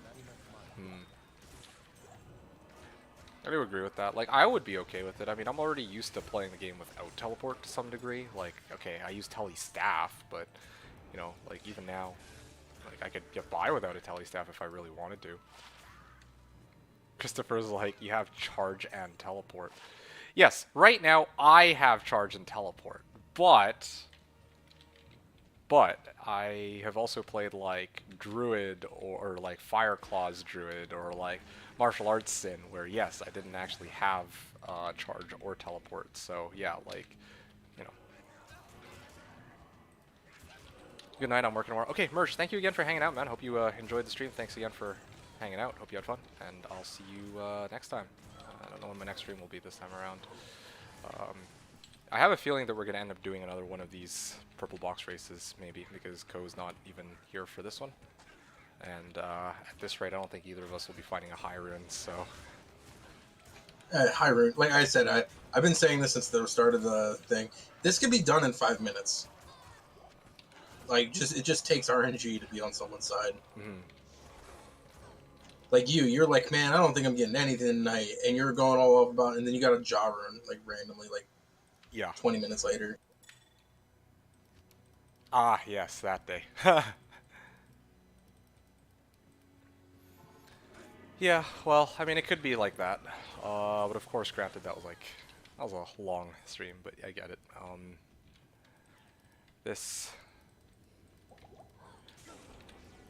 I don't think we're going to be hitting our high rune day. If we get a high rune, then great, but yeah. It's honestly, like, I'm just happy that we got a chance to, like, run these characters. I really enjoy this max defense build where I'm, like, unkillable, and I'm just dropping holy bolts on them, or fists of heaven. Oh yeah, I'm definitely unkillable in this guy. You're definitely what this time? I'm definitely unkillable. Yeah. Have you even come close to dying in the last runs, or? Once. And that's because I didn't notice the green aura of the Oh, Conviction. Yeah. Conviction popped, was up on the top level, and I didn't see the green aura on me. Ooh. And I was like, why am I... it to get me down low. I'm like, why am I almost dead? and then I walked away, and I was like, oh, I have a green aura on me. I was like, where are you at? And then I ran around, found him, killed him, and I was like, okay. Back to unkillable. I feel that. Just now, I, like, teleported blindly on the other side of a rock in pits, and I came across Blessed Aim, Fanat, and I forgot the last aura, but there were like 3 auras I think I saw just now, because yeah, they're like 3 packs side by side. You can tele staff in the CS with Paladin without Enigma now. Does that save time over farming LK or not? I don't know. So I can skip LK and just run 2 seal CS until 96, skipping the say and hope for drops. Best strat for speed in D2 is always just get lucky. Yeah, no, that is very true. Like, you know, I was talking to Wildchester. He's like one of the people who hang out, who actually swing by on the stream from time to time. And he was saying yesterday, or not yesterday, last stream, he was like, "Yay, D2, I use your build, and then within 550 runs, I found Jobber, like, I think it was like 2 Sirs and a low or something like that." I'm like, alright. I mean, I found Jawcham low, alright? Like, yeah, at the end of the day, if even in solo cell found, like, if somebody gets super lucky, then yeah, there's not really much you can do about it. But that, I guess, is the nature of the game, where RNG is always going to play a part, and people are going to find some. Like, I'm actually curious to see what people are going to say next time. Like, if they introduce a solo cell found league, people take part in the solo cell found league, and then they get beaten out by people who have insane RNG. Like, will they complain about insane RNG? Probably they'll be like, "Oh yeah, the drop system is like, hey, it needs to be reworked. This guy did like 10 runs and he got his Enigma," or some shit like that. I imagine. I get teleport staff always at sea level 23. Yeah, I like to shop for tele staff very early on too, as like if I'm playing through the game. Like, I can't play this shit without having, well, okay, I can play without it, but like, obviously, because a teleport staff is an available option, I'm going to use it, right? If I were forced to not use it, then yeah, I'm okay, fine. I'm okay walking through the game, as long as that's kind of like the rule set that, or that's kind of like, you know, if that's kind of what's expected. But yeah, if, you know, teleport staff is available normal Act 3, like, why wouldn't I use it, I guess? So, randomly, computer froze? Your container froze? What? My computer froze. Oh. So, give me a couple minutes and I'll be back on. Okay, sounds good. I'll talk to you in a sec. ZZ was saying, you can also do my day 1 Lightsword clearing throne room with LR, Wand, and Seaman. That is possible. Good strat SSF, but losing Ancients and questionable throne drops. That is true. You have to choose the right path to take advantage of the drops RNG. Sorka's less RNG, Paladin, Barb more. I guess so, yeah. I mean, like, I would love to start solo self-found Barb, but I think for me the 2 biggest problems with solo self-found Barb is, one, I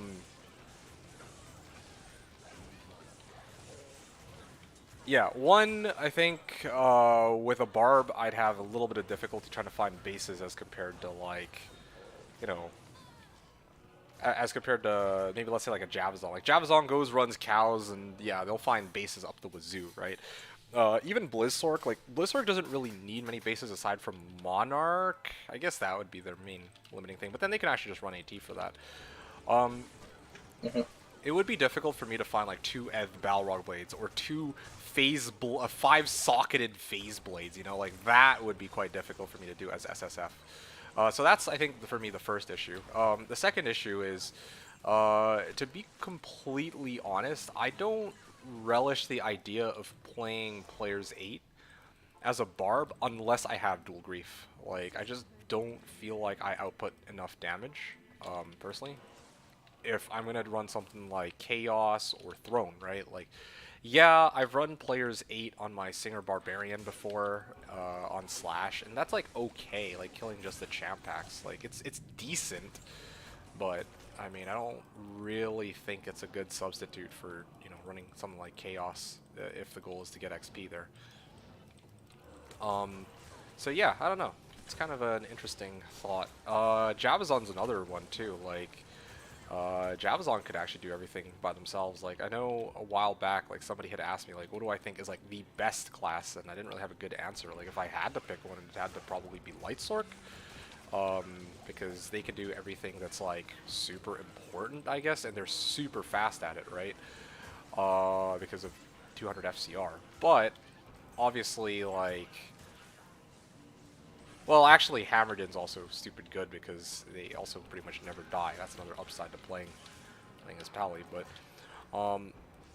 I think that they pointed out that their favorite was Javazon, and they said that it was Javazon because it's like yeah, your teleport's pretty slow, but you actually have, like, enough damage to deal with everything. So I'm like, No, that's actually a good point, I guess.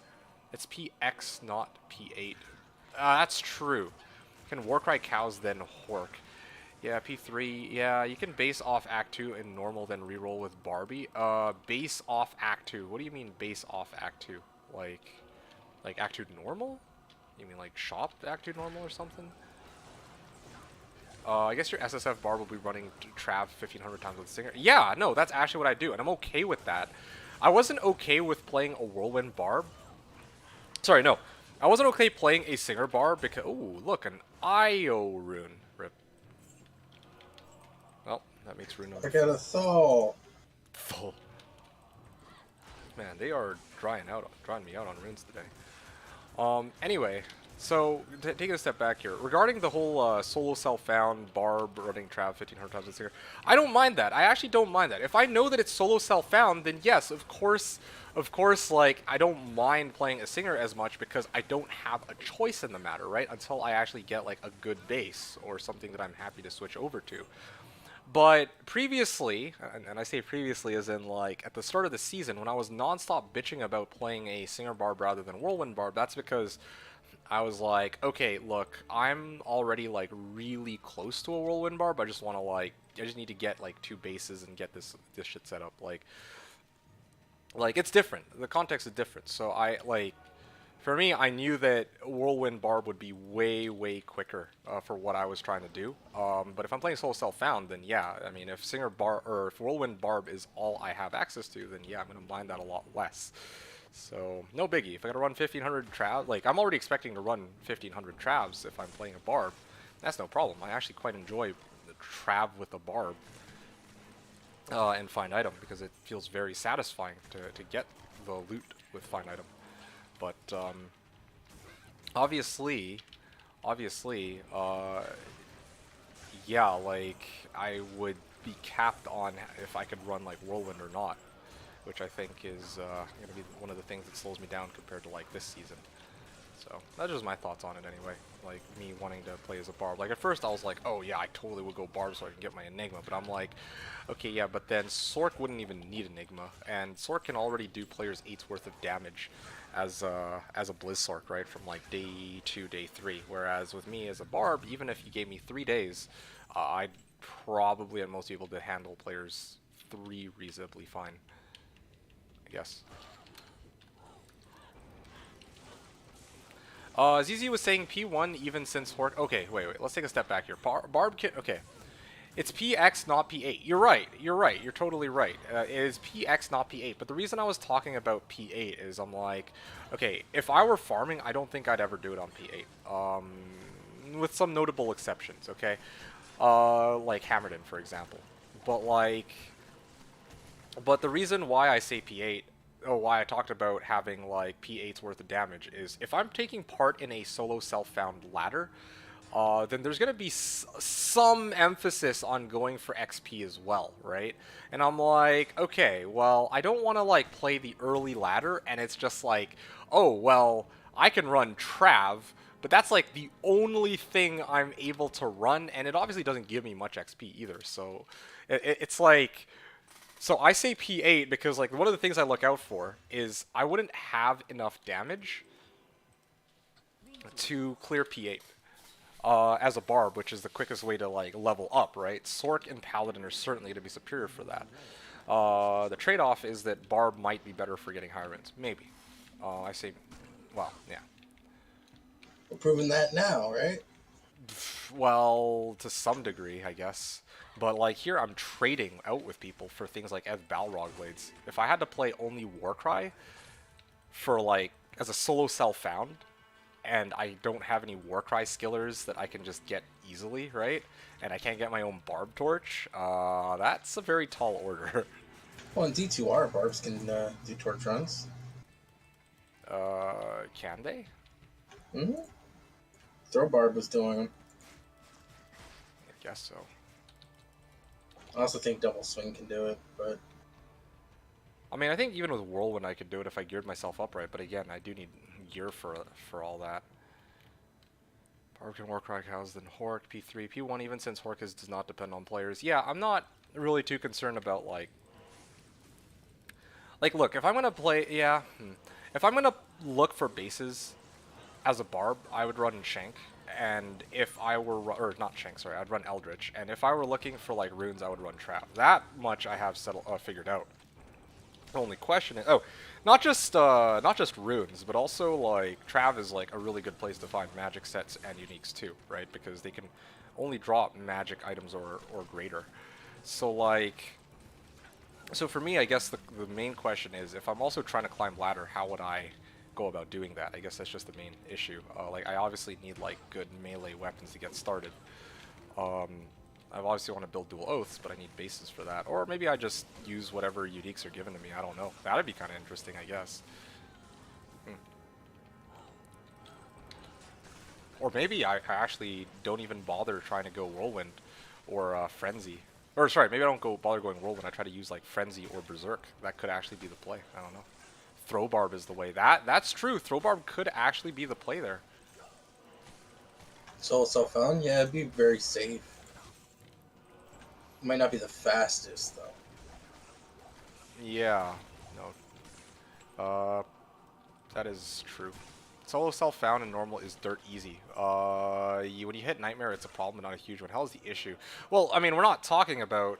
I'm not even talking about SSF, normal, and Nightmare. Like, I'm talking strictly about when you make it to Hell, if you beat the game.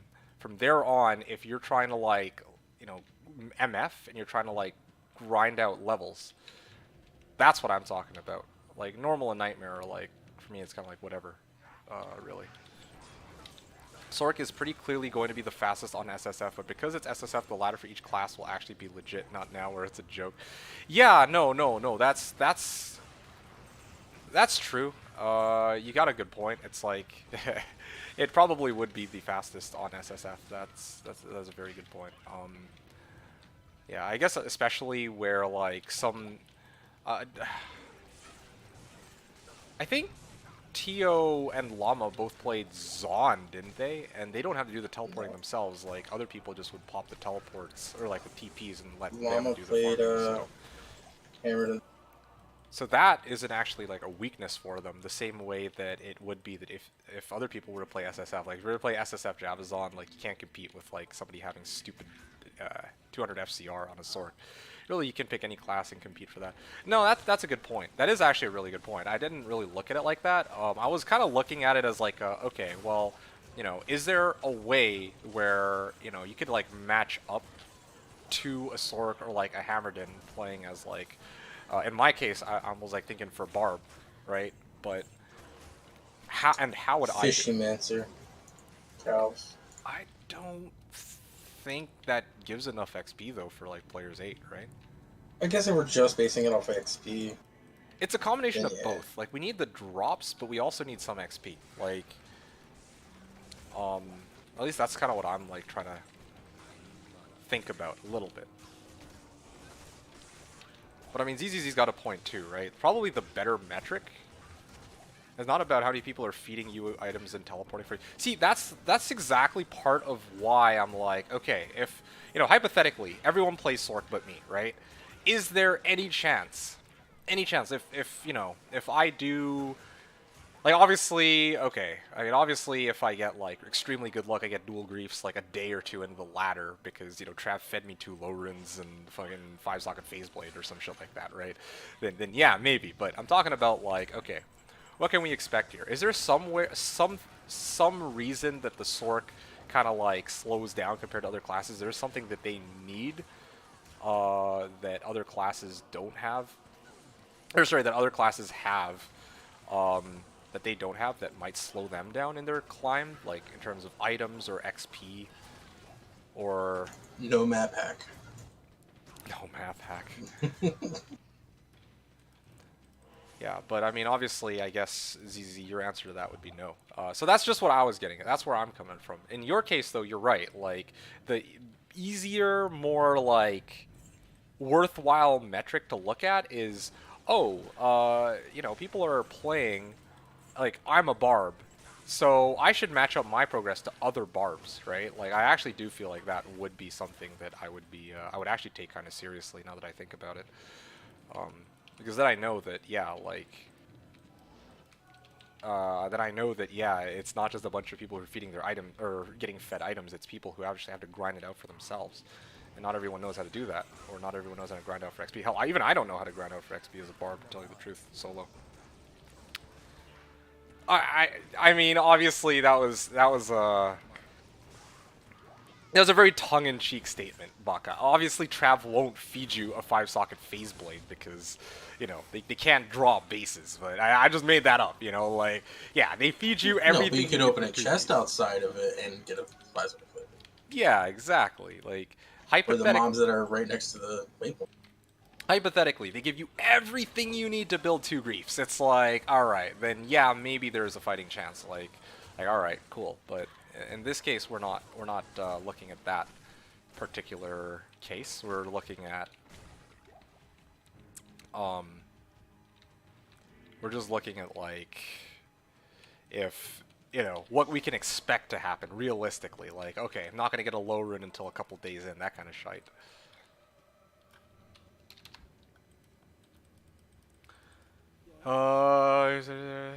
Zon is so bad SSF, but when you just run around town with Tal armor until 98 instead of trading it for a Burr early ladder, you look like a I'm not sure if you're throwing shade at one of the other content creators who actually did do this, but yeah, you know what? I'm actually kind of curious. Maybe I should try playing Zon SSF. I'm actually really curious. One SSF Zon. Interesting. Let me give that one some thought. That's something maybe worth some. You shop some gloves. You shop a weapon. You go into Cal. Yeah, run around town. Like, what is it? What is bad SSF in terms of running, like, chaos, or like bad SSF in terms of farming? ZZZ. If Blizzard changed teleport to sea level 18, drop the repair cost, increase the range of potential charges, then we would be totally fair. Or make teleport craftable on maybe gloves or something. I mean, there's a lot of ways they could make teleport more even, I guess, but yeah, I don't know. I don't Making really... it accessible to everyone doesn't really make it even, though. Okay, if we were doing solo self-found and it was like any class versus Sork, Sork would beat the game in hell mode in like a couple of hours. Yep. And the Paladin would still be in like normal nightmare. Well, in Act like 3 nightmare. Just for the straight problems with teleport and static field. So in retrospect, you would have the whole first day of farming versus the Paladin. So you would just be ahead period for that. Yeah. So just making it accessible does not make it even. I see what you're saying. That is a good point. I don't know. The reason why I'm hesitating, like, I have some thoughts on this discussion too, Christopher. But originally this topic kind of stemmed from the idea of, like, oh man, like, what if, like, is it... like, what we've been talking about is just kind of how the game is, and, like, if they were to release, like, a soul self-found ladder, that would be pretty cool, because it's, like... I don't know how to word this in a way that makes sense. Originally, we were talking about, like, changing the repair cost because of how Sork is, like, vastly superior to, like, other classes because they're teleport both early and late game, right? But I guess for me, like, I don't try to think about how Blizzard could rework teleport so that, you know, other classes can compete. I'm trying to look at, like, ways that other classes can compete right now, even. That's which is, again, a tall order, but that's the way I try to look at it. I think it's just spelled out everything that's needed to change. Fair enough. Fair enough. Zon is better than Druid and probably Sin, but it's bottom half. Okay, let me think about this for a second. Okay, so ZZ, if you had to grind, right, Sork would probably be your number one, I imagine. If not, then it's Pally. Otherwise, it's going to be like...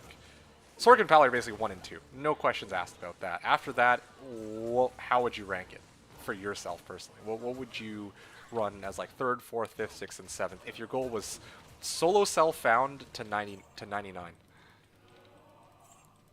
Like, what would you, how would you go about doing that? Trapsin. Yeah, the Trapsin was the first one that came to mind for me, but that's like, I don't know if that's what ZZZ would want to play.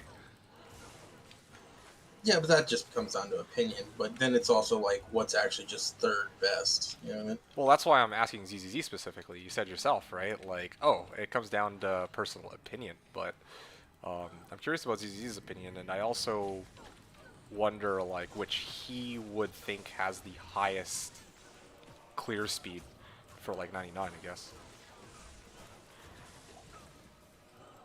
Sork, Paladin, Bar... I guess Barb, because of Orc, is just strong. Get you gear early. Hey, Yeah. offensive auras, Paladin. Defensive auras or offensive auras? Offensive aura. Oh, GC? Yeah.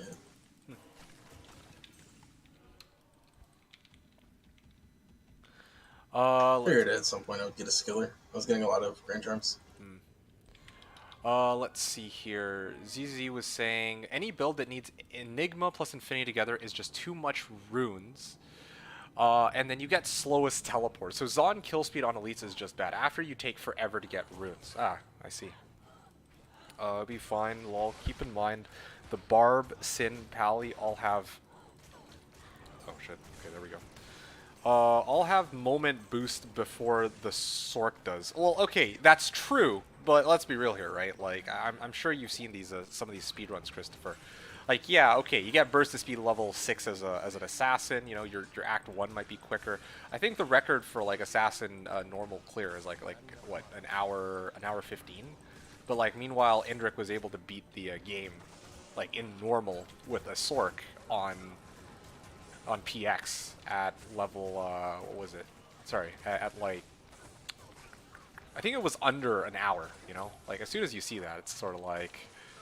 Well, especially if you know you're just doing normal, you're not worried about Nightmare. All you need is static field and teleport. That is so 18. Very true too. Like you can't all you need top is that. 18. Teleport and static field on the same class. Like, all right, that's so like literally right after you get done with that, you have Bail done in like 20 minutes. Maybe finally, before this Sork does, I don't know any Sork doing a Blaze build. Let's be honest. Yeah, Sork Paladin. Okay, so ZZZ's ranking was Sork, then Paladin, Barb, Necro. Okay, that is interesting. Sort of interesting to me. Sin, Zon, and then Druid. Wow. Okay. I would definitely put Druid at the bottom. Interesting. Like he can be strong, but he's definitely not fast by any means. ZZ saying mostly it comes down to FCR speed. I see. Sin is the best at beating the game naked, by the way. Is it? I always thought it was Necro. Because you could, like, just run a bunch of skeletons and walk around naked, and they'll do all of the fighting for you, more or less. You get damage reduction off Fade, and then just run around your traps the whole time. Yeah, I suppose so. Right now, the things I mentioned were all that's needed. The problem is, the D2 team IT department lost a lot of this information. Well, I don't know. It's like they could do things to rework teleport, but I also don't know how many of the people who want things to be the same are gonna like be upset that teleport is more accessible. I don't know. Or maybe, again, like, the people who are doing the balancing might not see it as a problem, so they might not care. How do you know it's a fake spiderweb sash? Like, what's the durability need to be? I think it's 36. Alright, this isn't fake then. Is it 12? It's 12, right? Yeah, it's 12. Okay, well, you're good. I did get a unique necklace, though, so... Unique Amy. I see. Let's see. High Lords, maybe? That would be dope. Okay with High Lords. I'm gonna go big baller and say Mara's. I think Mara's would be the Rising Sun. Nice. Ah, yippee, Helrin. Tell me about it, man. The last couple hours have been very disappointing. Not gonna lie though, I actually like running Redemption with Fist of Heavens. Like, this shit's actually pretty goated, not gonna lie. Like, straight up, if I were building, like... If I weren't trying to force myself into having, like, 20,000 defense most of the time, I actually legit think I'd run Redemption over... If I wasn't forcing myself to have all this defense, I would have a lot more crushing blow and stuff like that. Yeah. But I think that if I ran, like, made it to level 90, I could still have 20,000 defense with Redemption. I think 20,000 was what we were originally aiming for as well.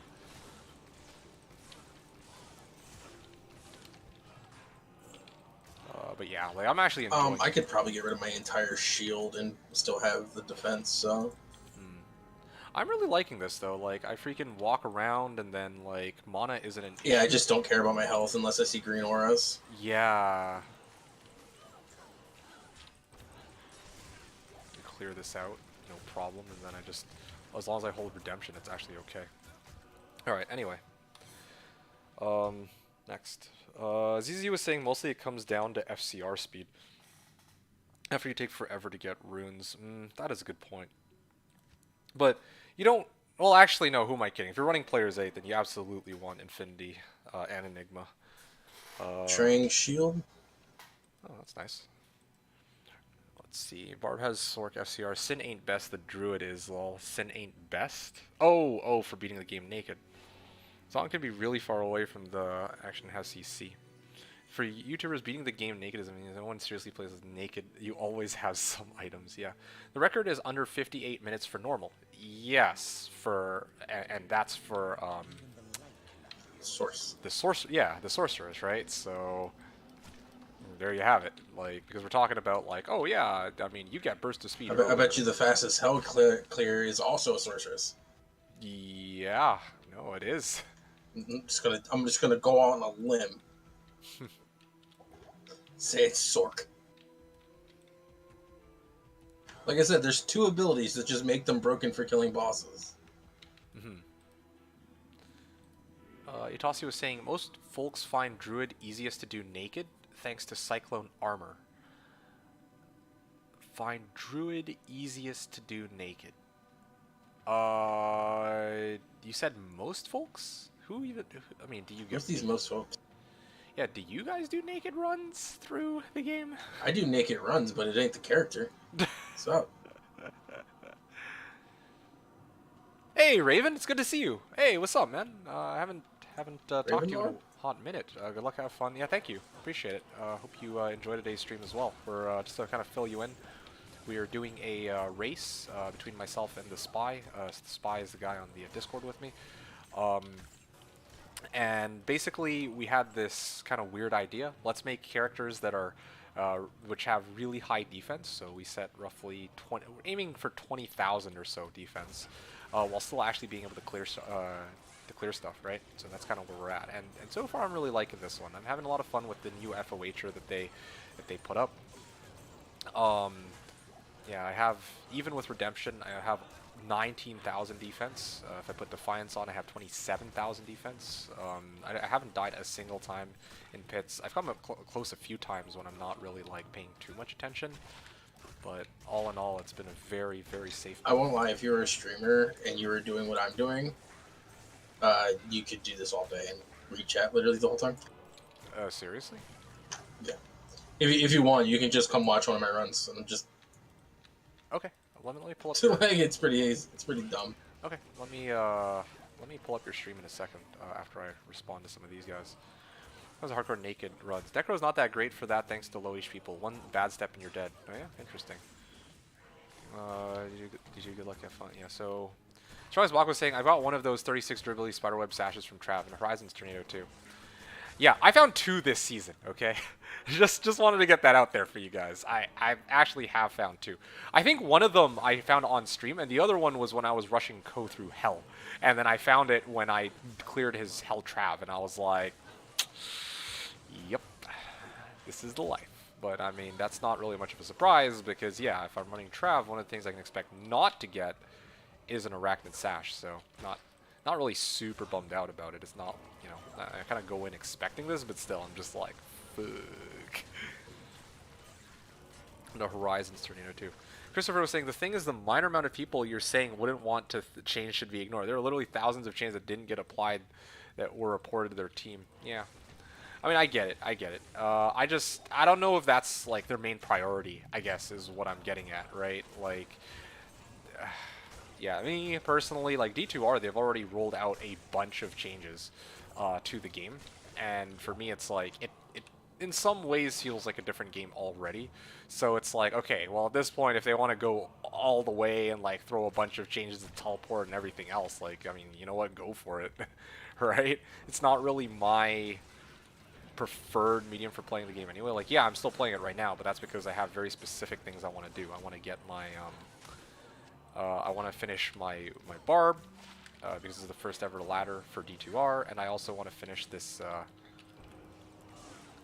want to finish this purple box race with the spy, right? And after today, I mean, I don't.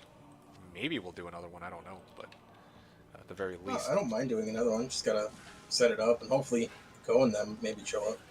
yeah, that's my biggest issue too, like scheduling. It's like hard to find a time where all of us are available, you know what I mean? Like, I specifically set aside everything else that I was supposed to do today just for this race, and then like only you showed up, right? So I'm kind of like, I mean, and that's not a knock on, you know, Spy, or sorry, that's not a knock on Ko or Marlies either. Like yeah, No, they have lives. They have things they have to do. yeah, I imagine. But Shit happens. I still had to take a like 30-40 minute break. yeah, which is fine. Like, I mean, I would have needed to take a break sooner or later to eat anyway. But I think my point is basically just that, yeah, like, I don't know if it's going to be so easy for me to, you know, be like, okay, let me make some more time here, and does this work for everybody? It's like, that's a tough one. Well, if it was just even just me and you, again, That's true. you could do it. That's true. Maybe make a different type of build or something. If you want to run the same one, you can. But I'm also not going to keep you from playing that character anymore. You can play it as much as you want. At this point, yeah, like, I'll probably just play Like, it. I don't care if I'm racing you for level 90.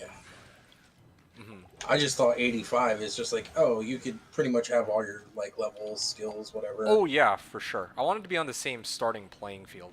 Like, I wanted to even go like level 85.0, right? But like, I couldn't help but I couldn't resist playing this character. Like, it's actually a pretty fun character for me.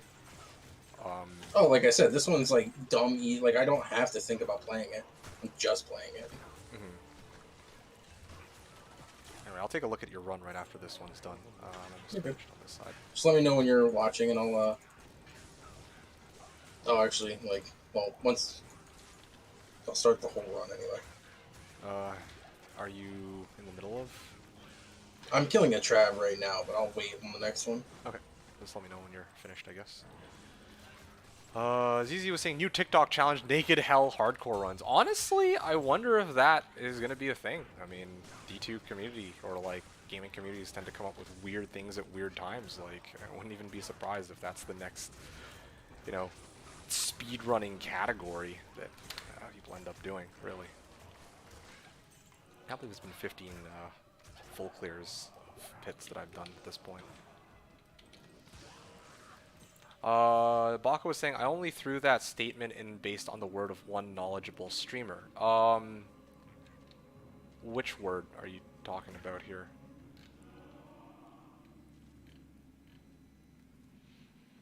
Like Druid? Anyway, Christopher is saying, Druid in theory could also beat at similar speed since he has static-like / holy fire power and is slightly faster than her up until she has teleport. Oh, you're talking about Fissure, I guess. I don't know, man. Like, Fissure is strong, very, very strong. Don't get me wrong. Stronger if they move. But like, if it's a choice between fissure and static field, and besides, Take Druid static. doesn't have mobility either, so it's like, how'd that even work, right? Just let me know when you're watching. Okay, in a second. Let's get your stream up here, and then we can all watch together, I guess. It's kind of weird for me to be. Oh, cool. This actually works. Okay, perfect. Okay, you're up. You're good? Mhm.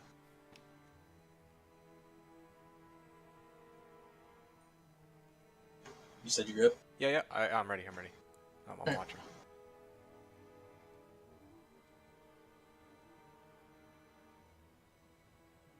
Did you start? Yeah, I'm moving now. You might not see it yet. Okay. Might be delayed. All right, let's check it out. So, crazy high defense.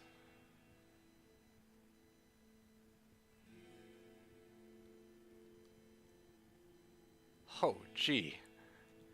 They can't touch you.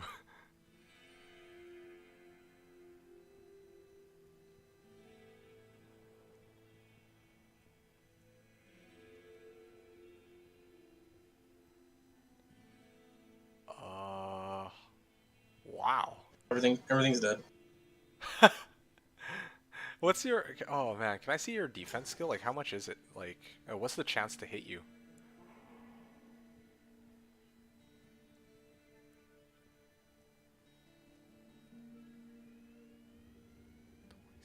Wow, you can swing at the sky and it still takes effect? 50% Yes. chance. Whoa. Alright, well then. There you have it. That was actually pretty cool, I'm gonna admit. That was more entertaining than I was expecting, I'm not gonna lie. Yeah, and like the whole time, I literally didn't have my left hand on the keyboard. Like I said, if I don't see green, I'm like, okay, whatever. Okay. Let's, here. Which I don't think this build has changed, so you could probably run this in Slash. Yeah, concentrate barb. I like the sound of that, although I think I'd rather play thrower first because... In Slash, though, you'd rather play Thrower? Yeah, because I've never actually played a throw barb before. I'm legit curious what it's like to play throw barb. Gotta throw the game.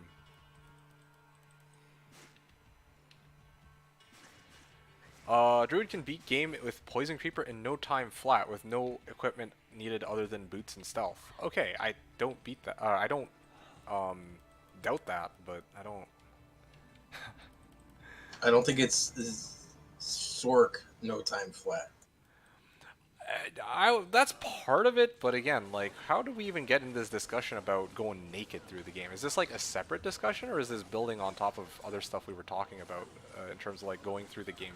Because I feel like we might be on two different like wavelengths. You know what I mean? Like when I was talking to ZZZ, I was originally discussing like Journey to 99. I'm not talking like Journey to 99 is something that takes hundreds of hours, especially on SSF, right? I'm not talking about like I'm not talking about, or I wasn't trying to talk about like, oh yeah, well if you start off the game going through normal Nightmare Hell, dude, normal Nightmare in Hell, like even playing as a barbarian, well, okay, playing anything other than barbarian, you get through the game in like maybe what 6-7 hours. Yeah, know probably. what I mean? Like okay, fine. I guess that's if you're like a speedrunner. Let's say 10 hours. All right, let's say 10 hours. You get through the game in 10 hours, but if you're playing as a here. Okay, this is a nice GC. I'm gonna use that. Steel Grand Charm of Greed. Okay, now, obviously, where was I here?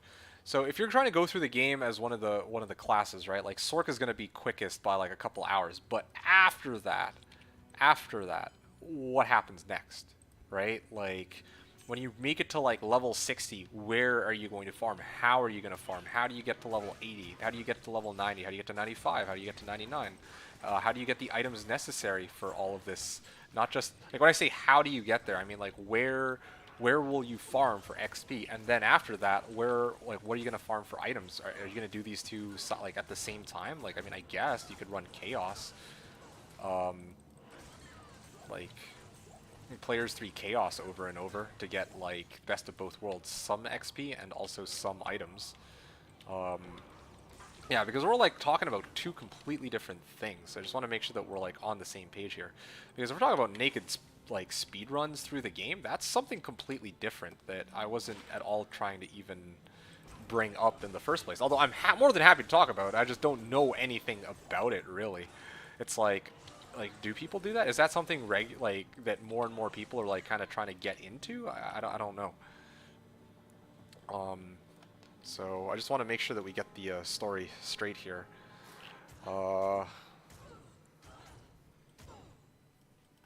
Yeah, and tying it back to what we were originally talking about, like, yeah, I don't know. Okay, so Necro, Sin, okay. I'm like trying to think here. Well, I'm trying to think. I'm feeling kind of inspired. You know what I might do on my... Oh, man. This is an idea for me to do on my spare time off stream. I kind of want to, like, play through the game as each of these classes. Only question is whether or not I should or should not use map pack.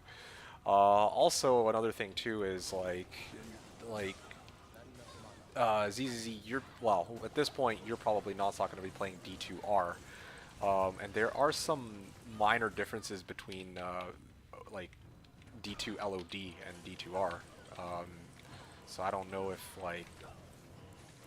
like for example, I know that there's like new level 85 areas. Like I don't know if it's those are areas that you can farm as a replacement for Chaos or Bale runs and whatnot. Chaos and Bale gets most of it done. I'm just adding to what other guy mentioned about Sin running. Chaos and Bale get most of it done. Okay. Anyway, but yeah, that's kind of where I'm standing right now. Like, well, it might be worth trying to theory craft a little bit in terms of like climbing. Although again, that's like, I don't know if this is something that's really worth me like taking the time to theory craft, since current meta for 99, you need fast seal popper with fast boss killing speed.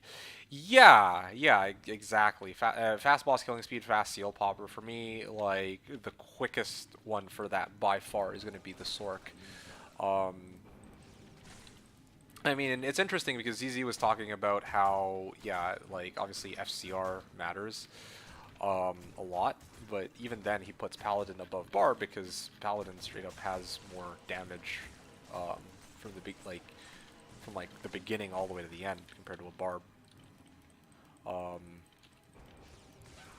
And even like Barb himself, I don't think Barb will ever be running like 200 FCR or anything like that. Anyway, fast seal popper. Seal popper.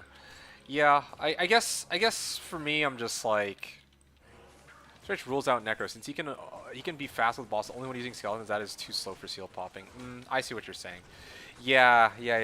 That is a fair point. Like playing Necro is not, well, it's obviously kind of a wash. But here's the thing, right? When we're talking chaos, like, what if? Okay, so let's say it's too slow to run Diablo. What about running Throne Room then? Like, why can't, yeah, why can't, the Necro be good for that? And also, if indeed Necro is, like, being ruled out, then would he be worse than Druid?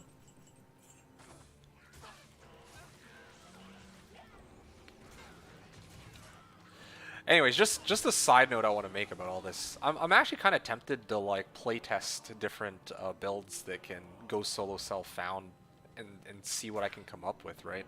But I think for me, like one of the things that that I realize that would stop me from trying this out at the moment is like I'm like speculating about what would happen if there was a solo self-found league, right? But there is no solo self-found league. That's, I think, the thing I gotta keep in mind. Like, I don't want to, like, sink hours and hours into this hypothetical scenario that never really comes to light. guess. Does that make sense? Like here we're talking, like, I mean, I like this discussion. I feel like slow self-found could be something that is like a completely new branch of playing the game that could be really fun, you know? Like I would actually probably play more if there was SSF League, to be honest. Like I'd actually dedicate more time to D2 as like a game I play on the side, maybe even off stream. But obviously, you know, that's not something that they've even announced that they're going to try to work on. So I don't know if I want to like go through the trouble of trying to make characters to theory craft it personally. Throne room is slower because wave spotting takes time. Aren't you able to like do like a wave skip bug or something like that? Is that something that's usable? Even the light cannot pierce this gloom. JP is saying maybe it's Zon. What, in terms of something being the slowest? I actually imagine that Zon's middle. Somewhere in the middle of the pack, because true, they have very shitty FCR breakpoints, right? I think they have the shittiest FCR breakpoints in the game even. But the thing that the Zon has that even like the Druid doesn't is they have Charge Strike. And Charge Strike is not static field, but it will drop bosses really, really quickly. So they have that going for them at least. They don't have the crazy teleport speed down, but they do have Charge Strike at their disposal, which is super useful.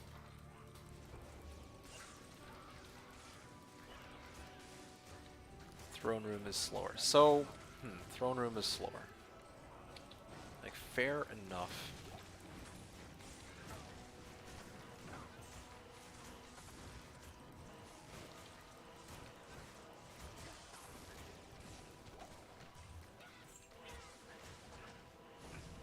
Wait a second, what am I doing? Yo, I completely blanked out there. That fucking trying to throw Holy Bolt at a Quill Rat. I'm like, yo, is he gonna die? I'm like, wait a second, yo, whoa. I think D2 needs some sleep.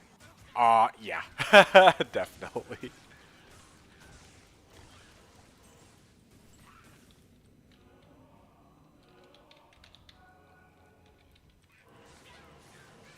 Okay.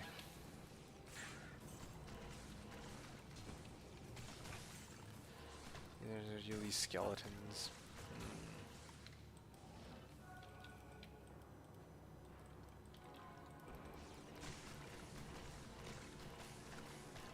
Wave skipping also takes time. So I don't think you can do it in under a minute. Yeah, I wish there was like some kind of way. Like, one of the things I've always wanted to do.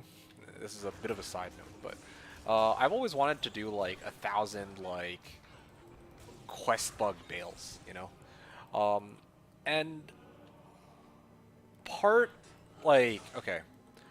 I think that as a boss, or as an act boss, Bale probably has access to some potentially like decent drops, but the problem with Bale is that, of course, you got to go through all 5 waves and it's over and over again, right? So like, when you have to listen to that shit, it like means that every Bale run, even if you could kill Bale in like 10 seconds, it'll take time.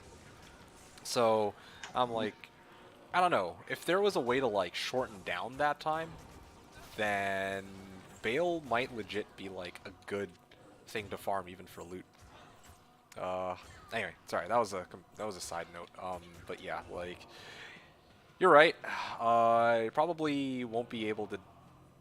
I mean, I don't know how wave skipping works, but I guess there really is no way to make or to do Bale in under a minute, no matter what you do, really. Obviously, like, once you make it to Bale, then you can drop him in a couple of seconds with Charge Strike, right? Like I mean, even, like, declones. I know a lot of people used to be like, oh yeah, Smiter's, like, the fastest, and then, well, it was discovered that, yeah, if you have, like, Conviction, and you just put, you know, 1, 2, 3 Charge Strikes, it's over. EBOTD. Warpike, the best Merc weapon for a Trav Barb? That is a really weird... That is a really interesting question, JP. The first thing I'm going to start off with, when you say The best weapon. Okay, first of all, Define best. define best. Exactly. Define best. That's the first question. Absolutely the best damage? That's easy. But the absolute, like, budget can get in the first, like, day and a half, best weapon for a thing is Oath, probably. See, that's part of it, but I find the other half of his sentence quite bizarre. He says for a Trav barb, right? And I'm like, Sure. okay, a Trav barb could be many different things. This is why I hate when people call builds like Trav barb or Gold Fine barb, because it doesn't really say what build the barb actually is, right? What skill is he using? Yeah, like what skill are you using in this case? Because yeah, a Trav barb could be like a Singer barb, it could be a Leaping barb, it could be a War Cry barb, or it could be like a concentration barb, like what so the spy is literally doing on his stream right now, right? Like it could be a Berserk barb. If it's a Berserk barb, then yeah, no questions asked. I guess EVOTD would be the way to go. But you see what I mean? Like, but meanwhile, for me, if playing as a Whirlwind barb, I prefer my Merc to run Reaper's Toll because I have the highest chance of boosting my damage since he procs. He actually procs Decrepify on the monsters that I'm trying to hit, and then if they're Decrepified and I swing by them, that's basically double damage, and I'll insta kill them if they're decrept, as opposed to taking 2 hits to kill them. You know what I mean? Like, and also like, yeah, no, that's really mostly it. It could be a Conan barb. Yes, clearly Conan barb. So you see, like, there's a lot of different, like when you're talking about highest damage, like highest single damage on a Merc, yeah, probably it would be EBOTD, but even things like, yeah, probably it would be EBOTD, but then obviously, like, if you want to like max out your own damage as a Whirlwind barb, then you might want Reaper's Toll, you might want Pride, because Pride has concentration aura. Ooh, Pride and Might. Yeah, Pride Might Merc, right? And here's one that probably, that's another option too. Dual Last Wish barb Merc. Mm. New game, no password this time. Okay. And then here's another option that probably you wouldn't even think twice about. Infinity Merc. Now you might think, well, whoa, hold on. Infinity. Why would Infinity be an actual decent choice for a Merc, right? Because, you know, Infinity only boosts elemental damage. Well, one of the other things it does is it actually boosts, reduces enemy defense. So, like, if you have, like, I don't know, let's say, like, 6,000 attack rating, and your chance to hit a monster, like, 70%, then, Infinity will basically allow you to hit them pretty much 20% more, you know? So, kind of get the idea. There's a lot of things to think about there when you're talking about the best Merc weapon. Like, yeah, highest damage, but not necessarily the best. Itasi was saying killing Bale isn't a problem, getting to him is. Yes, 100% agree. And that's one of the reasons why on Slash I came up with that summoning druid, AFK summoning druid build in the first place. It's supposed to be like, you know. Oh, best rune so far. Lum. Oh man. This is at this point, Spy, we should actually just start racing for red boxes. Like no red joke. boxes? I'm switching it up. I'm going Countess. Be right back. Oh shit, yeah, that's true actually. Or crawl her buddies.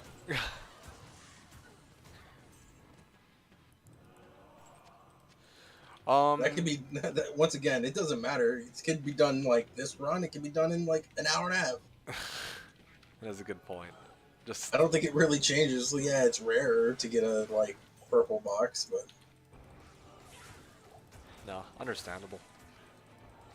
So who won the race since you're who? Oh, so nobody won the race. Yes, Rams. Hello again. chances are no one's winning the race. Yeah, no, probably neither of us are gonna win the race. We're already like, Wow, we're actually like 5 hours in already. It hasn't felt like 5 hours, not gonna lie. Yeah, I might have like another like 45 minutes to an hour to make for me Okay. Alright, personal. I'm good for it. We can, I guess, call it a draw if we don't find Yeah, anything. we'll come see this later, and maybe I'll come up with another wacky build, and we'll go again. Hmm. I have an actual like wacky stupid build Maybe that I you'll might give me an go. excuse to make a summoning druid. You're gonna purple box race on the summoning druid? Let's Fuck go. yeah, why not? Yeah. Cast on striking paladin for me. Cast on strike. Okay. Alright. Holy bolt. Okay. Rams is saying, I had Taco Bell for dinner for the first time in years and my heart already hurts. We're all losers today. Yeah, well. Hey man, I don't know if I'm losing right now, right? I think, okay, fine, who am I kidding? I am losing, but at least we're all losing together. None of us lost. We all played a game that we all love. In a very bad way for many hours. You know what, Rams? Now that you're here, I can actually ask you this. What was the last time you played Civ, Rams? You're a losing loser. Yeah, I do like losing. I don't know what to tell you. Oh, you're a losing loser. Yeah, we're all losing losers. Yeah.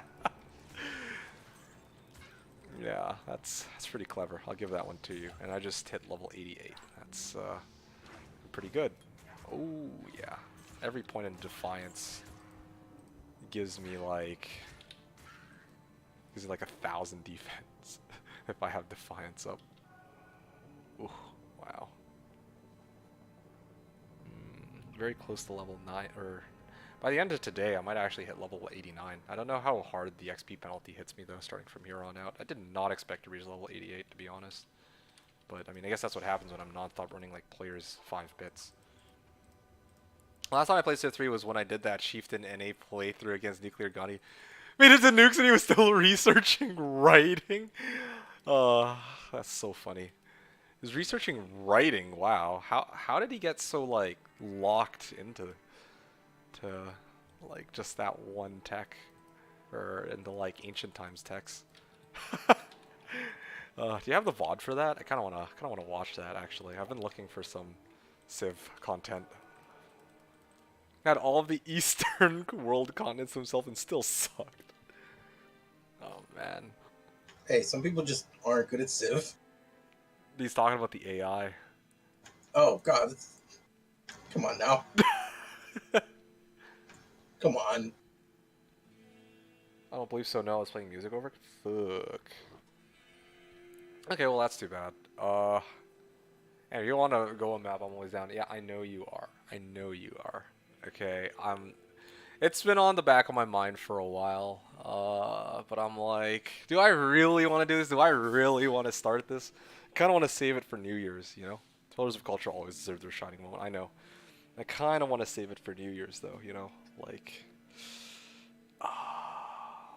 well, I also you got a better idea? All right. What is it? Also, what difficulty would we even play? Oh, one other thing. I just gotta type R. Tell them I'm ready for next. Whenever we hate life after No Way Home, we do Civ 3 instead, not Emperor. Dude, I'm not fucking touching Emperor with a 10-foot pole, alright? Oh, gee. That sounds awful. Oh, gee. No, I'm not touching Emperor again, though. I know a lot. Dude, honestly, I know a bit more about the game now than when we played last, like... Yeah, when we played last time, but I still would not want to fucking do that again. Like, that's quite alright. Yeah, understandable. Have a nice day, sir. I said good day, sir. So which one would we end up playing? Warlord? Regent?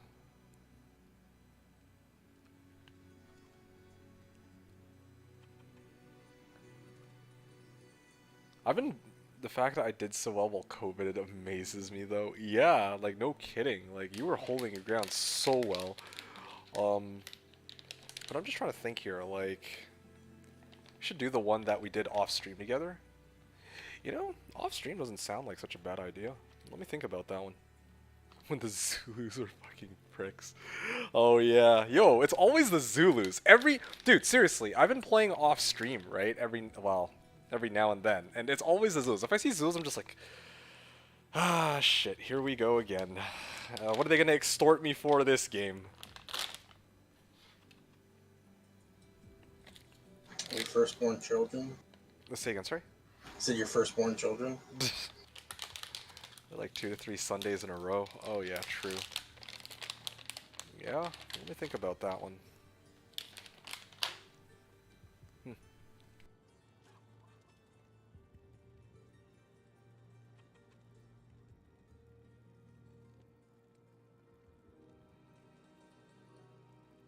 Just snacking on something quickly and I'll respond to the rest of you guys.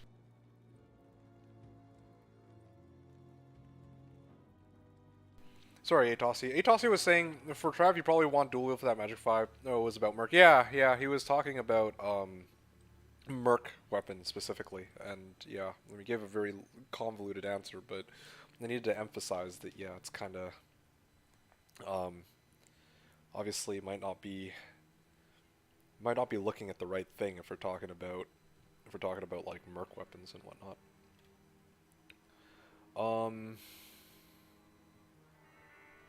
Yeah, no, actually answered everybody. Now we're just talking Civ. Oh yeah, I made so many treaties with them, they just reneged. Yeah, I know. I remember that. And it's like, we declare peace. The Zulus have declared war on the Americans. That's every turn. It was like that. Well, not every turn. It was like every 5 turns. Yo, seriously, the Zulus are like so aggressive to the point where they're basically suicidal. No joke. I played a game, like solo, right? And I was like, I think it was Warlord or something.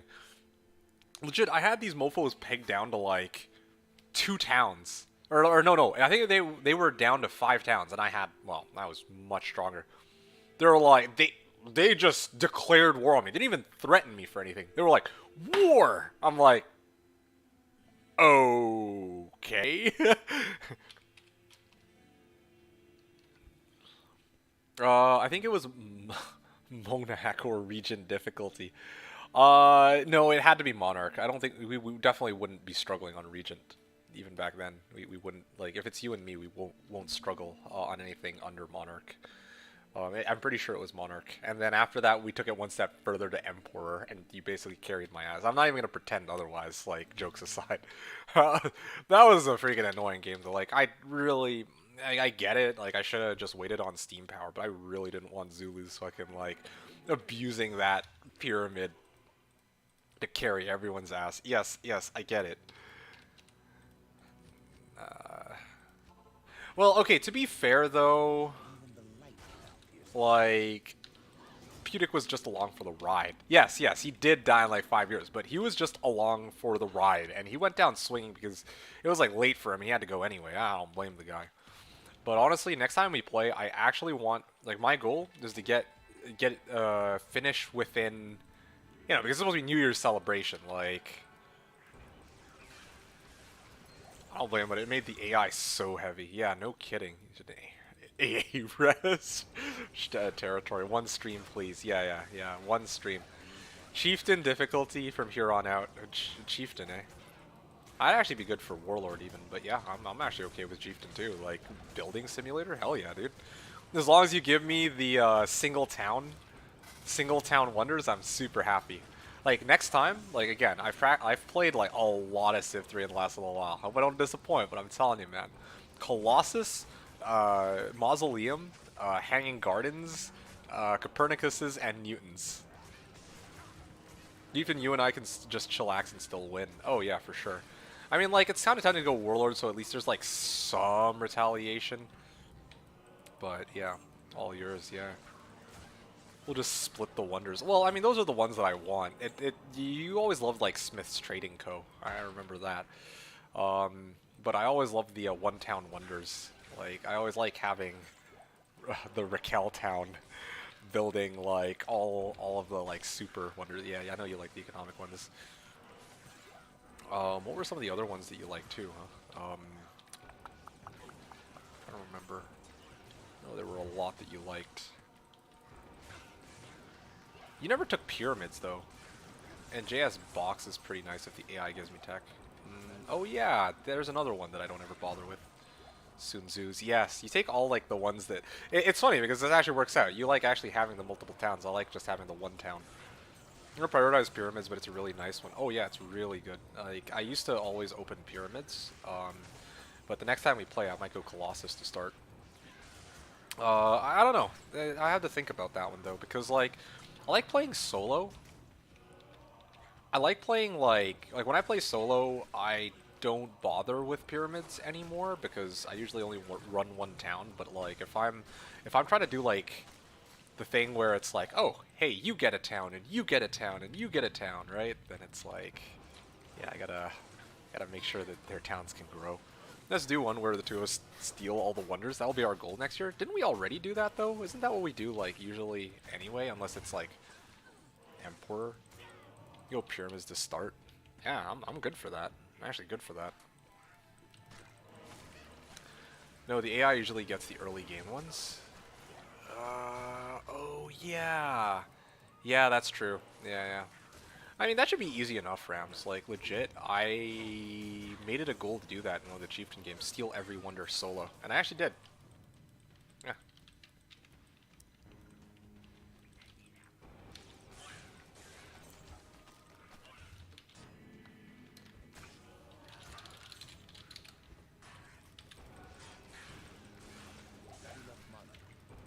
Yeah, I don't actually go for any until Middle Ages. I see.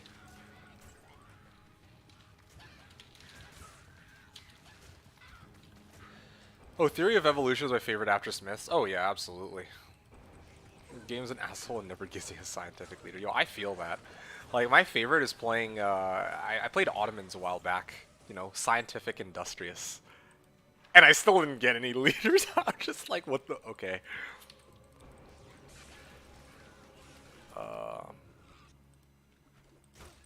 Okay. No joke. Like, higher chance to get scientific leader my ass. I'll say. Damn, now I want to play some Civ. Shit. Well, that's what you'll do when I leave. No. Well, maybe I'll play it solo. I don't know. But I have plans for later this evening anyway. But yeah, no, it's something for me and Rams to do like later on. To be honest, but not tonight. Yeah, you're like West Coast time, right? I am. Yes. Rams is also East Coast. So.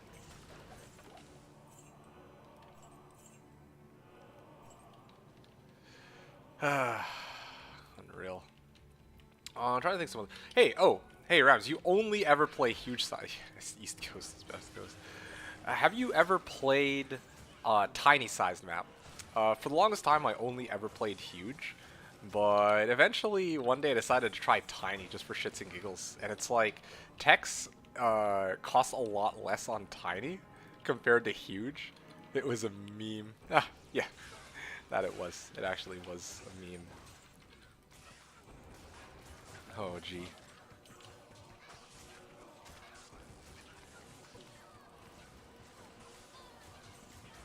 I was getting texts in like 2 to 3 turns. Yeah, that's a good time. Honestly, I've been trying to like get to modern times on tiny map before 1000 AD. Well, not 1000 AD. Actually, yeah, before 1000 AD. I haven't been able to pull it off yet, but I'm working on it.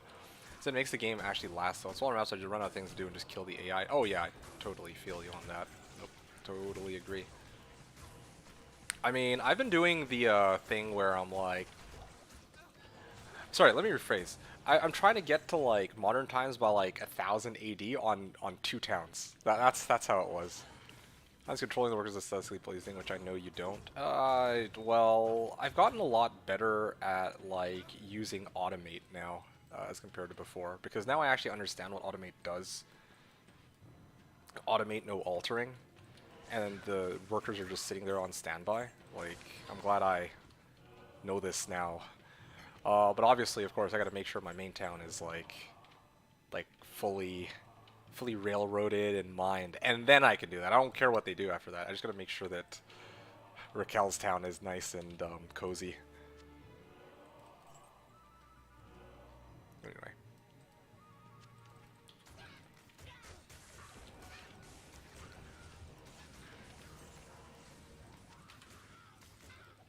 Wait, but if you know how to play now, who's gonna fund my scientific trading with Bro Gandhi? I can do that. At least now I know I should switch to Republic if you want to do your scientific trading with Bro Gandhi. I always used to go Monarchy, but like, yeah, Republic is so fucking overpowered. Like, it's overpowered if you're not actually warring with anybody, like legit. Yeah. The whole point of that last game of Civ I played, I specifically went Republic. Oh, I feel that. Like, and it didn't fit your playstyle. Yeah, I guess because you're like a warmonger. But for me, I'm like, eh. You said you have to go, like, in about 20 minutes? Yeah, I'm just gonna go until 7 o'clock my time. Okay. So 20 minutes then. Yeah, about 20 minutes. See if I get a high run in 20 minutes. Seems pretty legit. Chances are low, but you know.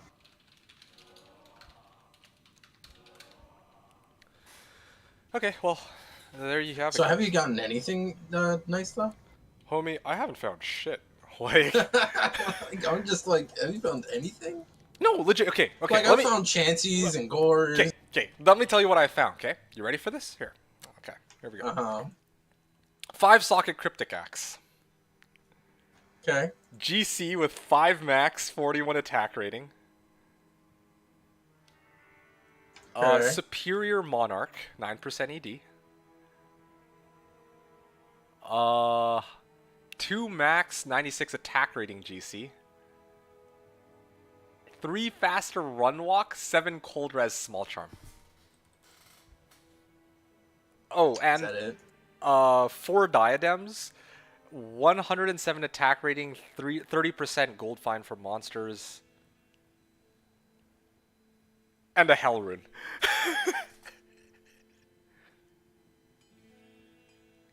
Also 5 FHR, 9 poison res, small charm. So yeah, there you go. That's been my finds. Yes, I found absolute hot garbage. I guess, like, I found perf chances, so I can't say nothing to this run. Okay. And I found gores. Offensive auras GC. So yeah, like I've at least found stuff. Ouch, on your side. But we had fun, and that's what matters. Maybe. I mean, it's been fun. Don't get me wrong. Like, I really enjoy playing this character. I leveled from 85 to 88 on him. Can't complain. Yeah, you're doing like 5 players, right? Say again, sorry? You're doing P5, right? Yeah, the last 2-3 hours I've been on P5 with these guys. It's been pretty legit. I mean, I'm really enjoying this leveling schema that I have going here for sure. But obviously much to be desired. Well, for real. Hey, Rems, what do you before you hop off? What are you doing like after this? Are you doing anything after 7 o'clock?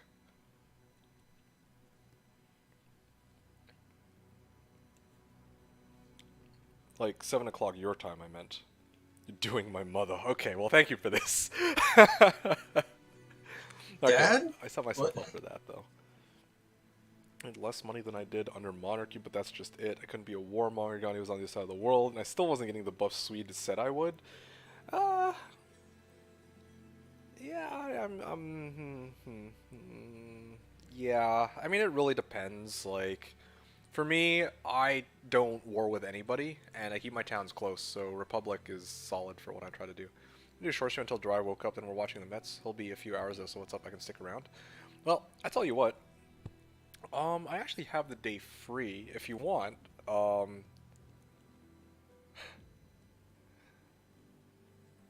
give me a second. Let me.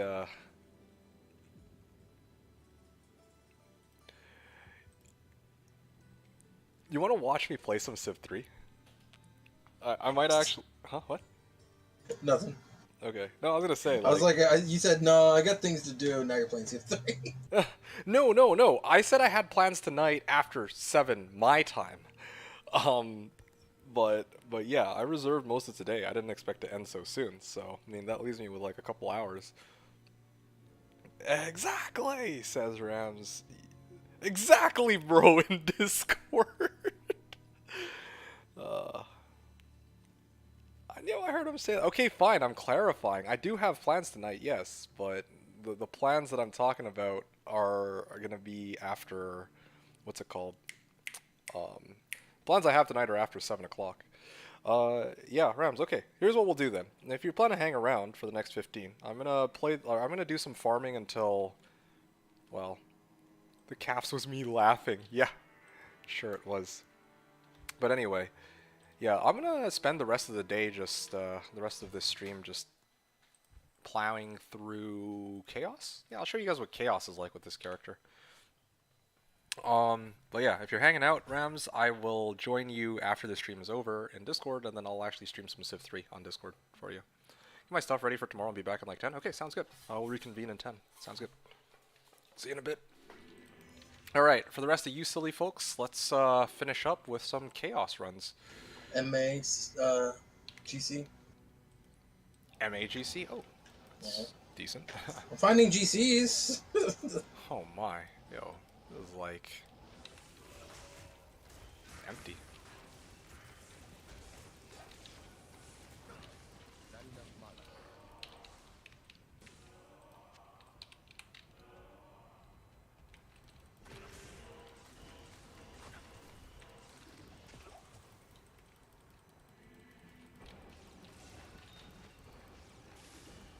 Okay.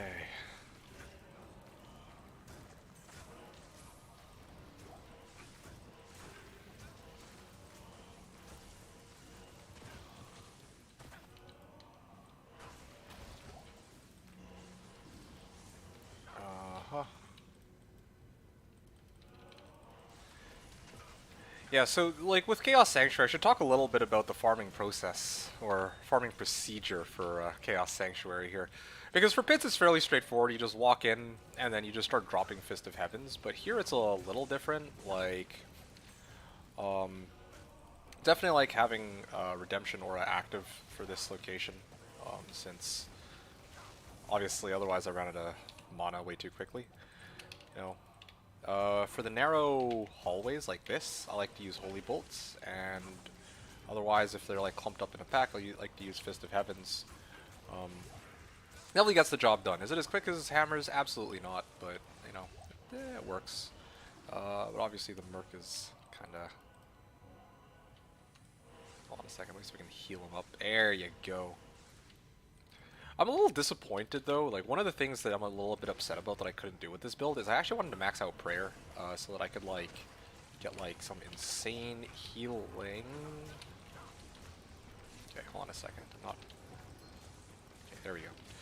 I want to get some insane healing because prayer, every point of prayer on Holy Bolt heals 20% life per level. So, based on that, my Holy Bolt should be healing an additional 400%, is that right? 400% life. Plus 400%, that's like plus 4 times 300. I should be healing 300 per bolt on my Merc. My Merc should be an absolute beast. Completely random question for those of you who are still around, if anybody's still listening in. Does anybody plan to take part in the new season of PD2? Kind of a random thing for me to ask, but I've been actually keeping, like, just been paying attention to PD2, and I saw that they were doing a thing. Like, they're doing their ladder reset, I think, like, late June, I think it was. They announced it. I don't know if any of you guys are taking part in that. And also, POD doesn't have an official day either, but they were indeed planning to do. They're like working on their own changes. Like both of them are trying to implement a shared stash, apparently. So, or sorry, shared stash tabs, which is a little confusing to me because I thought they already had shared stash tabs before, but maybe not. I don't know. I guess they had extended like stash space, but it wasn't like shared. I don't know. It's never really bothered me though. Like it's a cool feature to have, but it's never been like a make or break, personally.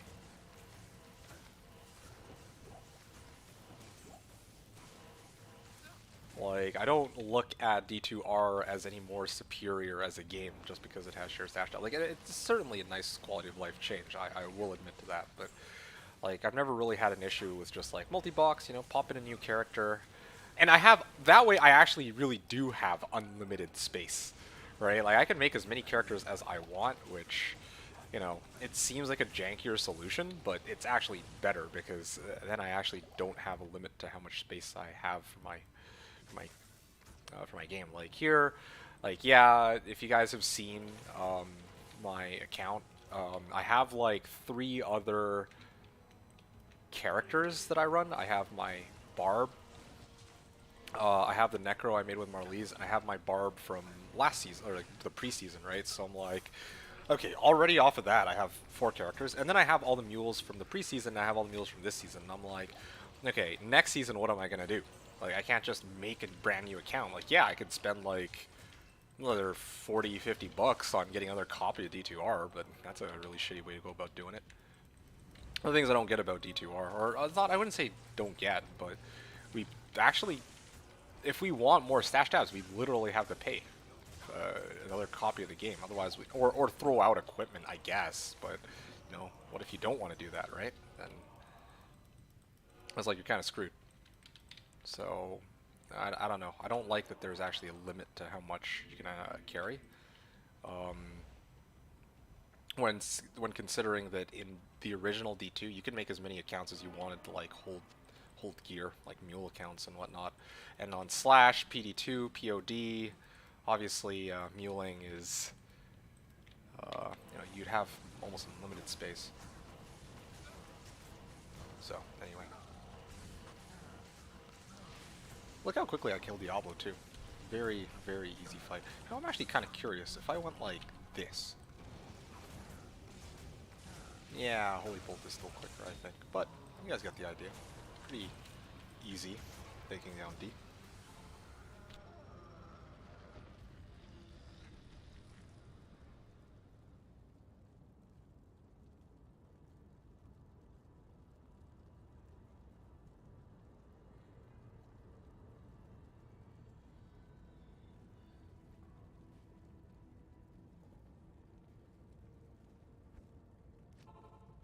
Okay, now we do Trav.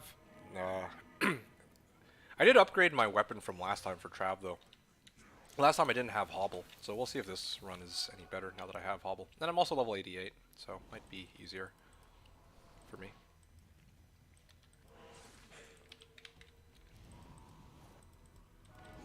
Okay, my Merc's just gonna die here.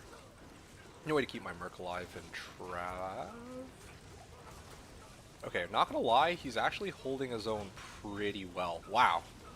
It's the moment he can't attack that's usually bad. I mean, he straight up stood in front of Hydras with no bow and without maxed out res, and he just tanked it like a champ. I was not expecting that. Okay, well that just happened. Not gonna lie, that clear might have even been quicker than if I'd run it with my Whirlwind Barb. But to be fair, I guess they all lined up perfectly for my Holy Bolts to hit every single one of them in a straight line. Good to see you. Back in Lutko Lane, Mashif told me.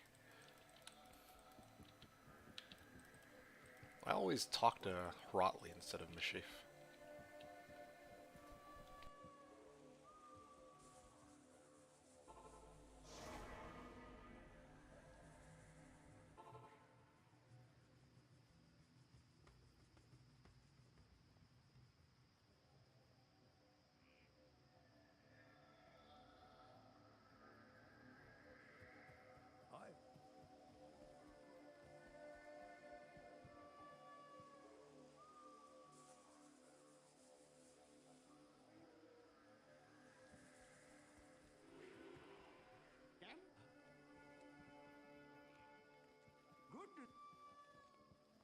Okay, there we go, Alcor. I don't know why I have to talk to him twice, though, in this version of the game. Kind of weird. Anyway, whatever. Okay, so that's Trav. Are there any... Okay, so we're nearing the end of our race, it seems. So, before I wrap up here and maybe do like 1 or 2 more runs of pits, are there any locations that you guys want to see my FOHer in? I guess I could do a bit of WSK2. Although, again, part of my problem with WSK2 is like... Oh, there it is right there. I have no real good way to deal with these. You know. This kind of goes back to what ZZ and I were talking about earlier regarding, like... You need to find areas... Like, if you're running FOHer, you need to pick areas where... It's a farm where you're not coming across monsters that are, well, non-demons, non-undead. But... Yeah, that does occasionally. It does occasionally happen where you're gonna like try and run, say, Worldstone Keep, and then you realize, oh shit, well, I got these snakes staring me down. Now, I guess a few snakes aren't that bad because if I actually had maxed out Fist of Heavens, I'd be dropping like 3k damage on Fist of Heavens on each of them, which wouldn't be that, which would kill them pretty quickly. But yeah. Could be a problem in higher player counts compared to other available options out there. Anyway.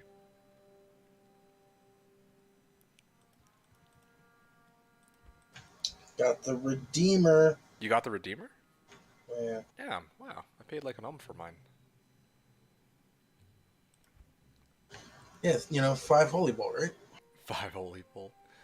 Well, I specifically got my Redeemer because it was 6. Holy Bolt is variable, roll 2 to 4. Got 3 on mine. He got the Deemer. Yeah, nah, it's... You know, honestly, when I say Deemer, Rams, actually, low-key Redeemer, the weapon, this thing right here, I'll show you. I mean, obviously this doesn't mean... None of these stats mean anything to you because you don't play, but... Yeah, this item right here from D2 is the first thing that comes to mind. Anytime I hear Deemer, because this is actually my favorite unique in the game, or one of my favorites. I don't know if I actually have like a favorite. Okay, just give me like another 5-10 Rams, and then we'll get started. Yeah, I'm only doing like 2 more Trav runs myself, so 2 more Travs. Okay, well here's what I'll do then. I'm gonna do 1 last pits to sign it off. I think that would be a good stopping point. see if I get lucky. Maybe I can actually win, you know what I mean? No win. Yeah, I feel that. I gave up The hope. winning, son? Yeah, sure did. Dude was a scepter, now he's a rod. Could have seen it coming. Oh wait, he did. Alright. Well, I mean, it is a bit of a relief that I'll be able to play this character on my own hours now. Like, whenever I feel like. Although, that kind of... Some of the things we talked about earlier have given me a little bit of inspiration. Like, you talked about how you want to, like... you talked about how you wanted to make some... What was it, Chance to Cast Pally build? Right, Spy? Mm-hmm. Yeah, and I'm like, alright, well, I could do the same if you want to do, like, melee builds or something. We could do that.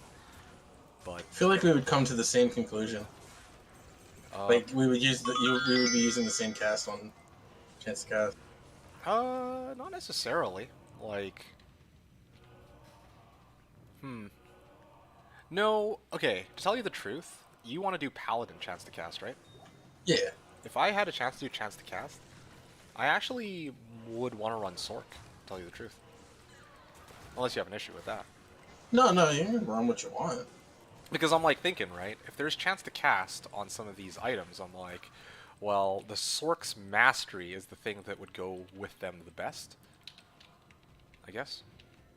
I guess. Also, Assassin would be another potential option. Yeah, Kicksin's always... A Riftsin is always a thing. Oh, I totally didn't think about Rifsin. I guess that would be my excuse to try Rifsin finally.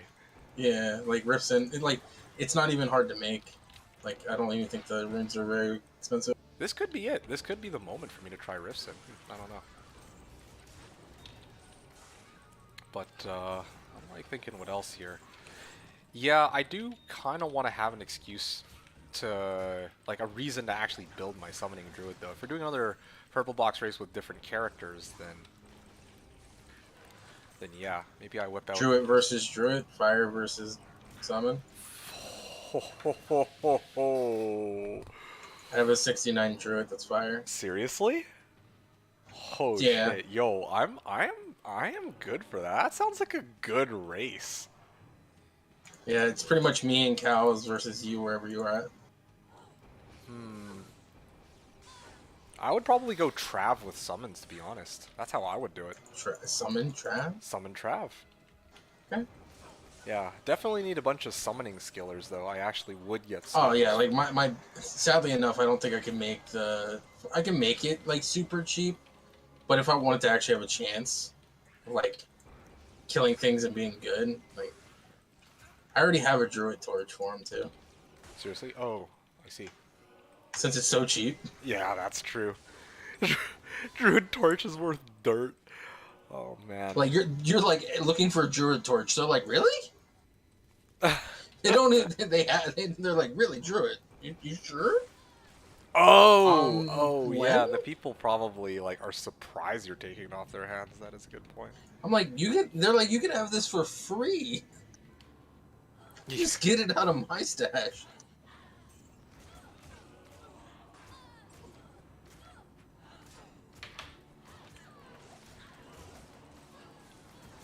Alright, it's 7 o'clock for me.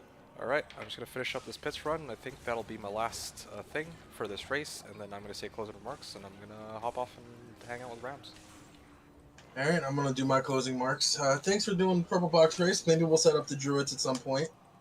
Yeah, we'll be in touch. It'd be nice Yeah, just to hit me figure up. something else. I don't Honestly, mind. I would even be down to do like a round 2 of this. Maybe like a shorter race. Like we don't need to like set aside like 6 hours. We can even do like 1 Just, 2 hours and just kind of vibe Just out. like a you know? 3-hour pop race. Yeah, just a nice way to wind down the day.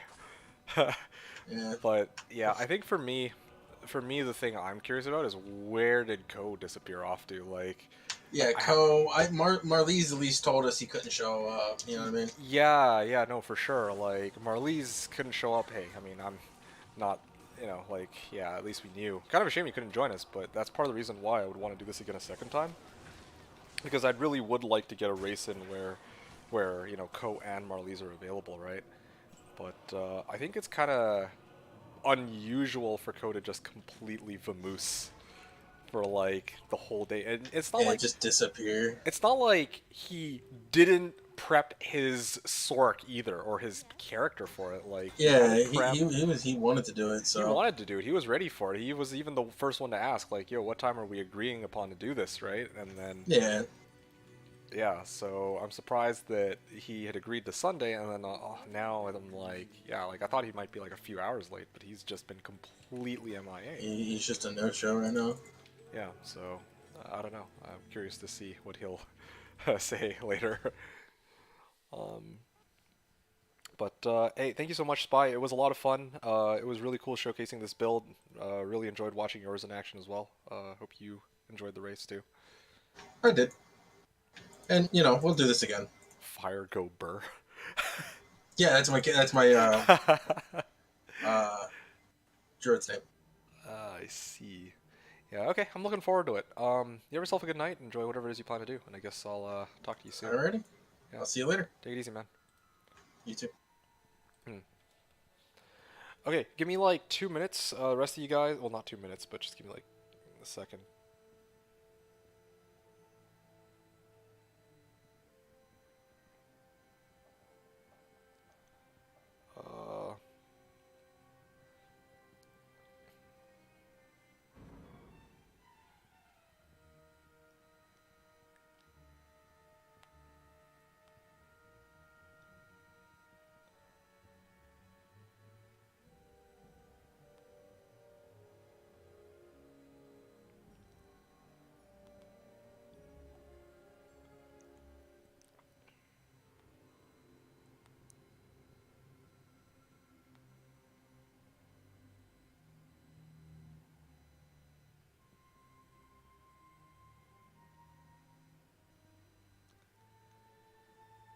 Okay, there we go. Okay, guys. Well, the rest of y'all, I don't. Normally, I'd have like some profound things to say.